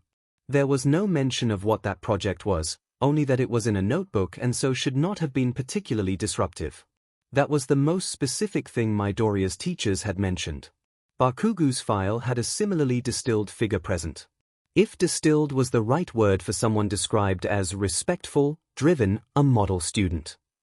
Shouter had yet to see anything approaching tolerance out of Bakugo, much less respect. Driven he could believe, and Bakugo could be considered a model student from a purely academic point of view, but that wasn't what the file was for. It was meant to give an accurate picture of a student's character, based on interactions both in and out of the classroom. While there was the possibility that Bakugo spent the first 14 years of his life pulling the wool over everyone's eyes regarding his own reckless disregard for people and property, that would again require subtlety he didn't have. "Something wrong, Shouter?" Nemirai asked, leaning over his desk. "You've just been sitting there staring at your computer for the past 15 minutes. Shouter sighed. "I think I need to talk to Nezu." "Why? Is there something wrong?" "I'm not sure yet, but I think there might be. At least with whoever last had their hands on these files." Nemirai shifted into his space to look at them. "Midoriya and Bakugo? Why do you think that?" "They are too clean. Moreover, they are absolutely useless. Either their teachers didn't bother to pay any attention to them, which is unlikely, or someone has tampered with them." He let out another heavy sigh. "There's too much missing for me to believe anything but the most basic information in these files. And according to Midoriya's, his quirk was only registered last year, something that should have been on his teacher's radar considering. It wouldn't have been in his file before." Nemirai hummed. "There's only so many reasons why someone wouldn't have a registered quirk on file." "Exactly. Which is why I think I need to talk to Nezu." A message appeared in the corner of Shouter's computer screen. "Available now, feel free to come on up." "Nezu." It was Nemirai's turn to sigh. "Looks like he's bugged the office again. Or something." Considering their principal love to lean into all of his eccentricities, Shouter wasn't about to discount the possibility of Nezu lurking in the vents and listening in. He'd be back in his office by the time Shouter got there, but it was a possibility. Just like the idea that all of the computers themselves were Nezu's bugs. It wasn't like he was about to start doing his paperwork on actual paper to avoid it. Being spied on was a fact of life with Nezu as their boss, and the sooner one learned to deal with it or ignore it, the better one's life became. Provided they didn't do something to upset the almighty rat bear. That would only make things worse. Gathering the files, Shouter made his way up to Nezu's office. The door swung open as he arrived, meaning that either Nezu had been watching the cameras the whole time, or had known enough about Shouter's tendencies to time the opening of the door perfectly. With his quirk, it could be either. Nezu turned around in his chair like a cinema supervillain trying to make a dramatic debut. "Aizawa. You always manage to bring me the most interesting problems." Aizawa didn't bother to argue. They had a lot to talk about if he was reading into everything correctly, and he wanted to get home eventually. With a sigh, he handed over a copy of the paperwork he'd been going over and settled in. This was going to be a long night. Izuku arrived early the next day, which proved to be a good thing since several people with cameras and microphones were loitering around the gate. Reporters. He didn't like crowds at the best of times, or collections of people lying in wait for someone to come around. This was developing into both, and it likely had everything to do with the article that announced All Might having taken up a teaching position at UA. Reporters, especially those around heroes, didn't let up or back off easily, and he didn't imagine that any of these people would be different. And since they were camped at the main entrance, they were probably there to talk to students, not teachers. Teachers had ways to avoid the main entrance, he was sure. Students usually didn't. He stopped and pulled out the campus map to see if there was another entrance he could use, but the main gate was the easiest and best way into UA, so he was going to have to risk the attention. There was a collection of maybe a dozen people there, and from what he could hear, there were more coming. Which meant this was the best time to get in before the collection turned into a media mob. Drawing on all of his skills from middle school to fade into the background, Izuku somehow managed to slip past the reporters with only a sharp call after him. It wouldn't have worked so well if they had acted more like a crowd, and he didn't envy anyone who was going to encounter the burgeoning mob by coming later. He needed to find Aizawa-sensei and hand over the note Power Loader had given him. Which meant he needed to find the teacher's lounge or offices and hope he was in one or the other. Consulting the campus map yet again, he turned down the hallway that promised to have the teacher's lounge and hoped. He didn't even make it down the hallway. Almost as soon as he turned down it, he saw Aizawa walking toward him. "Ah, Midoriya. I was hoping to speak with you today. Are you free at the moment?" Izuku had thought he was mentally prepared to talk to his teacher, but apparently only when he had been seeking Eraserhead, not the other way around. Yes." He tried desperately to recollect his frazzled thoughts. "I mean, I was actually looking for you. I have a note to give you from Power Loader." Aizawa frowned. "Did your costume need adjustments already?" Izuku shook his head. "No, I went to the support labs because I had a few questions about what they did down there. I'm interested in support tech and what it would take to make my own." It was the simplest explanation for everything that wouldn't immediately incriminate him. What was more, it was true. Having support items made and provided by people in the support track was all well and good, but he wasn't always going to have access to the sort of resources UA had, so if he could figure out how to make his own, so much the better. If he could reproduce them the same way he managed to grow scarves, he only ever needed to worry about finding raw materials. Oh, that would explain a few of the comments Majima made yesterday. I'd wondered why he was acting so smug. Aizawa accepted the note from Izuku and led him back down the hall to one of the conference rooms. Once they were inside and sitting down, he pinned Izuku in place with an indecipherable look. "I was going over the footage from battle training yesterday and noticed a few discrepancies in your file." Izuku's heart immediately leapt into his throat. This was the moment. This was where everything fell apart. "Discrepancies," he choked out, hoping he'd be able to fight this, even though he doubted he'd be successful. Maybe there really was a law somewhere about faking a quirk. "Yes. Like the fact your quirk was registered less than a year ago." Aizawa shifted in his seat and suddenly he was Eraserhead the underground hero instead of Aizawa the tired teacher. "Why is that?" "I got my quirk really late. Late enough that everyone already thought I was quirkless." It was a lie, and it tasted like ash on his tongue. He could only pray to whatever beings watched over him that Eraserhead wouldn't realize it. At that point, I just wanted something for myself. It was already as bad as it could be. I didn't want it to get any worse by suddenly showing up with a quirk.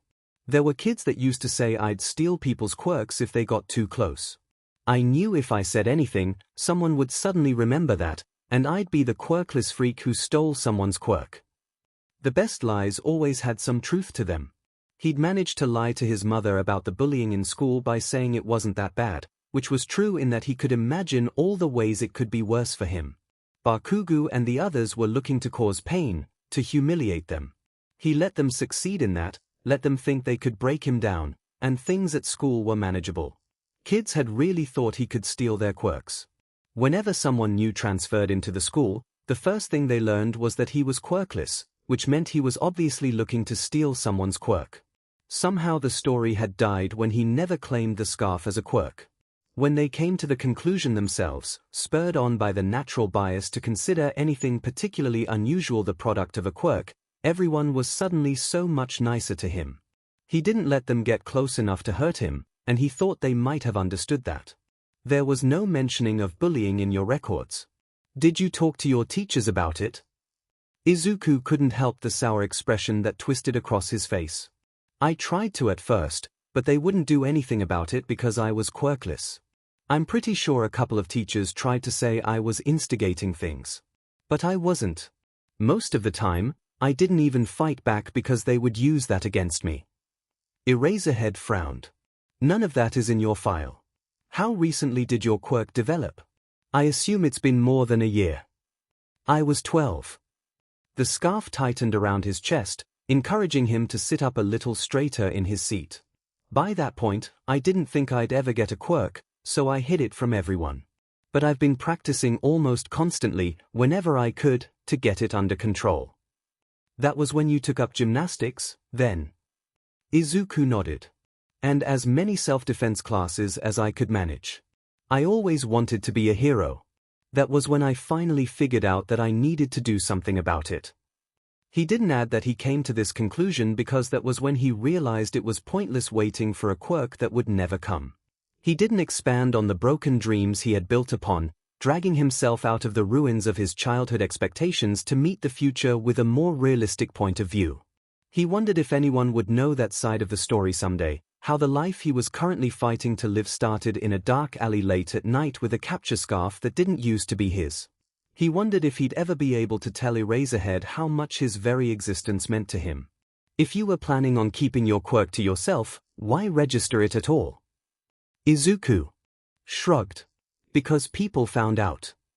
He bit his lip, unsure how much he should share. Bakugo hadn't done anything to him at UA yet, technically, but the possibility was always there. At the same time, he didn't want to be the reason Bakugo didn't get to become a hero. The actions Bakugo took may be on him, but if Izuku was the one to set everything in motion, he could only see things getting worse between them. He had managed to convince his mother not to cut ties with Mitsuki over it or even mention it if it didn't become a problem again, but he was stuck holding his breath and hoping Bakugo wouldn't do anything stupid where people were actually paying attention. Aizawa's eyes narrowed. How exactly did they find out? Your reaction says there's a bit of a story there. The teacher had announced to the class that I intended to apply to UA and some of my classmates weren't happy with that. He looked away, hoping Aizawa wouldn't ask for names. They took some of my things so I couldn't just leave, then tossed it out the window. The first thing I trained when I got my quirk was how to grab things until it was almost instinctual. And I didn't want to lose that notebook, so I just reached after it and the tendril grabbed it out of midair. Everyone was so shocked that it happened that I was able to get away. When I got to class the next day, everyone was congratulating me on how my quirk finally came in and the teacher handed me a registration form for it. Eraserhead's gaze was heavy on him. Izuku didn't even need to look to know they were both aware that there was more to the story than just that. Thankfully, the man didn't press the issue. You trained on your own to do what you do. Izuku nodded. Whenever and wherever I could, as long as no one was around. A lot of it happened in my room or on Dagobah Beach, since no one in their right mind would go there. I hesitate to speculate what that means about you. Aizawa pulled the note from Power Loader out of his pocket and read it. So, support tech. I'll have to talk with my Jima and figure out if there's something in your schedule that can be replaced with a science class or if this is all going to be after-school work, but I'll see what I can do. As for right now, you should head to class. Nodding, Izuku stood. Thank you, sensei. For listening. And maybe Aizawa could tell now how much that meant to him knowing even just some small pieces of his past. No one had listened to him before. When they did, they blamed the bad things on him. To have a teacher willing to listen and take his story at face value was more valuable than all the placating words previous teachers had thrown at him. The natural bias against quirklessness was apparently working in his favor yet again, as Aizawa didn't even question the unlikeliness of a quirk coming in that late. It was a bit frustrating that no one believed someone quirkless could be capable of the things he accomplished, but as long as it kept people unaware of what he actually did, he would hide his disappointment in their social blindness. Izuku sat in his seat and let himself relax just a bit. His classmates were slowly trickling in, but he didn't put a lot of thought or effort into being mentally present at that moment. He was tired and stressed, but somehow okay at the same time. The conversation with Aizawa had settled him in a way, grounded all of the loose and panicked feelings. He wanted to trust the man, to believe that Bakugo wouldn't be the problem at UA that he'd been at Aldera because Eraserhead was looking into things. Maybe it was selfish, but he wanted the teachers to be on his side this time. Aizawa entered, calling the class to attention and announcing the need to select a class representative, before tucking himself into his yellow sleeping bag. For all appearances to the contrary, Izuku didn't think he actually went to sleep whenever he did that. Did he need the sleep? Probably. But he never relaxed enough for Izuku to believe he'd actually fallen asleep. Izuku was still mostly stuck in his head when they agreed to put it to a vote. The ballots were hastily constructed and passed out, and he took the moment of silence while everyone was trying to make their decisions to look at the people in the classroom. He didn't know anyone other than Uraraka, Ida, and Bakugo all that well. He wasn't going to vote for Bakugo. Any ties of loyalty between them needed to be broken for his own peace of mind and health. He couldn't be sure if Ida or Uraraka would want the position. Someone had pointed out that most people would vote for themselves, but Ida at the very least didn't seem like that sort of person. Thinking about it, Ida was also rule-conscious in the way a class rep should be, and rigidly responsible. Which was enough to make the decision for him. He wrote down Ida's name and passed it to the box where they were collecting the ballots. Needless to say, it came as a complete surprise to him when his name had the most tally marks beside it. It was only 4, but when most people only had 1 vote for them, it was still significant. Yorozu came right behind him with 3 votes, and Asui after her with 2. He stared helplessly at the board at the front of the room for a minute before he forced himself to stand and address the class.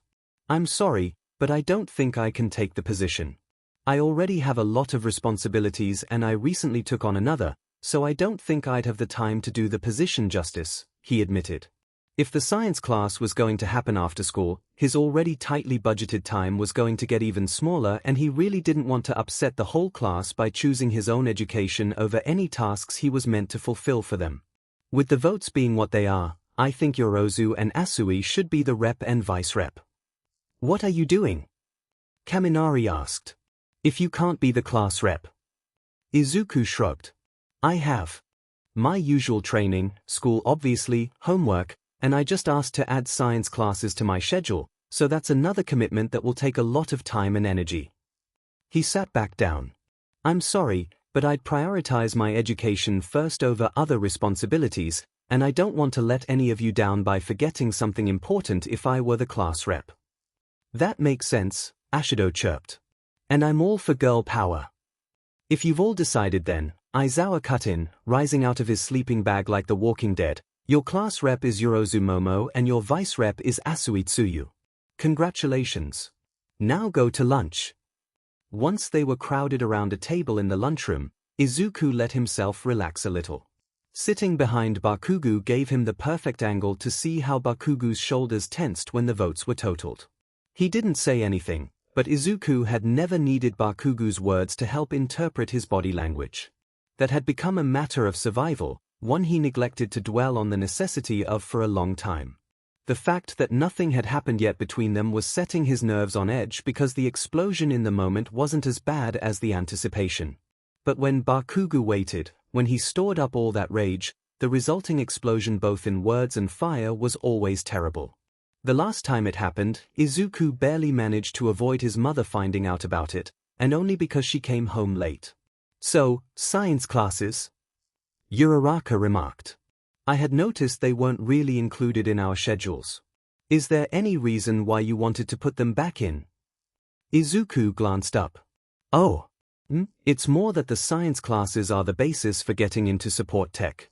You've got to know what you're doing before you try to make something, right? You have an interest in support technology?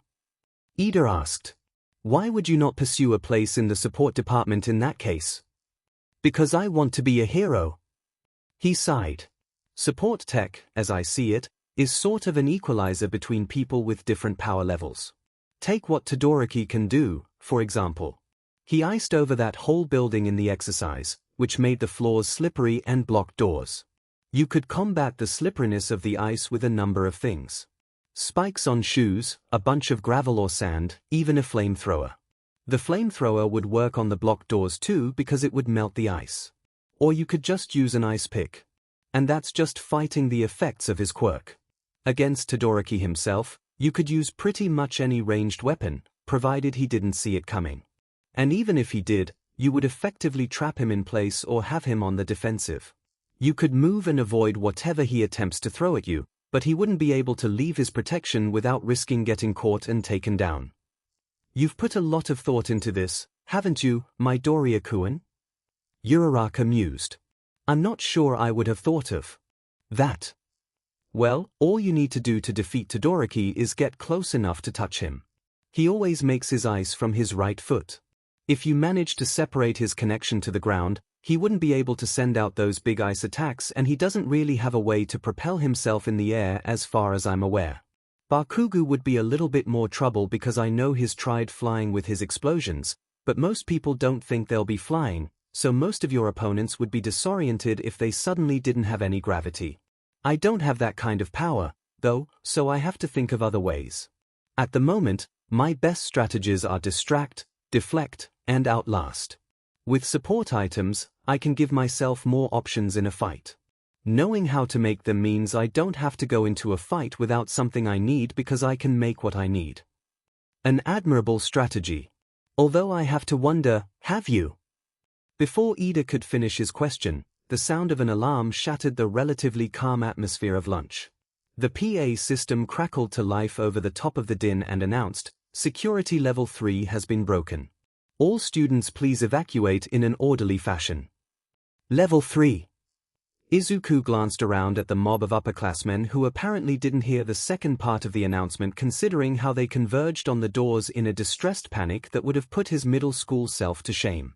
There was nothing orderly about the crowd rapidly bottlenecking the door, trampling one another to get out. What is security level 3? Ida demanded of a passing upperclassman. It means someone's infiltrated the building.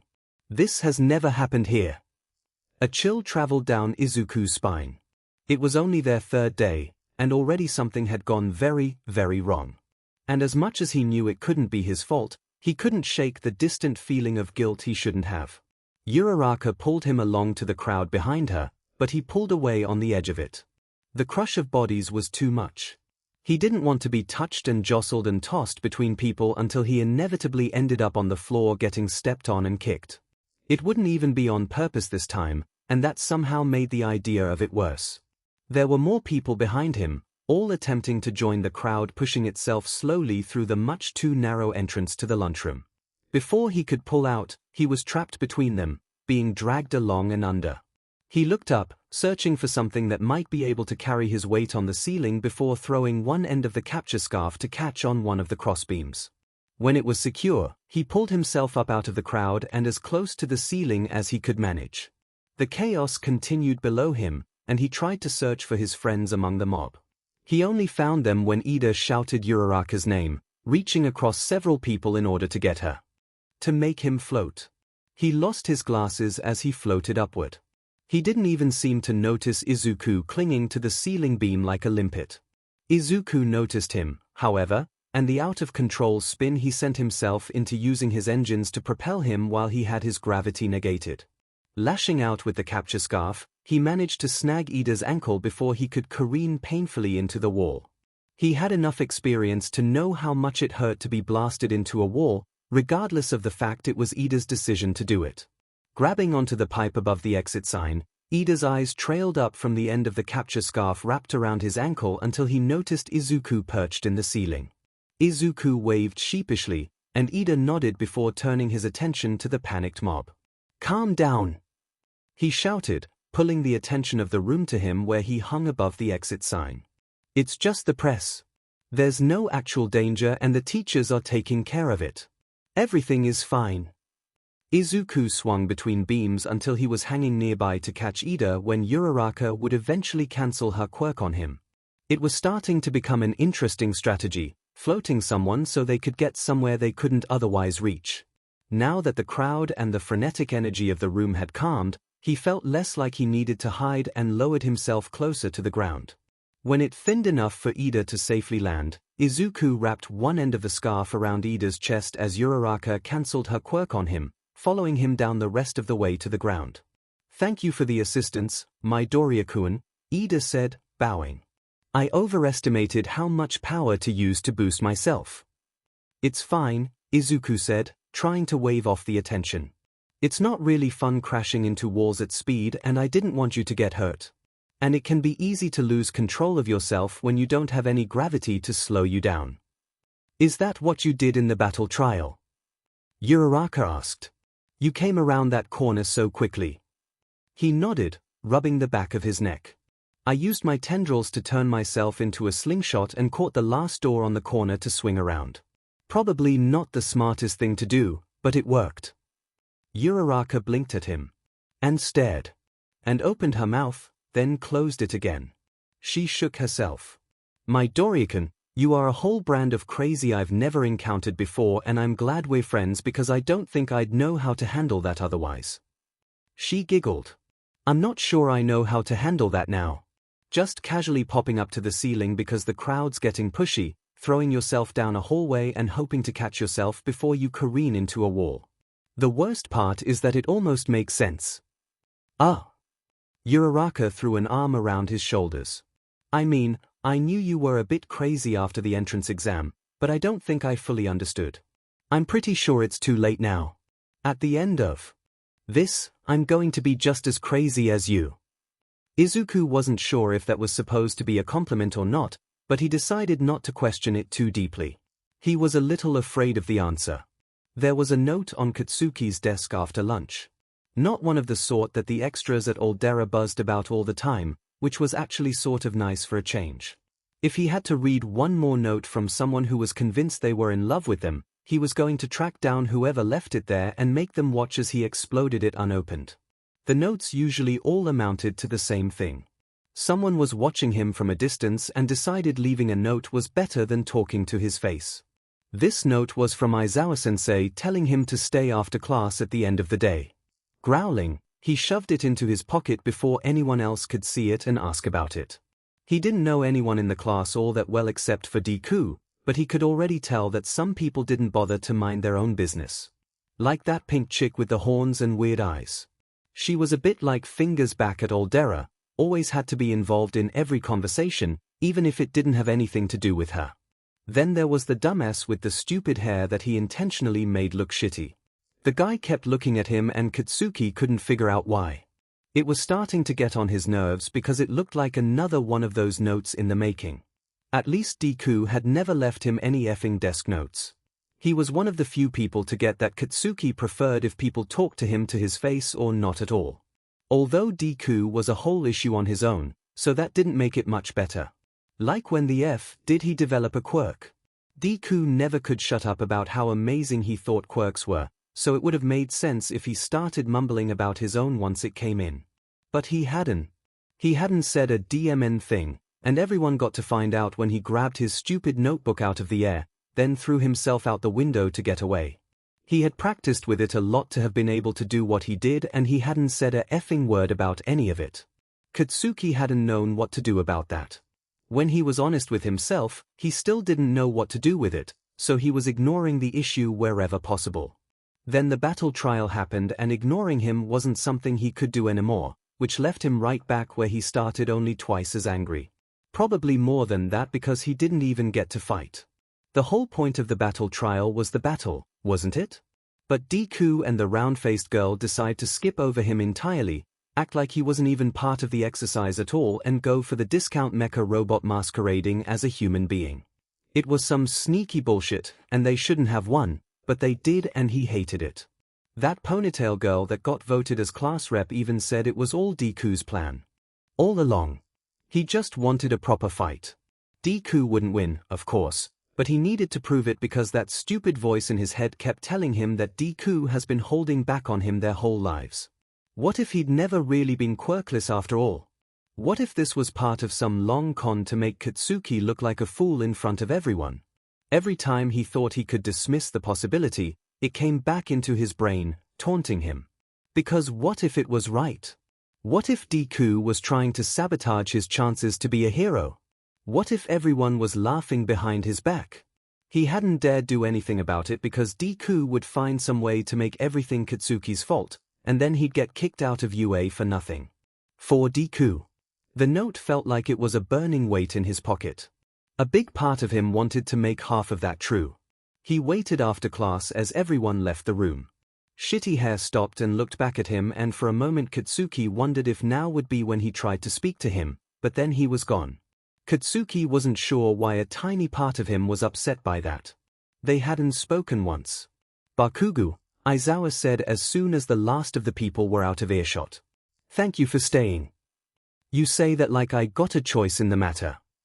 Somehow I doubt that any force of nature exists to keep you somewhere you don't want to be without the threat of serious repercussions, such as death or dismemberment. Aizawa sighed. Neither of which are punishments UA employs. He stood. I think this is a conversation we should have somewhere more private than across a classroom. Katsuki stood and grabbed his things, already regretting having stayed. Sure, death and dismemberment may have been off the table in terms of punishments for walking out, but Aizawa had threatened the entire class with expulsion on the first day, and that wasn't above anyone at the school. What was more, they probably wouldn't even question it if he were expelled for not following a teacher's directions. Katsuki was willing to risk a lot of things, but his future wasn't one of them.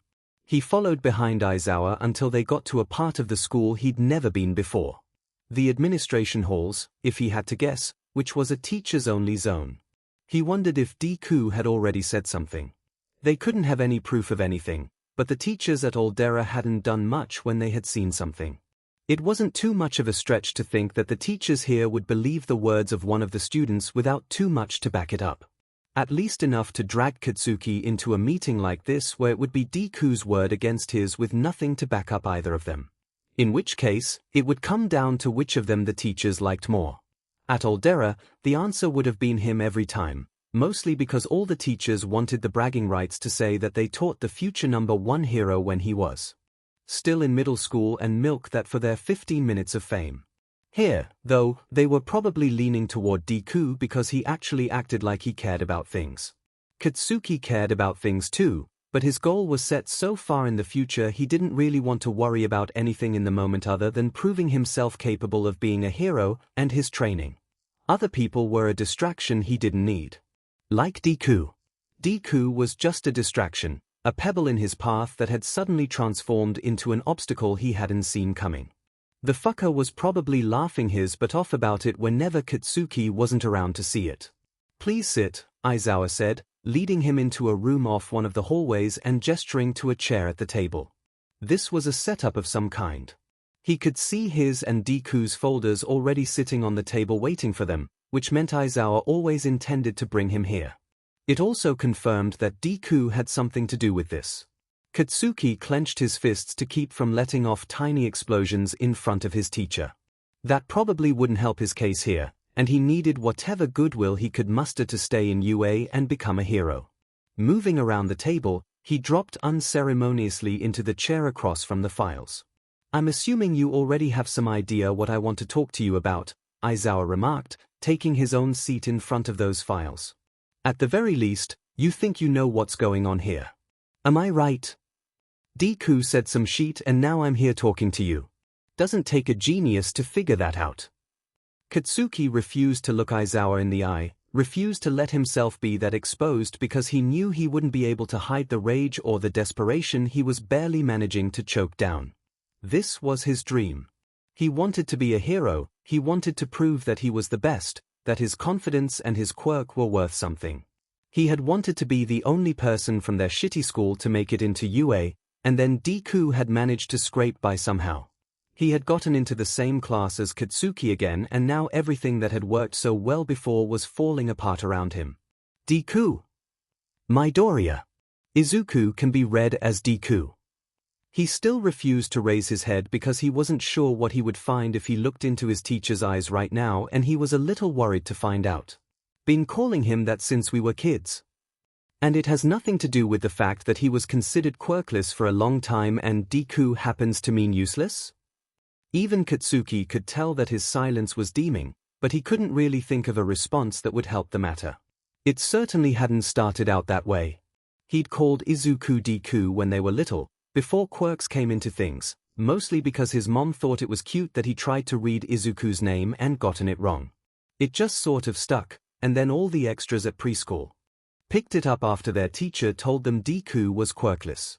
Then Deku had meant useless and everyone was using it, even some of the teachers. Given Aizawa's reaction to the name, they probably shouldn't have been. What was so different between those teachers and the ones they had here that this was the first time it was coming up? Was it just because everyone teaching at UA was a pro hero? First of all, I have spoken to Midoriya, but you didn't really come up in that conversation. I think that's something we might touch on as there is definitely some history between you given the name, but I want to cover what I originally asked you here for. Aizawa shifted the files until Katsuki's was on top and open on the table between them. In reviewing both of your files, I noted a number of disturbing discrepancies in them. Your file isn't particularly concerning on the surface, but it seemed like whoever compiled it never actually met you. Katsuki dared to look up then and caught the weird smirk on Aizawa's face. His eyes narrowed. What do you mean? Aizawa chuckled and it made him want to snatch the folder away and find out what was so effing funny. I think it would make more sense if I read one of the examples. He turned to a specific page in the file. Katsuki is a delight to have in the classroom. He is respectful and attentive. In group activities, he shows all the qualities of a good leader and coordinates well with other members of his group. What the F dash? Without thinking, Katsuki tore the file away from him, half convinced this had to be someone's stupid idea of a joke because while the teachers at Aldera had favored him more than anyone else, he couldn't say any of them would have called him a effing delight. That wasn't even the worst bit of it. It continued on for a couple of pages, his former teachers signing their names to lies so saccharine they were making him GG. They kept going on and on about how great he was like they always had. Even after he left the school behind, they were still trying to kiss his butt for bragging rights or some shit. Nice to see you're as concerned about this as I am, Aizawa said, and Katsuki winced, pushing the file back across the table. That's the biggest pile of bullshit I've ever seen. Even though he'd given it back, he stared at the file, hoping it would spontaneously catch fire and destroy the evidence of it ever existing. They knew I was going to get into UA, and they all wanted to be able to say they helped me get here, but they didn't do shit for me. Everything I did to get in, I did without their help. Yes, well, the word I have used for this is sterilized. Katsuki's blood suddenly ran cold. Tell me, what do you know of the bullying that was going on at Aldera?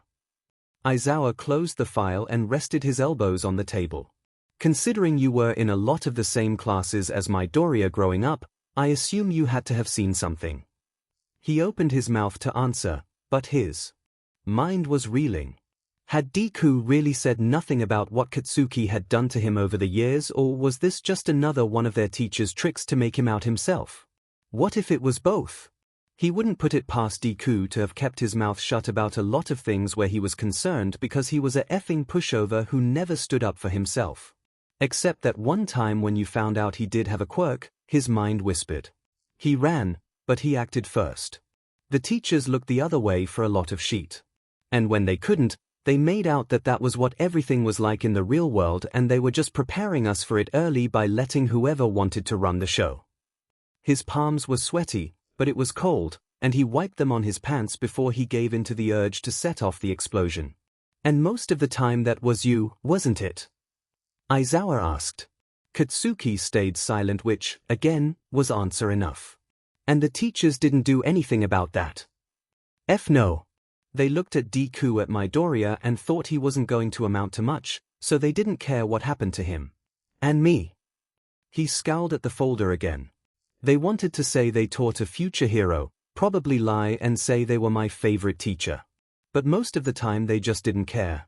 Kirigawa-sensei didn't do anything about me or Midoriya until he showed up with a quirk one day. He let people use their quirks in class, say whatever the F we wanted, and ignored everything else, even if it happened right in front of him. It was only now, facing Aizawa, that Katsuki could even think of how bad that was. People weren't supposed to use their quirks in public, technically speaking, unless they had a hero license or had a special permit for it. He doubted a school like Aldera had a permit to let students use their quirks, but they ignored it anyway. It was technically a private school, so most people just looked the other way where quirks were concerned. And he hadn't cared about that before. It had never been even a shadow in his mind. You know that UA has a zero-tolerance policy regarding bullying, right? Aizawa asked. This is something included in every information packet about the school, it's in the student handbook. We don't want anyone to be able to say they didn't know. Aldera said that too, he blurted out. Didn't stop anything there. He had seen the policy written out in the information packet every time he went through it, and it didn't matter to him because he was told that bullies were just weak people trying to pretend that they were strong. What did that make him? Everyone had told him he was strong, that his quirk was perfectly suited to heroics. It was. But if he was actually strong, why did that make him a bully? A horrible realization struck him. He thought he had made it into UA on his own, that he didn't owe anything to any of the teachers who wrote that sheet in his file, but if they had actually put down some of the things he had done, if that sheet had been in his file instead, he wouldn't have been allowed to take the entrance exam. He wouldn't have been allowed through the gate. So, what the F is supposed to happen now? He demanded. Are you going to expel me? That is the question, isn't it? Aizawa muttered, and it made Katsuki want to explode something again. The urge was getting harder to shove down. As it stands, I would be well within my rights to do so since you have more or less admitted to being a bully. However, I'm not convinced you would learn much from simply being expelled. All of the behaviors you brought in here, you learned them out there, after all. And? Katsuki hissed. I think sending you back out into that would be detrimental to you and to everyone around you, so therapy is the next best thing in this case.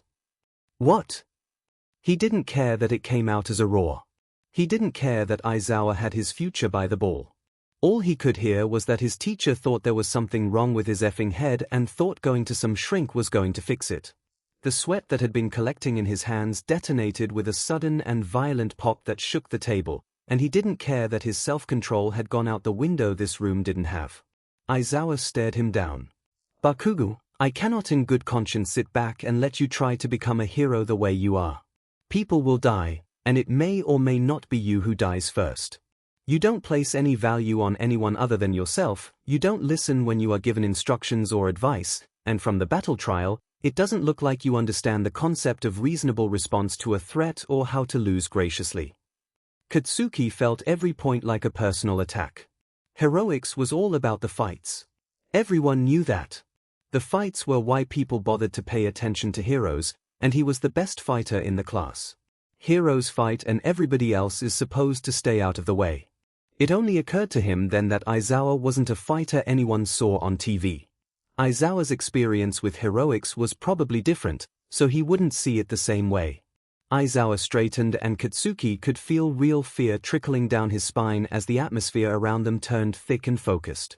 My job as your teacher is to ensure that when you become a hero, you know how to adapt to a situation, to limit casualties, to work with other heroes to ensure that the villains of the hour don't get away and don't hurt people. As it stands, you are well on your way to being branded a villain yourself because you don't appear to care about any of the collateral damage, which is why I say people will die. Not everyone is as resilient to explosions as you, so it takes far less to hurt them than it takes to hurt you. He grabbed a blank piece of paper from under the files and started writing something down on it. If therapy is what it takes for you to understand that other people in the world exist and matter, then you will go to therapy. I don't need a effing shrink. Then you don't need to be a hero, and your journey through the hero course ends here. Katsuki reeled back, feeling as though he'd just been slapped. But. No, Aizawa said. If you don't want to see a therapist, you clearly don't want to change your behavior, and that means I can't allow you to be a hero. I want to be a hero. I'm going to be the best hero. I'm going to be number one. His palms popped and sizzled under the table, and the smell of singed wood permeated the air. He refused to admit to the desperation welling up inside him. There's nothing effing wrong with me. I'm not effing broken. Aizawa blinked. I wasn't saying you were. Therapy isn't about being broken most of the time. It's about perspective, something which I think all heroes and hero hopefuls need.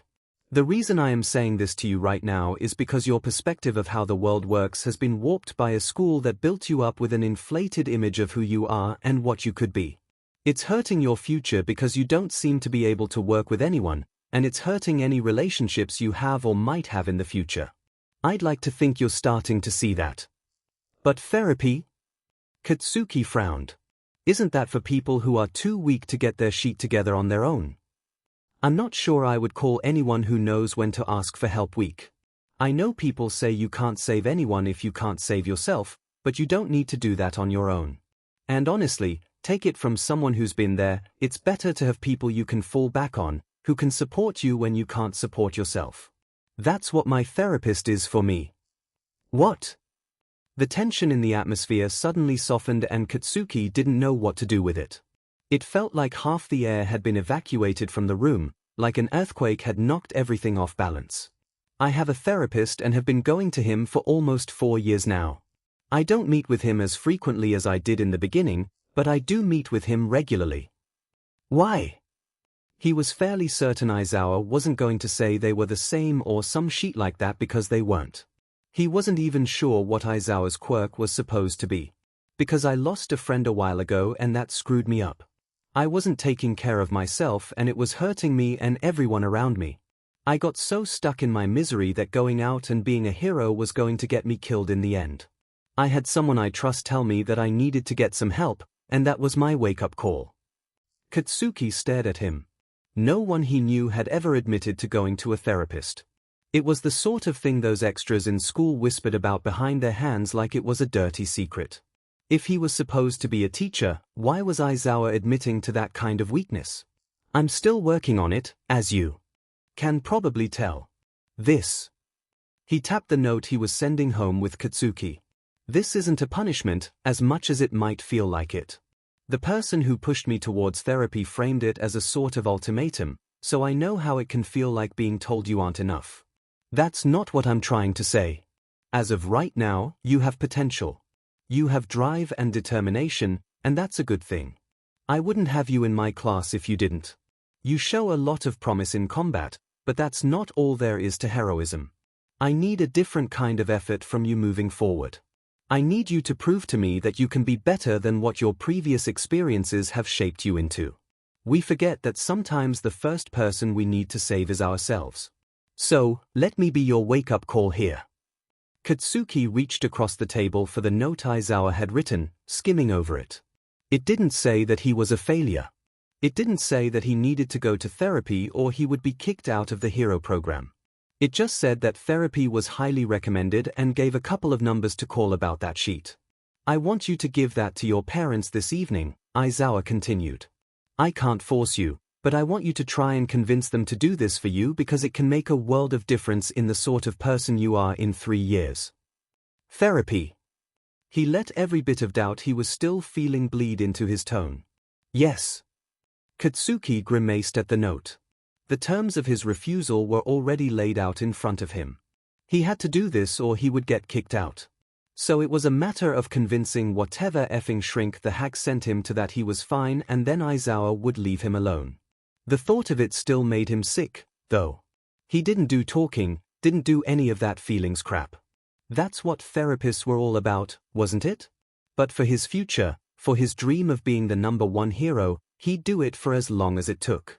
Shoving the note into his bag, he took the non-dismissal for what it was and left, trying not to think about how close everything was teetering to the edge, and all because of effing Deku. Nezu was not happy about the security breach. Although, being entirely serious, he wasn't aware of anyone who would be thrilled by the words security breach that didn't have something to gain from a lack of security. UA had nothing to gain from their security being compromised and quite a bit to lose. On the surface it wasn't horrible. Officially and most obviously, the media at the gates were responsible for the incident. Unofficially, however, no one at the gates had a registered quirk capable of the level of destruction caused. It was a wonder none of the reporters stopped to think about why the gates suddenly disintegrated. But it wasn't as though any of the vultures, as Aizawa called them, came from a truly reputable news outlet.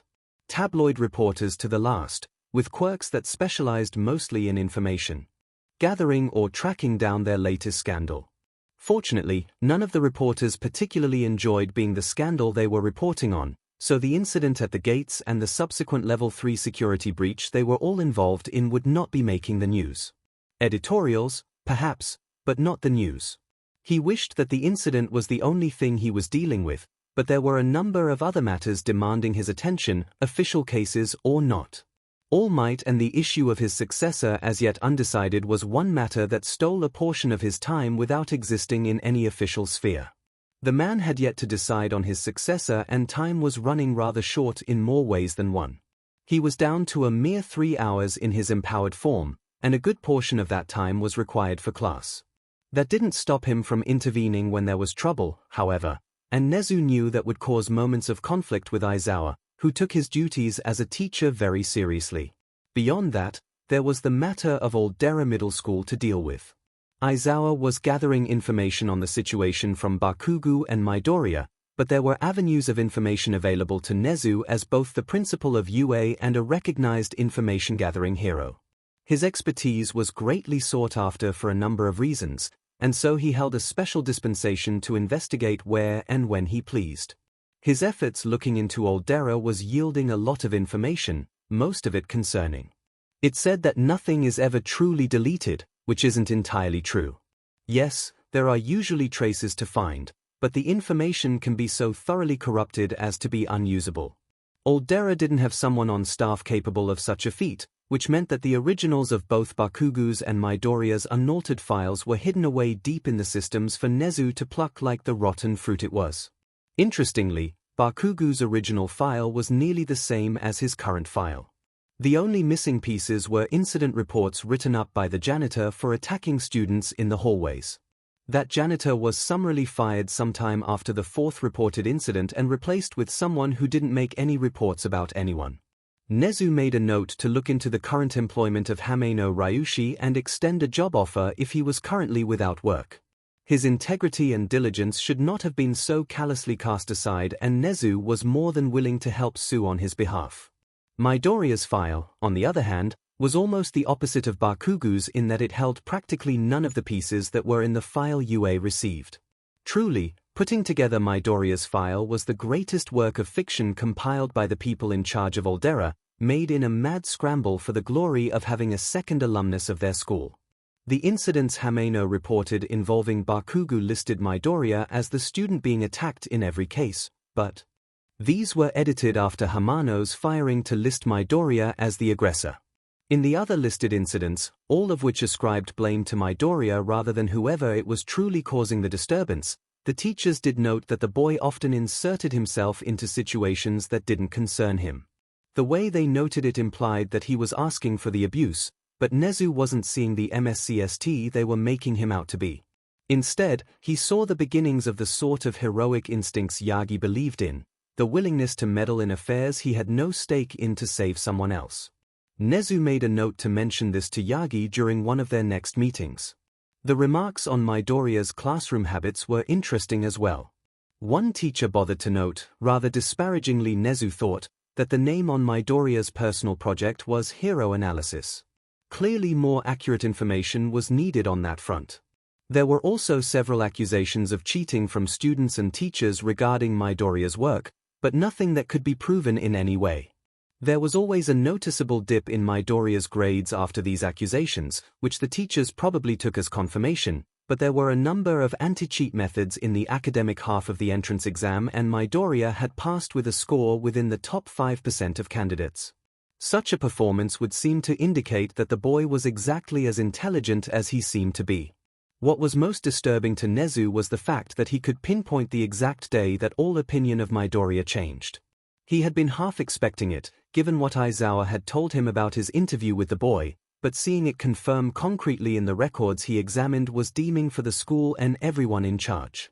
The day Midoriya presented a quirk, suddenly the school became more accommodating and open to him. Previous incidents on his record disappeared into this hidden file. All suggestions of cheating were dropped if Midoriya was as intelligent as his academic and heroics performances indicated. He couldn't miss the underlying message those so-called educators were planting in his head. He didn't have any value whatsoever unless he had a quirk.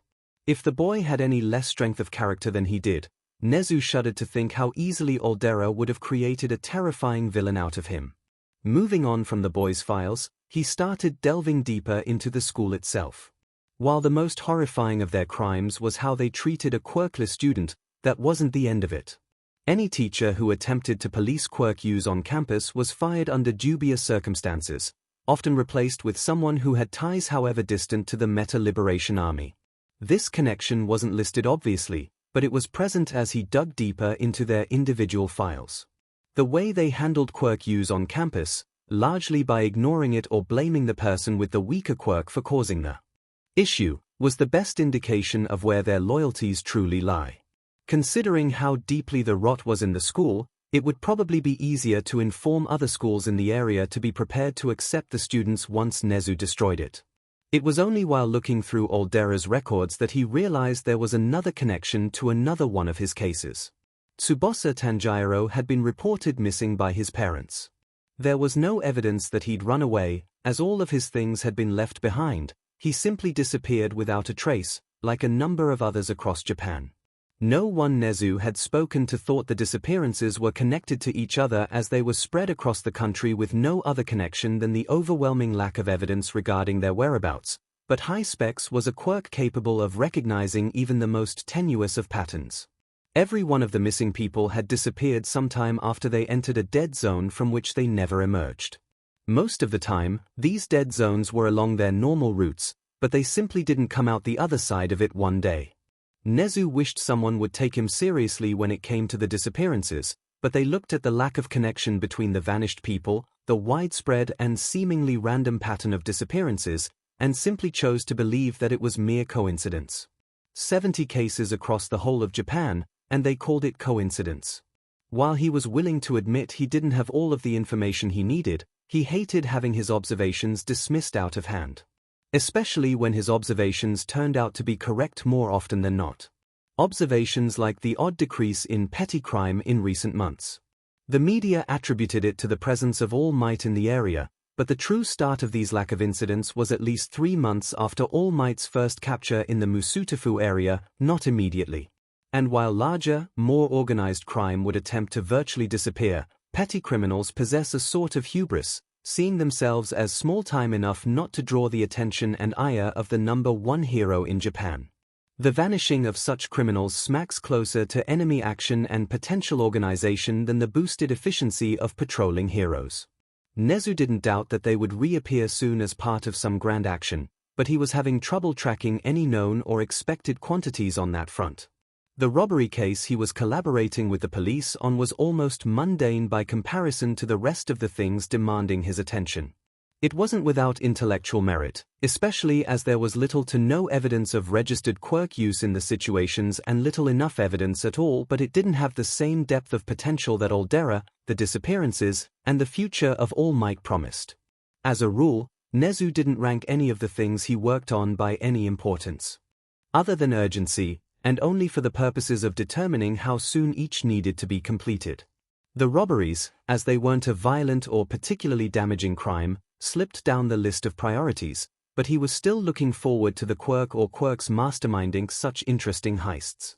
At the moment, he was assuming there was an intelligence or stealth quirk involved, perhaps a disruption quirk since none of the security footage in the vicinity of the robbery was salvageable. It really was a shame such useful quirks were underrated in the heroics community. Nezu was crafting yet another proposal for the Hero Public Safety Commission to allow for an alternative heroics course for those interested in the underground heroic scene. The current and long-standing bias towards physically powerful quirks had led to both the entrance exams for the hero courses and the provisional licensing exam to be heavily biased towards obvious and marketable quirks. With such examples as Aizawa and himself, others were obviously capable of succeeding, but many students who were perfectly talented were left behind, or placed at a disadvantage because the use of their quirk during the UA Sports Festival broadcast their ability to the world. The influence the Commission had over UA prevented Nezu from simply adding an underground course populated with students whose quirks didn't fit the parameters of the entrance exam but showed enough dedication and ingenuity to attempt something so against their nature anyway. At this point, if they turned down his proposal for the 7th time, he was going to convert one of the general education classes into that course and shuffle students accordingly. Humans had a wonderful phrase about forgiveness and permission after all, and Nezu was provably the most intelligent creature in the room every time. As the Commission was attempting to filibuster him into compliance, he would feel no remorse whatsoever doing the same to them while they attempted to prove that he had worked around them to create exactly the sort of course they wouldn't let him make.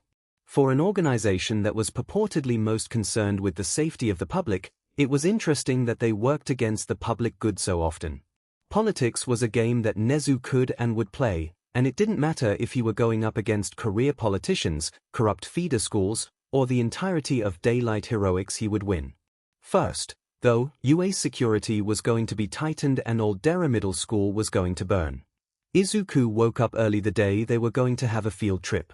Aizawa-sensei hadn't told them where they were going to go, but he had told them it was going to happen and that they were going to have a special instructor join them for the heroics lesson.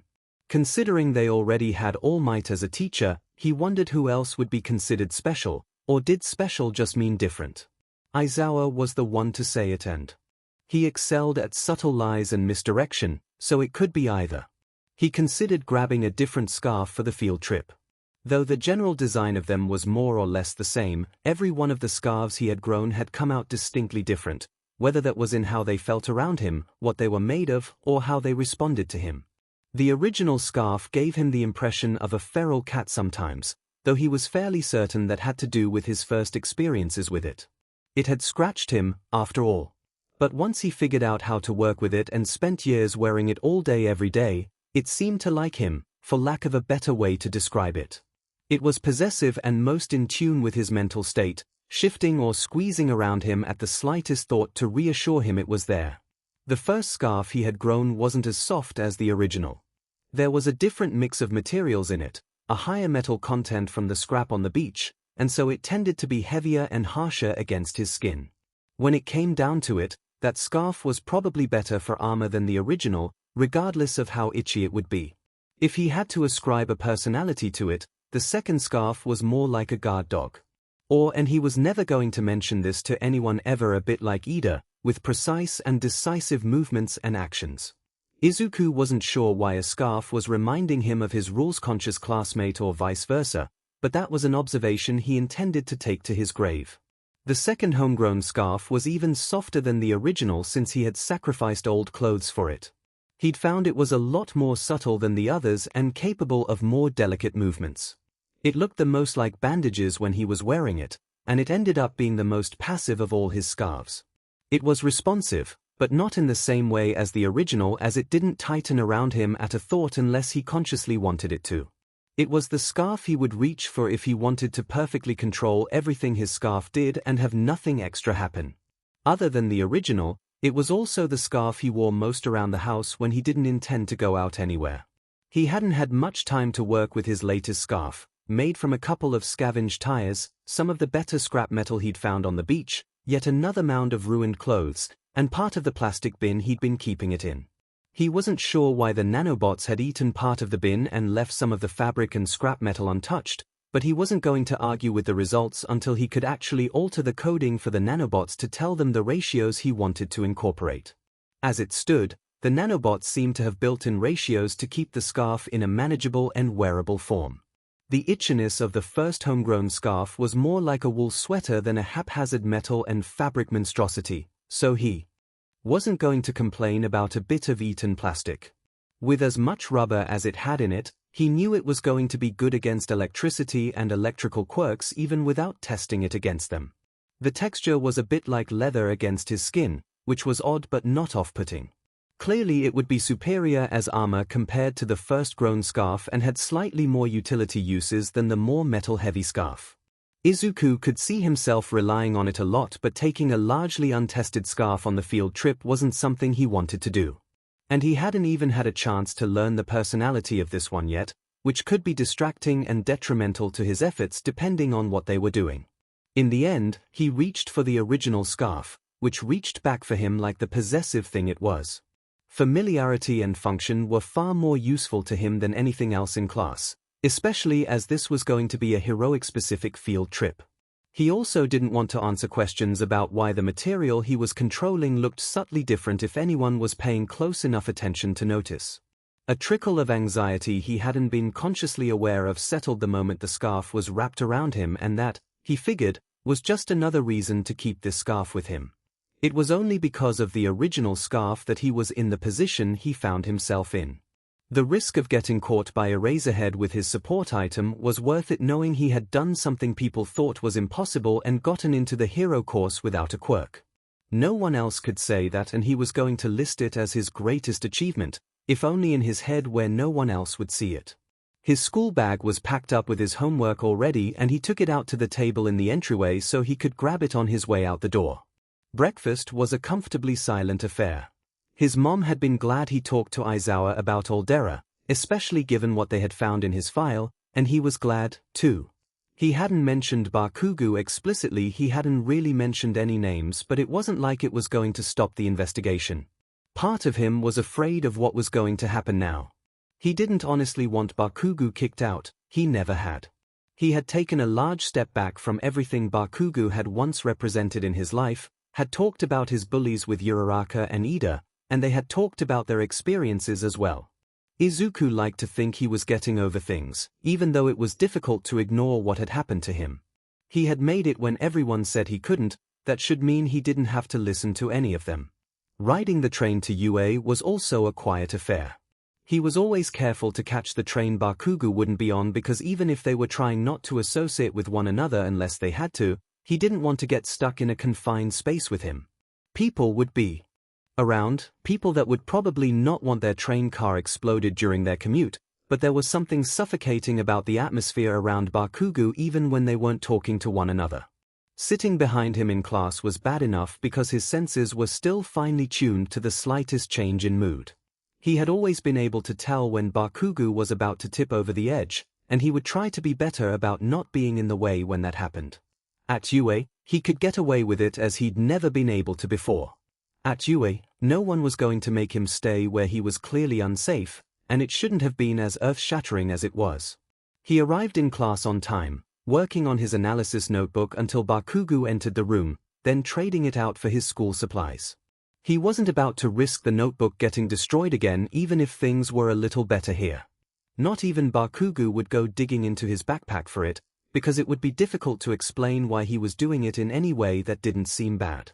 The morning classes passed quickly, the anticipation for the afternoon field trip making everyone a little anxious and inattentive. Izuku knew his notes weren't going to be quite up to his usual standards because of how much his mind had been wandering. Still, there was an energy building in the room as it neared lunch that only got thicker once they got back. Aizawa was waiting for them, slouched as usual at the front of the room as a clear sign that they should take their seats as soon as possible and cut off any conversations they were having.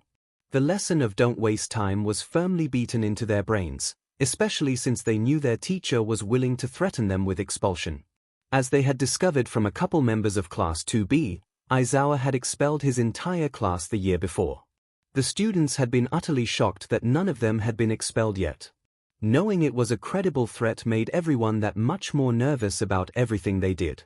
Izuku was trying to do his best to ensure that nothing was going to draw attention to him in a negative way. "Now that you're all here," Aizawa said as soon as the last person was in their seat, "I'm sure you're aware that we're taking a bit of a field trip for this heroics lesson. Our focus is going to be on preparing you for disaster relief." Izuku let out a sigh of relief. He wasn't sure he was up for another heroics class where he went up against his classmates. He and Uraraka had done well, but there was so much more to heroics than fighting villains.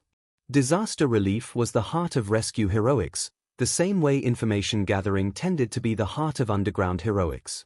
But every hero needed to know how to handle disaster relief in the most basic of ways unless they wanted to become victims themselves.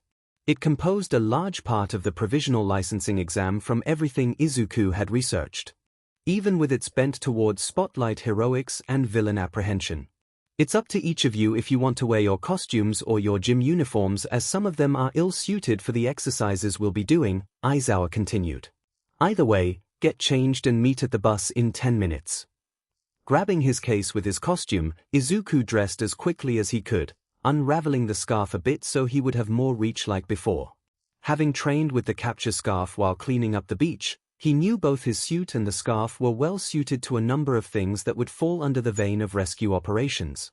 He ran a quick inventory on all of the little pieces that he hadn't been able to use yet, ensuring that everything was properly secured and hadn't gone off in the costume case for whatever reason. Everything was fine. With everything in place, he dashed out to the bus well before the time limit. Yorozu and Asui were working together to organize people from a mingling crowd into a line running parallel to the bus. They had both elected to wear their costumes, as had the rest of the class. Aizawa had said some of the costumes would be a bit ill-suited to rescue work, but he wasn't sure which ones he was talking about.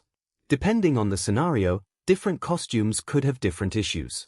If it were a water exercise, could Ida or Aomar swim in armor?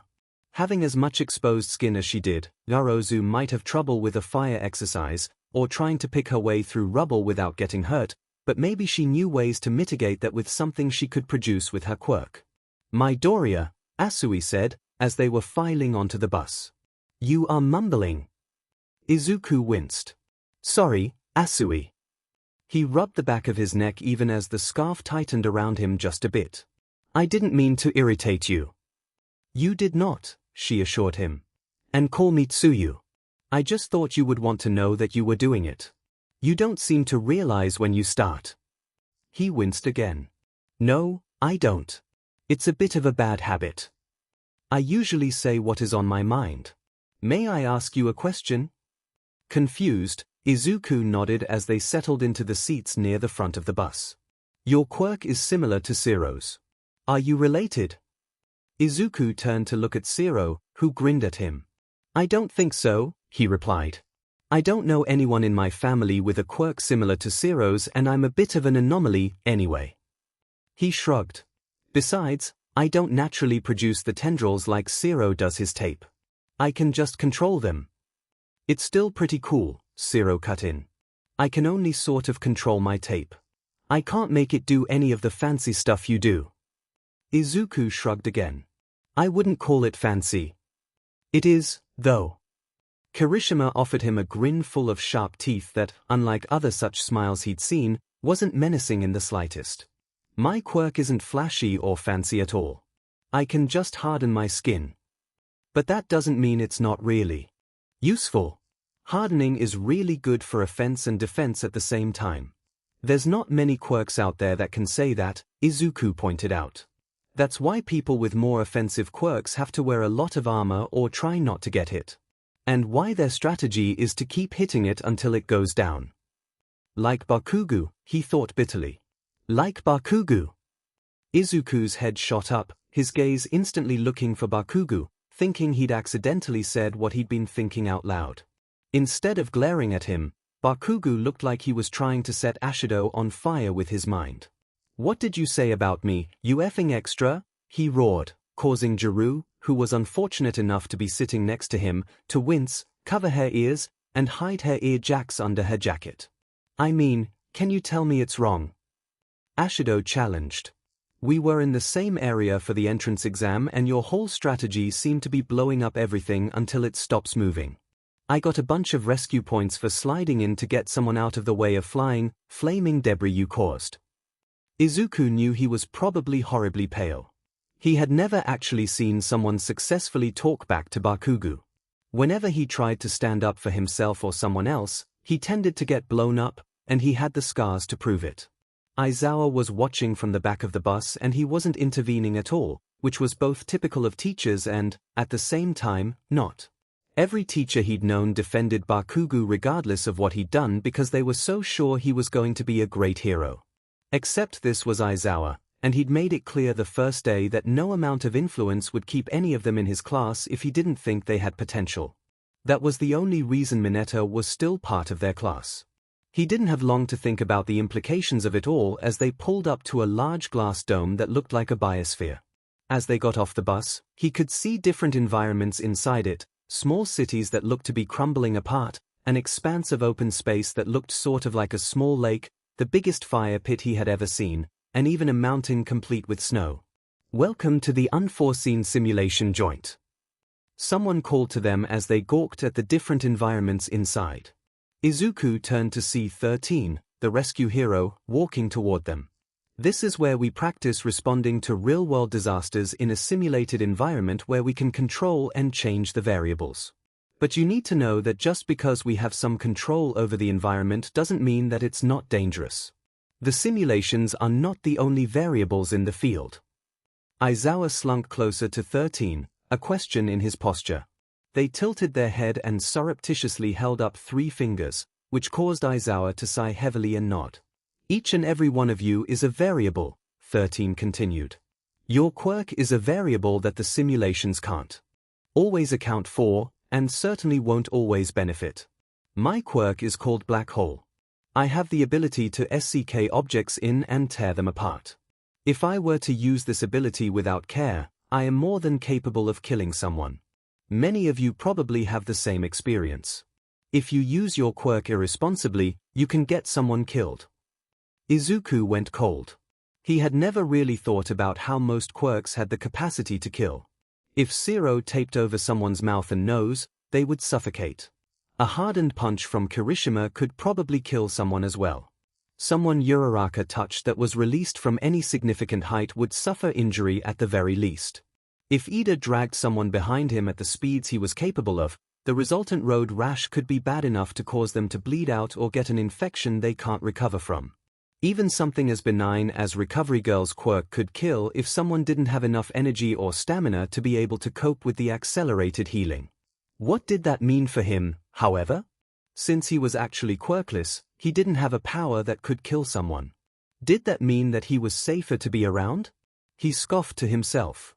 Maybe safe enough to target. Most of his classmates went after him because he didn't fight back, overlooking or simply ignoring the fact that even if he did fight back, he would be the only one getting into trouble. Maybe that's why there were people who thought quirkless individuals were so fragile. They wrongly assumed that because they didn't fight back that they couldn't, completely missing how society would respond to someone without a quirk fighting back. He'd been there before himself, wondering what the point of fighting back was when people were just going to turn on him anyway. He knew the statistics for quirkless deaths, how the majority of quirkless kids his age had committed suicide by now because nothing ever changed. He knew there had been a higher chance of him dying in a villain attack or in a back alley, of being denied medical attention in the name of a mercy killing. He knew that people didn't think someone without a quirk could amount to anything, much less do anything that would cause harm except be in the way. But that didn't mean he had less of a capacity for harm than anyone else.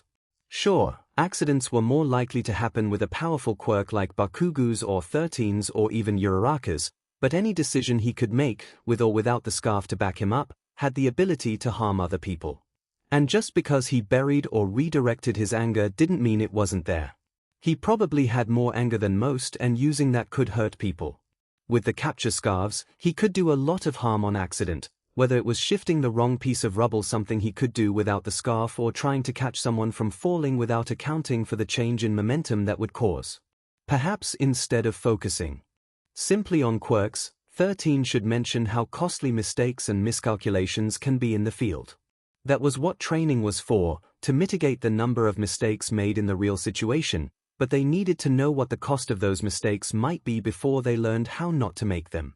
Bakugo was one of the sorts of people who wouldn't do things differently from his usual methods until they stopped working, and Izuku was desperate, and a little vindictive, to see him in a situation where blowing something up accidentally caused far more harm than good. In the exercise All Might gave you, you should have seen the danger your quirks can pose to one another, 13 went on. Rescue training is meant to offer a different perspective.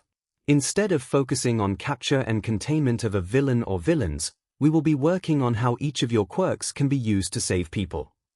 They gestured for the class to follow them into the building. Now this is a lesson we'll revisit many times during your time here at UA, but to start out with, let's focus on showing you the environments you're going to be working in today. The interior of the USJ was set up sort of like a clock or a pie, where there were specifically divided sections that catered to a certain type of disaster, with concrete pathways in between them and a fountain at the central plaza. It was open and bright, and the glass ceiling of the dome was so high it hardly echoed as one would have expected from such a space. But Izuku suddenly felt like he was being watched. Glancing around, none of his classmates were looking at him, but the feeling persisted. As he turned towards their teachers, both of whom were facing away from him, Aizawa straightened, grabbing his capture scarf, and turned toward the central plaza. Izuku followed his gaze and watched as a figure emerged from a cloud of black mist. The person was slouching and covered in hands. Then, as though his presence was a catalyst, the mist expanded and more people were stepping out of it, spreading out to fill the plaza, all attention on the class. "Is this another exercise?" someone whispered. "Like the robots at the entrance exam?" Izuku couldn't find it in him to move, not even to shake his head. Aizawa wouldn't spring an exercise like that on them. He wouldn't go so far as to bring 13 in only to do something else. "No," Aizawa told them, his voice far calmer than his stance. "Those are villains. Group up and stay together. 13, you need to begin evacuating the students." "Aren't there intruder sensors?" Yoirozu asked. "Shouldn't they be going off?" "They must have some way of jamming the signal. This is definitely a coordinated attack. They knew there wouldn't be as many people here and it's a long way from the main campus. Which means they knew we were going to be here today." Izuku's blood ran cold as Aizawa turned to look at all of them. "Kaminari, you need to try signaling the school." 2. Kaminari jolted. "What, me?" "Yes, sir." Aizawa turned away again and started to step towards the plaza. "I'll hold them off." A chill ran down Izuku's spine. "Sensei?" Aizawa didn't turn back to look at him, but he halted. "What is it, Midoriya?" Izuku looked between their teacher and the crowd of villains that only seemed to be getting bigger. "Be careful." He did turn his head to flash Izuku a grin that looked confident. "I'll do what I can." As a group, they moved back towards the gate, 13 staying between them and the plaza full of villains. They were practically through it when some of the black mist that brought the villains appeared in their way and reformed into something like a human shape. "Greetings," the mist person said. "We are the League of Villains. Please forgive our audacity, but we have come to UA, this bastion of heroism, to end the life of All Might, the symbol of peace." The villain made a show of looking back and forth. "We were given to understand that he would be here today, but it appears that is unfortunately not the case. No matter. My role in this remains the same." The mist swelled suddenly, and then was scared towards 13, who had moved through the group while the villain had been talking. "Ida, go," they shouted, attempting to wave them through the gate. "Run to the school and have them send help." "But..." Izuku caught Ida's arm. "You're the fastest. You need to. And take Kaminari with you. If he's out of range of the jammer, he can call for help sooner." To reinforce his point, he shoved Kaminari into Ida's arms. "Go!" To his credit, Ida didn't hesitate. Kaminari squawked a bit when the taller boy threw him over his shoulder, but he didn't fight, and they were barely through the gate when the sound of familiar explosions popped in Izuku's ears. Apparently Bakugo didn't like sitting back and listening to their teachers. Hardly a new development, but Izuku would have hoped he'd have better sense than to throw himself into the middle of a fight with a villain who very clearly outclassed them. But no, as he turned to look, Bakugo was throwing himself at the mist villain and 13 was forced to turn their quirk away before they hurt him. Kirishima had followed after him. The explosion had scattered a bit of the mist, but it was already coming back together as 13 tried to get them to back away. A dry chuckle froze Izuku to his bones. "An admirable attempt, I congratulate you. But in the end, simply not enough. Begone." The mist swelled again, surrounding Bakugo and Kirishima, as well as several others in the group. When the mist retreated again, the people it had surrounded were gone. "What did you do to them?" 13 demanded. "Where are my students?" "They are still in the facility," Shoji reported, ears formed on the ends of his extra arms. "They are scattered, but they are still here." So, the mist villain could teleport a lot of people, but there was probably a distance limit, an entities limit, a destination limit, or some combination of the three.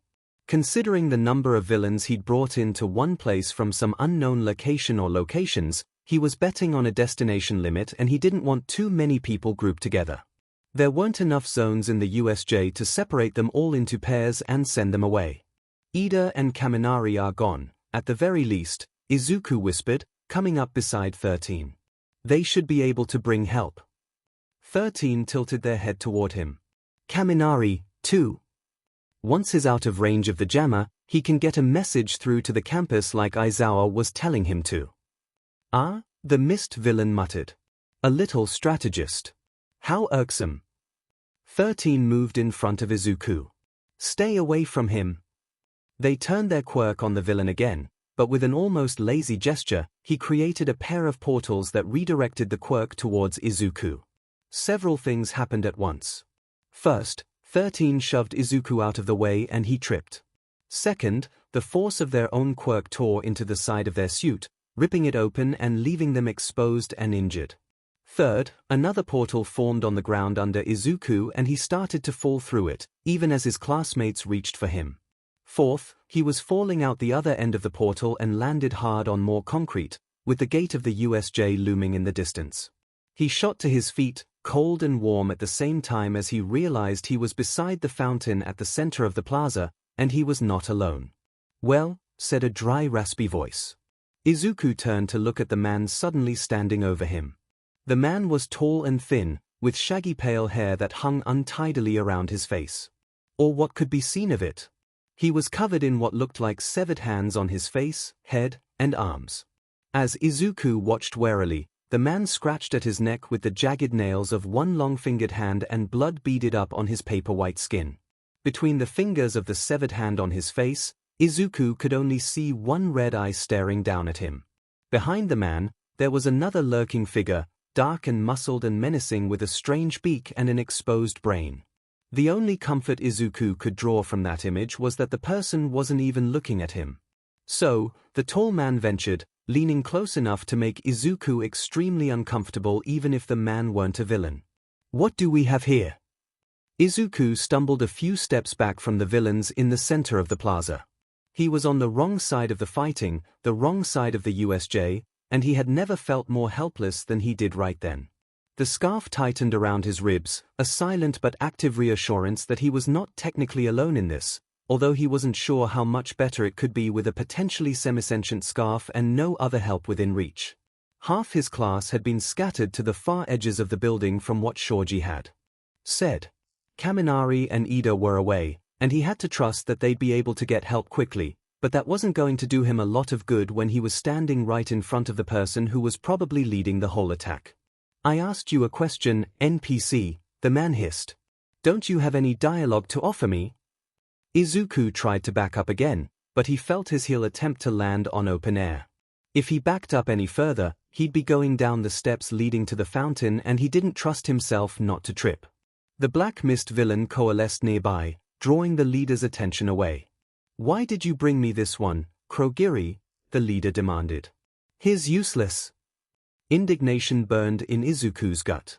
He knew this wasn't the place for it, but he had been called useless almost his entire life, and UA was finally different for him. He knew the tall man and the mist person were villains, but he was still angry that that particular adjective seemed to follow him everywhere he went no matter what he did.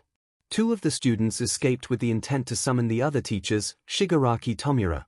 The mist person replied, his tone almost bored. "This is the one who ensured it."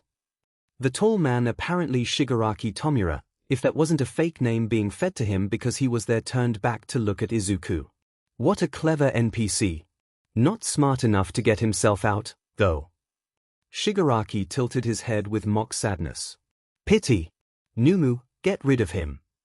The hulking beast of a person that hadn't moved since he arrived suddenly blurred, and it was only luck and years of training by bullying that managed to keep him from getting squashed immediately.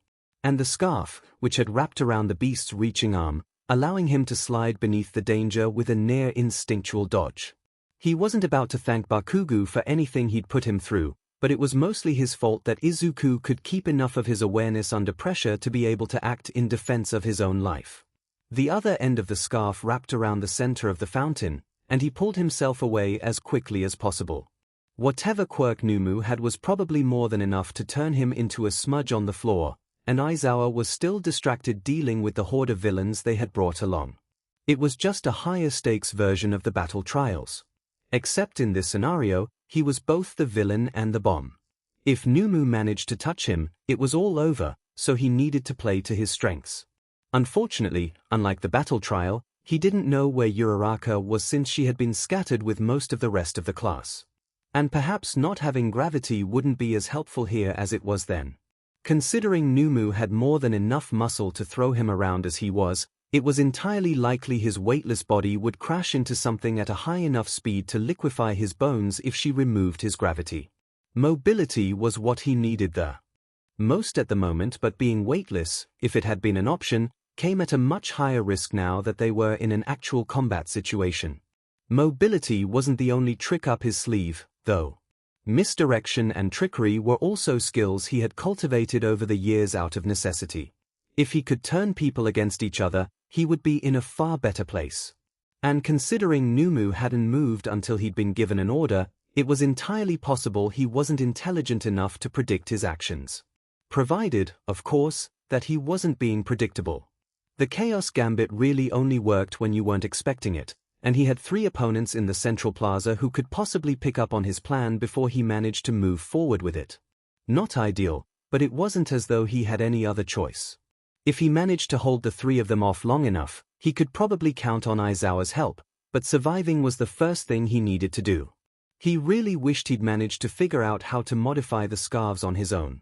None of the ones he'd grown deviated drastically from the original design, so while he had some form of mobility, it relied on being able to wrap around something to grip.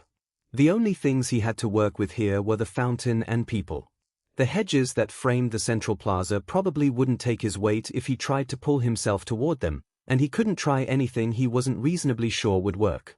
A mistake here wasn't going to end with a failing grade, it would get him killed. Numu plowed after him as he yanked himself out of reach. The single-minded determination of this particular villain went beyond normal limits, as he didn't seem to care about himself at all. Perhaps he had a juggernaut quirk of some kind?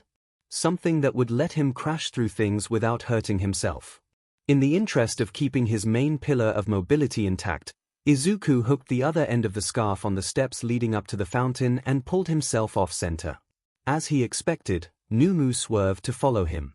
If he was right about it being some kind of juggernaut quirk, mobility wasn't going to be a strong point for Numu. Even regular speed quirks sometimes fell short when it came to turning, dodging, or otherwise changing direction.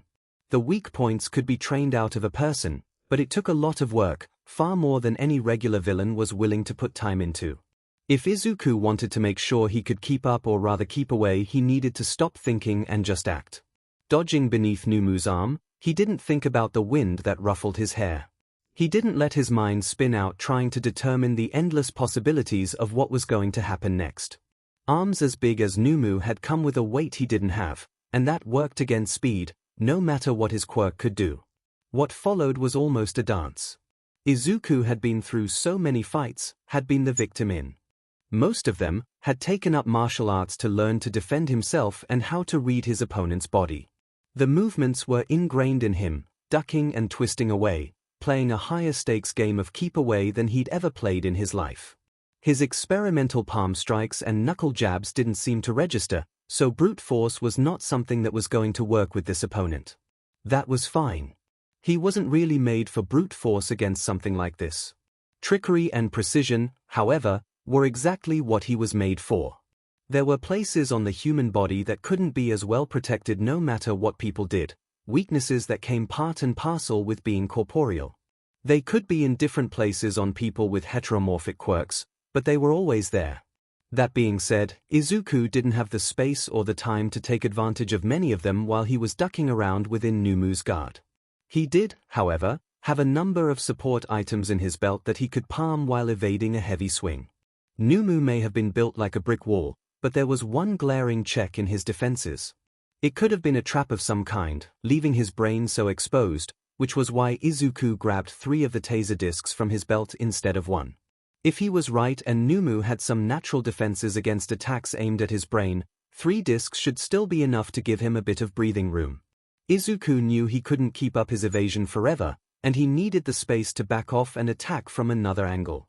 Izuku was distantly glad Aizawa was too busy to see the very risky move he pulled as he flicked the 2 ends of the scarf between Numu's legs, then sent them up to wrap around his shoulders. Izuku pulled himself after the scarf, throwing himself up into the air in a flip over Numu's head. At the apex of his flip, he buried the taser discs as deep in Numu's brain tissue as he could before attempting to land. Numu was too quick for him, however, or the flip too slow. One of Numu's arms came up and batted at him before he touched down. It would have sent him flying, if not for the ends of the scarf still wrapped around the villain's shoulders. Gritting his teeth against the pain as it stole his breath, Izuku retracted the scarf and tried to curl around his now injured ribs. Bruised or broken, he wasn't sure, but he had enough presence of mind to tuck and roll before he hit the ground near Shigaraki Tomura and Kurogiri. He couldn't afford to stay down and sprang up as soon as he finished his roll. He wouldn't wish his time at Aldera on anyone, but it was an excellent preparatory course for taking a hit and keeping in motion while in pain. It wasn't the best thing for him, but he couldn't afford to stop. The tasers kicked in suddenly and Numu screeched. The sound was inhuman and full of pain, and it kept going.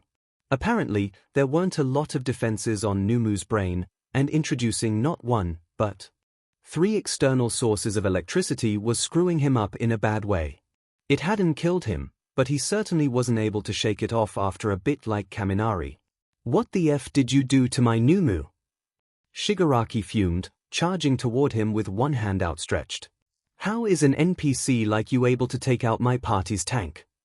Izuku sent a loop around Shigaraki's wrist, hoping to pull him off balance. The outstretched hand paired with the severed hand motif he'd gone with for his costume was sign enough that letting him touch anyone was a bad plan, so avoiding and redirecting him was probably the best course of action. It was even working for a moment before Shigaraki grabbed the scarf with his other hand and it started disintegrating. Pulling the scarf back reflexively, Izuku felt suddenly off balance knowing that the scarf, the original scarf, was damaged so badly. Not even Bakugo had managed to damage it this much. He knew what Shigaraki's quirk was now, but he wasn't sure if it was worth it. In the meantime, Shigaraki took advantage of his shock to move in close enough to grab him by the throat, one finger carefully extended. Izuku froze, knowing that any of his struggling would be violently and permanently ended by adding that last finger. "You really are a troublemaker, aren't you?" Shigaraki hissed. "A real glitch in the game. My Numu was made to kill All Might. There's no way a regular NPC could break it just like that." Izuku held his breath. Angry red eyes were too common in his life. Bakugo had them, this villain had them. There were probably a few other people at Aldera who also had red eyes and hated him, but he hadn't noticed while simply trying to survive the most obvious antagonist in his life. Survival didn't look like it was possible where he was standing now. His ribs ached, his scarf was partially disintegrated, and his life hinged on the insane whims of a villain apparently intent on killing All Might. "Do you know what happens to glitches?" Shigaraki whispered, a touch of excitement in his voice that chilled Izuku to his bones. "They get removed."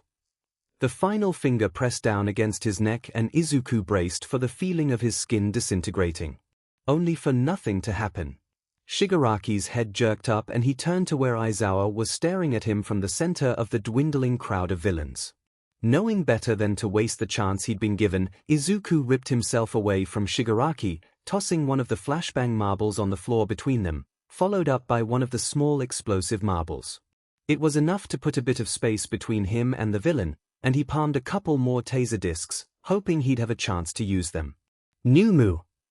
Izuku turned toward the hulking villain that had been fighting off the effects of the taser.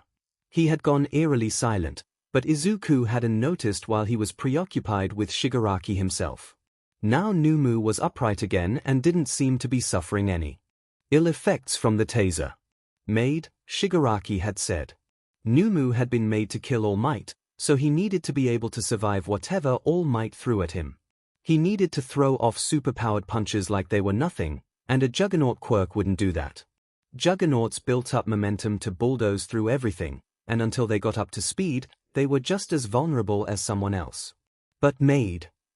A tailor-made quirk that could stand up to All Might would have to be equal to All Might's quirk, and no one knew exactly how it worked. It seemed like a general strength enhancer, but a quirk like that would have degraded a bit with age. If anything, All Might had only gotten stronger as his hero career progressed. So, a quirk that stockpiled strength was more likely, and it compounded on itself over the years. Growing up with a quirk like that would help one's body adapt to the stresses of increasing strength gradually, but if the quirk or the person had been made as Shigaraki said, there had to be some way to counteract the weaknesses, as many of them as they could. The taser discs hadn't put Numu down for long, so there had to be more than just a strength quirk in him. Of course, if you could engineer a person with a specific quirk, why would you stop at just one? Why not add regeneration to make sure they could always stand back up again? Numu, Shigaraki called again, kill the glitch. Numu blurred again, and Izuku only just managed to throw himself to the side. He wasn't situated to make Numu careen into Shigaraki this time, but that would hopefully hide the fact that this was his goal. The whole time he'd been there, Shigaraki had hardly moved from where he first emerged, and Izuku fully intended to use that laziness or confidence against him at the earliest and most convenient opportunity. But surviving to do that was first on his list of immediate priorities. Midoriya! He couldn't focus on who was shouting his name, not when breathing and moving were taking his full attention.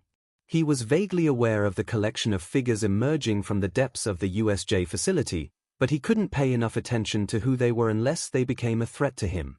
Instead, he dodged again, feeling the wind as Numu blew past him before turning again. He made a decision in the next moment. It would take too long to position himself in such a way that Numu would run into Shigaraki, which meant that he either needed to abandon the plan and keep dodging until he couldn't anymore, a deadline that was fast approaching with a distinct emphasis on dead, or he needed to drag Shigaraki into Numu's path. The maneuver had to be quick, and he needed to plant his feet properly to make sure he had the proper leverage to move Shigaraki. And knowing what he did about Shigaraki's quirk, it was going to damage the scarf, but they needed just a little bit more time. Kaminari had to have gotten a signal through to the school, help had to be coming. Dodging Numu's next pass, Izuku placed himself where the undisintegrated side of the scarf would be able to reach Shigaraki as quickly as he could manage it. Which, since he used it to jump off of buildings and swing to safety, one of the main things he had trained was speed. Numu turned, and this time Izuku was the one making things happen quickly. The end of the scarf shot out and wrapped itself up Shigaraki's left arm while Izuku simultaneously pulled and twisted, trying to ignore the sudden and sharp stab of pain in his ribs as he spun out of Numu's path, leaving Shigaraki where he'd been standing. Shigaraki, who had almost immediately attempted to disintegrate the scarf, was left with the end still tight around his arm when Numu crashed into him and sent him flying. Shigaraki's scream of outrage was cut short by a portal which opened in the air before he landed and dropped him in the fountain. Numu had stopped briefly, turning towards where Shigaraki had been going before the portal, then slowly shifted until he was facing the fountain where the villain had splashed down. Apparently there was some inbuilt loyalty in Numu that demanded he protect Shigaraki, so Izuku's maneuver was possibly the best and worst thing he could have done. As soon as Shigaraki was up again, he was going to be out for blood more than before. And Izuku's ability to escape was rapidly dwindling. A flash of black and pink appeared out of the corner of Izuku's vision and he tried to reorient, expecting a new threat, in time to see Uraraka launch herself at Numu's back with both hands outstretched. She landed with a meaty slap that reverberated around them and tumbled to the ground. And Izuku? Well, he wasn't going to ignore the golden opportunity that had just landed in his lap. Numu without his gravity was much less of a threat. Sending out one of the truncated ends of the scarf, Izuku grabbed Numu around the waist and spun around, using the momentum he generated to fling the villain towards the ceiling far above them. Up there, it wouldn't be able to act on any of Shigaraki's orders, making everyone on the ground that much safer. Even with negated gravity, the quick spin sent another wave of pain shooting through Izuku's chest. He choked back a cough and tried to ignore the heavy taste of iron in the back of his throat. Shigaraki screamed in frustration, stomping towards Izuku out of the fountain. He didn't make it very far before Aizawa intercepted him, using his capture scarf to pin Shigaraki's arms to his sides, effectively preventing him from being able to get out and attack Izuku. Naturally, this brought Kurogiri back into the fight, but Izuku flicked a couple of the taser discs at the metal collar that was the only physical part of the mist villain's body. They connected like magnets and delivered a charge that lit up the mist in dark blue and violet. Then, a definitely physical body dropped to the ground, dark mist still swirling around. Aimlessly. Problem child, Aizawa said, pulling Izuku's attention to him. He reached into a pouch on his belt and pulled out a set of HNDCFFS. Get those on him before he recovers. He tossed the cuffs up in the air and Izuku snatched them with his scarf before they could hit the ground. Before he could put them on the mist villain, the entrance of the USJ broke open, revealing All Might. Startled, Izuku accidentally dropped the cuffs. There was a cry of pain behind him and Izuku turned to see that Shigaraki had used the momentary distraction to break free, disintegrating part of Aizawa's scarf as well, before latching onto Aizawa's arm and disintegrating part of it. Then an unseen force knocked into him, pushing him away from their teacher. Then a similarly unseen force started pulling Aizawa away from him. From the way the blood was getting onto a pair of invisible hands, making them decidedly less invisible, Izuku assumed it was Hagakure helping him. Jiru was suddenly at Izuku's side.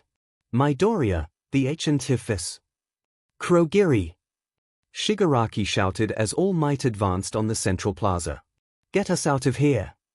The mist sort of floated upward shakily, but he moved toward Shigaraki, expanding out the way he did before. When Izuku tried to throw another taser disc at the collar, a smaller portal sent it away to the fountain where it short-circuited and sank. Before All Might could grab either of them, they were gone, leaving the rest of the villains they'd brought with them, as well as the floating Numu behind. A moment of stillness descended on them, heavy and dark. Tsuyu and Mineta crept closer from the flood zone, Todoroki and a slightly smoking Ojiro from the conflagration zone. Tokoyami looked half-drowned, coming from the downpour zone. The rest of the heroes from the school were coming through the broken entrance as Ashido and Zero made their way to the plaza from the landslide zone. Explosions announced the arrival of Bakugo and Kirishima from the ruins zone, and Izuku knew that everyone else had been left at the entrance with 13, who he hoped was okay.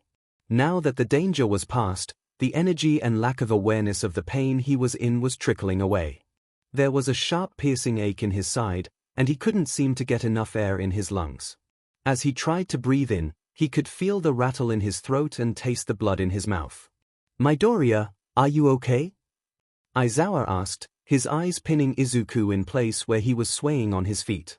For a fraction of a second, he considered lying, but the blood in his throat and the rattle in his breathing were not things he could treat himself. His mouth was too wet and completely filled with the taste of blood, even though he hadn't bitten himself, so he just shook his head. He watched the rest of the teachers picking their way through the crowd of villains Aizawa had been fighting. They were clearly still on edge, ready to put down hard anyone else who made an aggressive move. The stance was only slightly relaxed at the sight of the floating Numu up near the ceiling, and most of the class clustered together around Aizawa and All Might. I'm going to go coordinate the paramedics and police response, All Might said, pulling away from the crowd of students. Perhaps it was a hallucination from the pain, but Izuku thought he could see wisps of steam pouring off All Might's arms and shoulders. It was starting to make everything look a bit fuzzy and he pushed his way over to the edge of the fountain to sit down. That was the moment everything just seemed to crash into him. His vision got fuzzier until it abruptly winked out, taking his consciousness with it. Shouter wasn't sure when or why Midoriya had ended up in the central plaza, but the sight of him standing frozen with the lead villain holding his throat with one finger deliberately raised chilled him to his bones. Although the villain's quirk was still unknown to him at that point, the raised finger was an obvious sign of a 5-point touch-based quirk like Uraraka's. Somehow, he doubted the villain had anything so benign.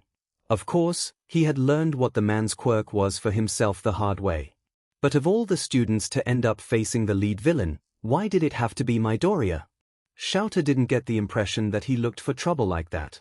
In fact, his actions thus far showed a specific bent towards avoiding direct confrontation, the exact opposite of ending up in the central plaza where the most powerful villains had decided to take up residence.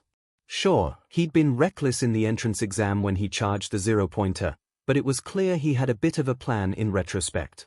Not a particularly good plan, but a plan nonetheless. And one really couldn't argue with results, as it did put the zero-pointer out of commission. Still, he would have expected one of the other kids to draw the attention of the villain leader and his most immediate minions. Like Bakugo, who had yet to learn the meaning of restraint if it popped up and hit him in the face. At this point, the blonde would be more likely to try and hit it right back. Todoroki was also a possibility to consider, as he was the son of the number 2 hero and therefore a tempting target.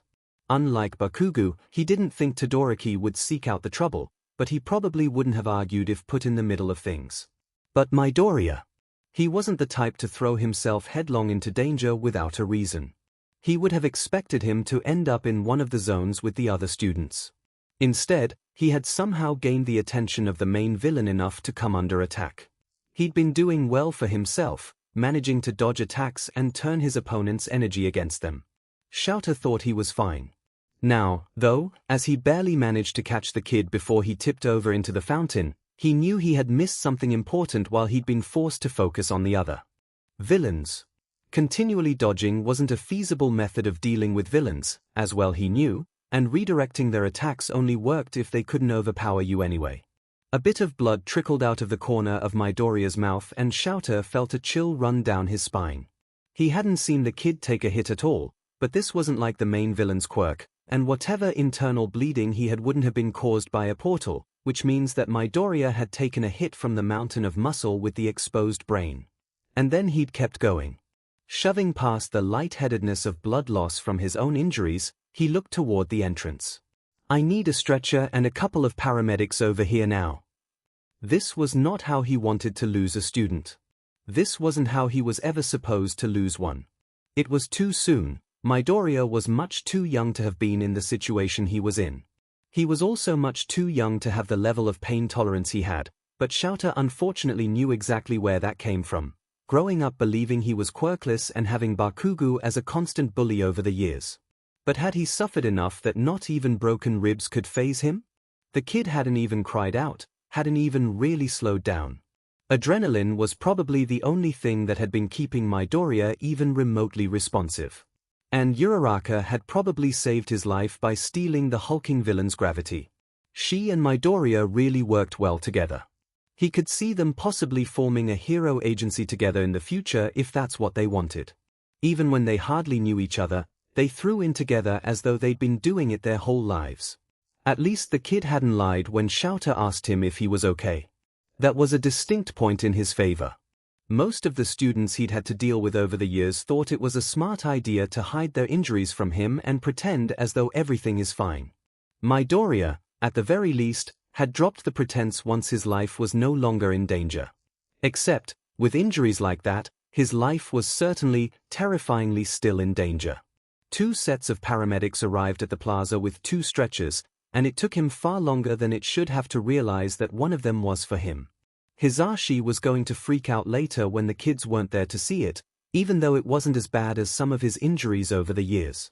Sir, one of the paramedics cut in, pulling him bodily away from Midoriya, who had been taken up by the other paramedics.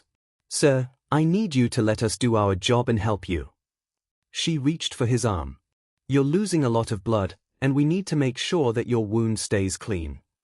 It was only then Shouter noticed all the pale faces of his students around him, all of them looking like they had been suddenly and violently robbed of their childhoods. Which they had, and one of their own was laid out on a stretcher and getting wheeled to an ambulance in front of them. I'll be fine, he assured them as he let the paramedics do what they needed to with his arm. And so will Midoriya. We have Recovery Girl, and a number of other people with the expertise to deal with this sort of situation at hand. He glanced at Hagakure, whose normally invisible hands were stained into visibility with his blood. She had lost her gloves and boots somewhere, and he was sort of glad he wasn't staining her hero costume because he didn't want her to think of this moment every time she put it on. I know this has been a traumatic situation, and I highly suggest talking to Hound Dog, the school counselor, if you're having any problems now or in the future. By that, I mean anything from nightmares to something more mundane, like test anxiety. The resources we have are there to help you, so you should take advantage of them as much as you can. He could see Bakugo scoffing in the background, but the kid hadn't been particularly thrilled to get the therapy ultimatum before, so he was probably thinking this was more of the same. Still, there was a pale, haunted look in his eyes that never went away. As well as he thought he'd handled it, Bakugo was probably going to be one of those who needed to talk about what happened but didn't want to look weak. God, there was always at least one of them. Telling him that needing to go to therapy wasn't the same as being weak wasn't going to mean anything unless he managed to come to that conclusion himself. Shouter made a mental note to have Hound Dog check in with him as he didn't doubt the kid was coming out of this with some sort of misplaced guilt. He waved over Snipe and Midnight to gather the kids and get them on their way back to the school. They would need to give their statements to the police, but those could just as easily be gathered back on campus, where they were slightly more assured of the security. For now, that would have to be enough.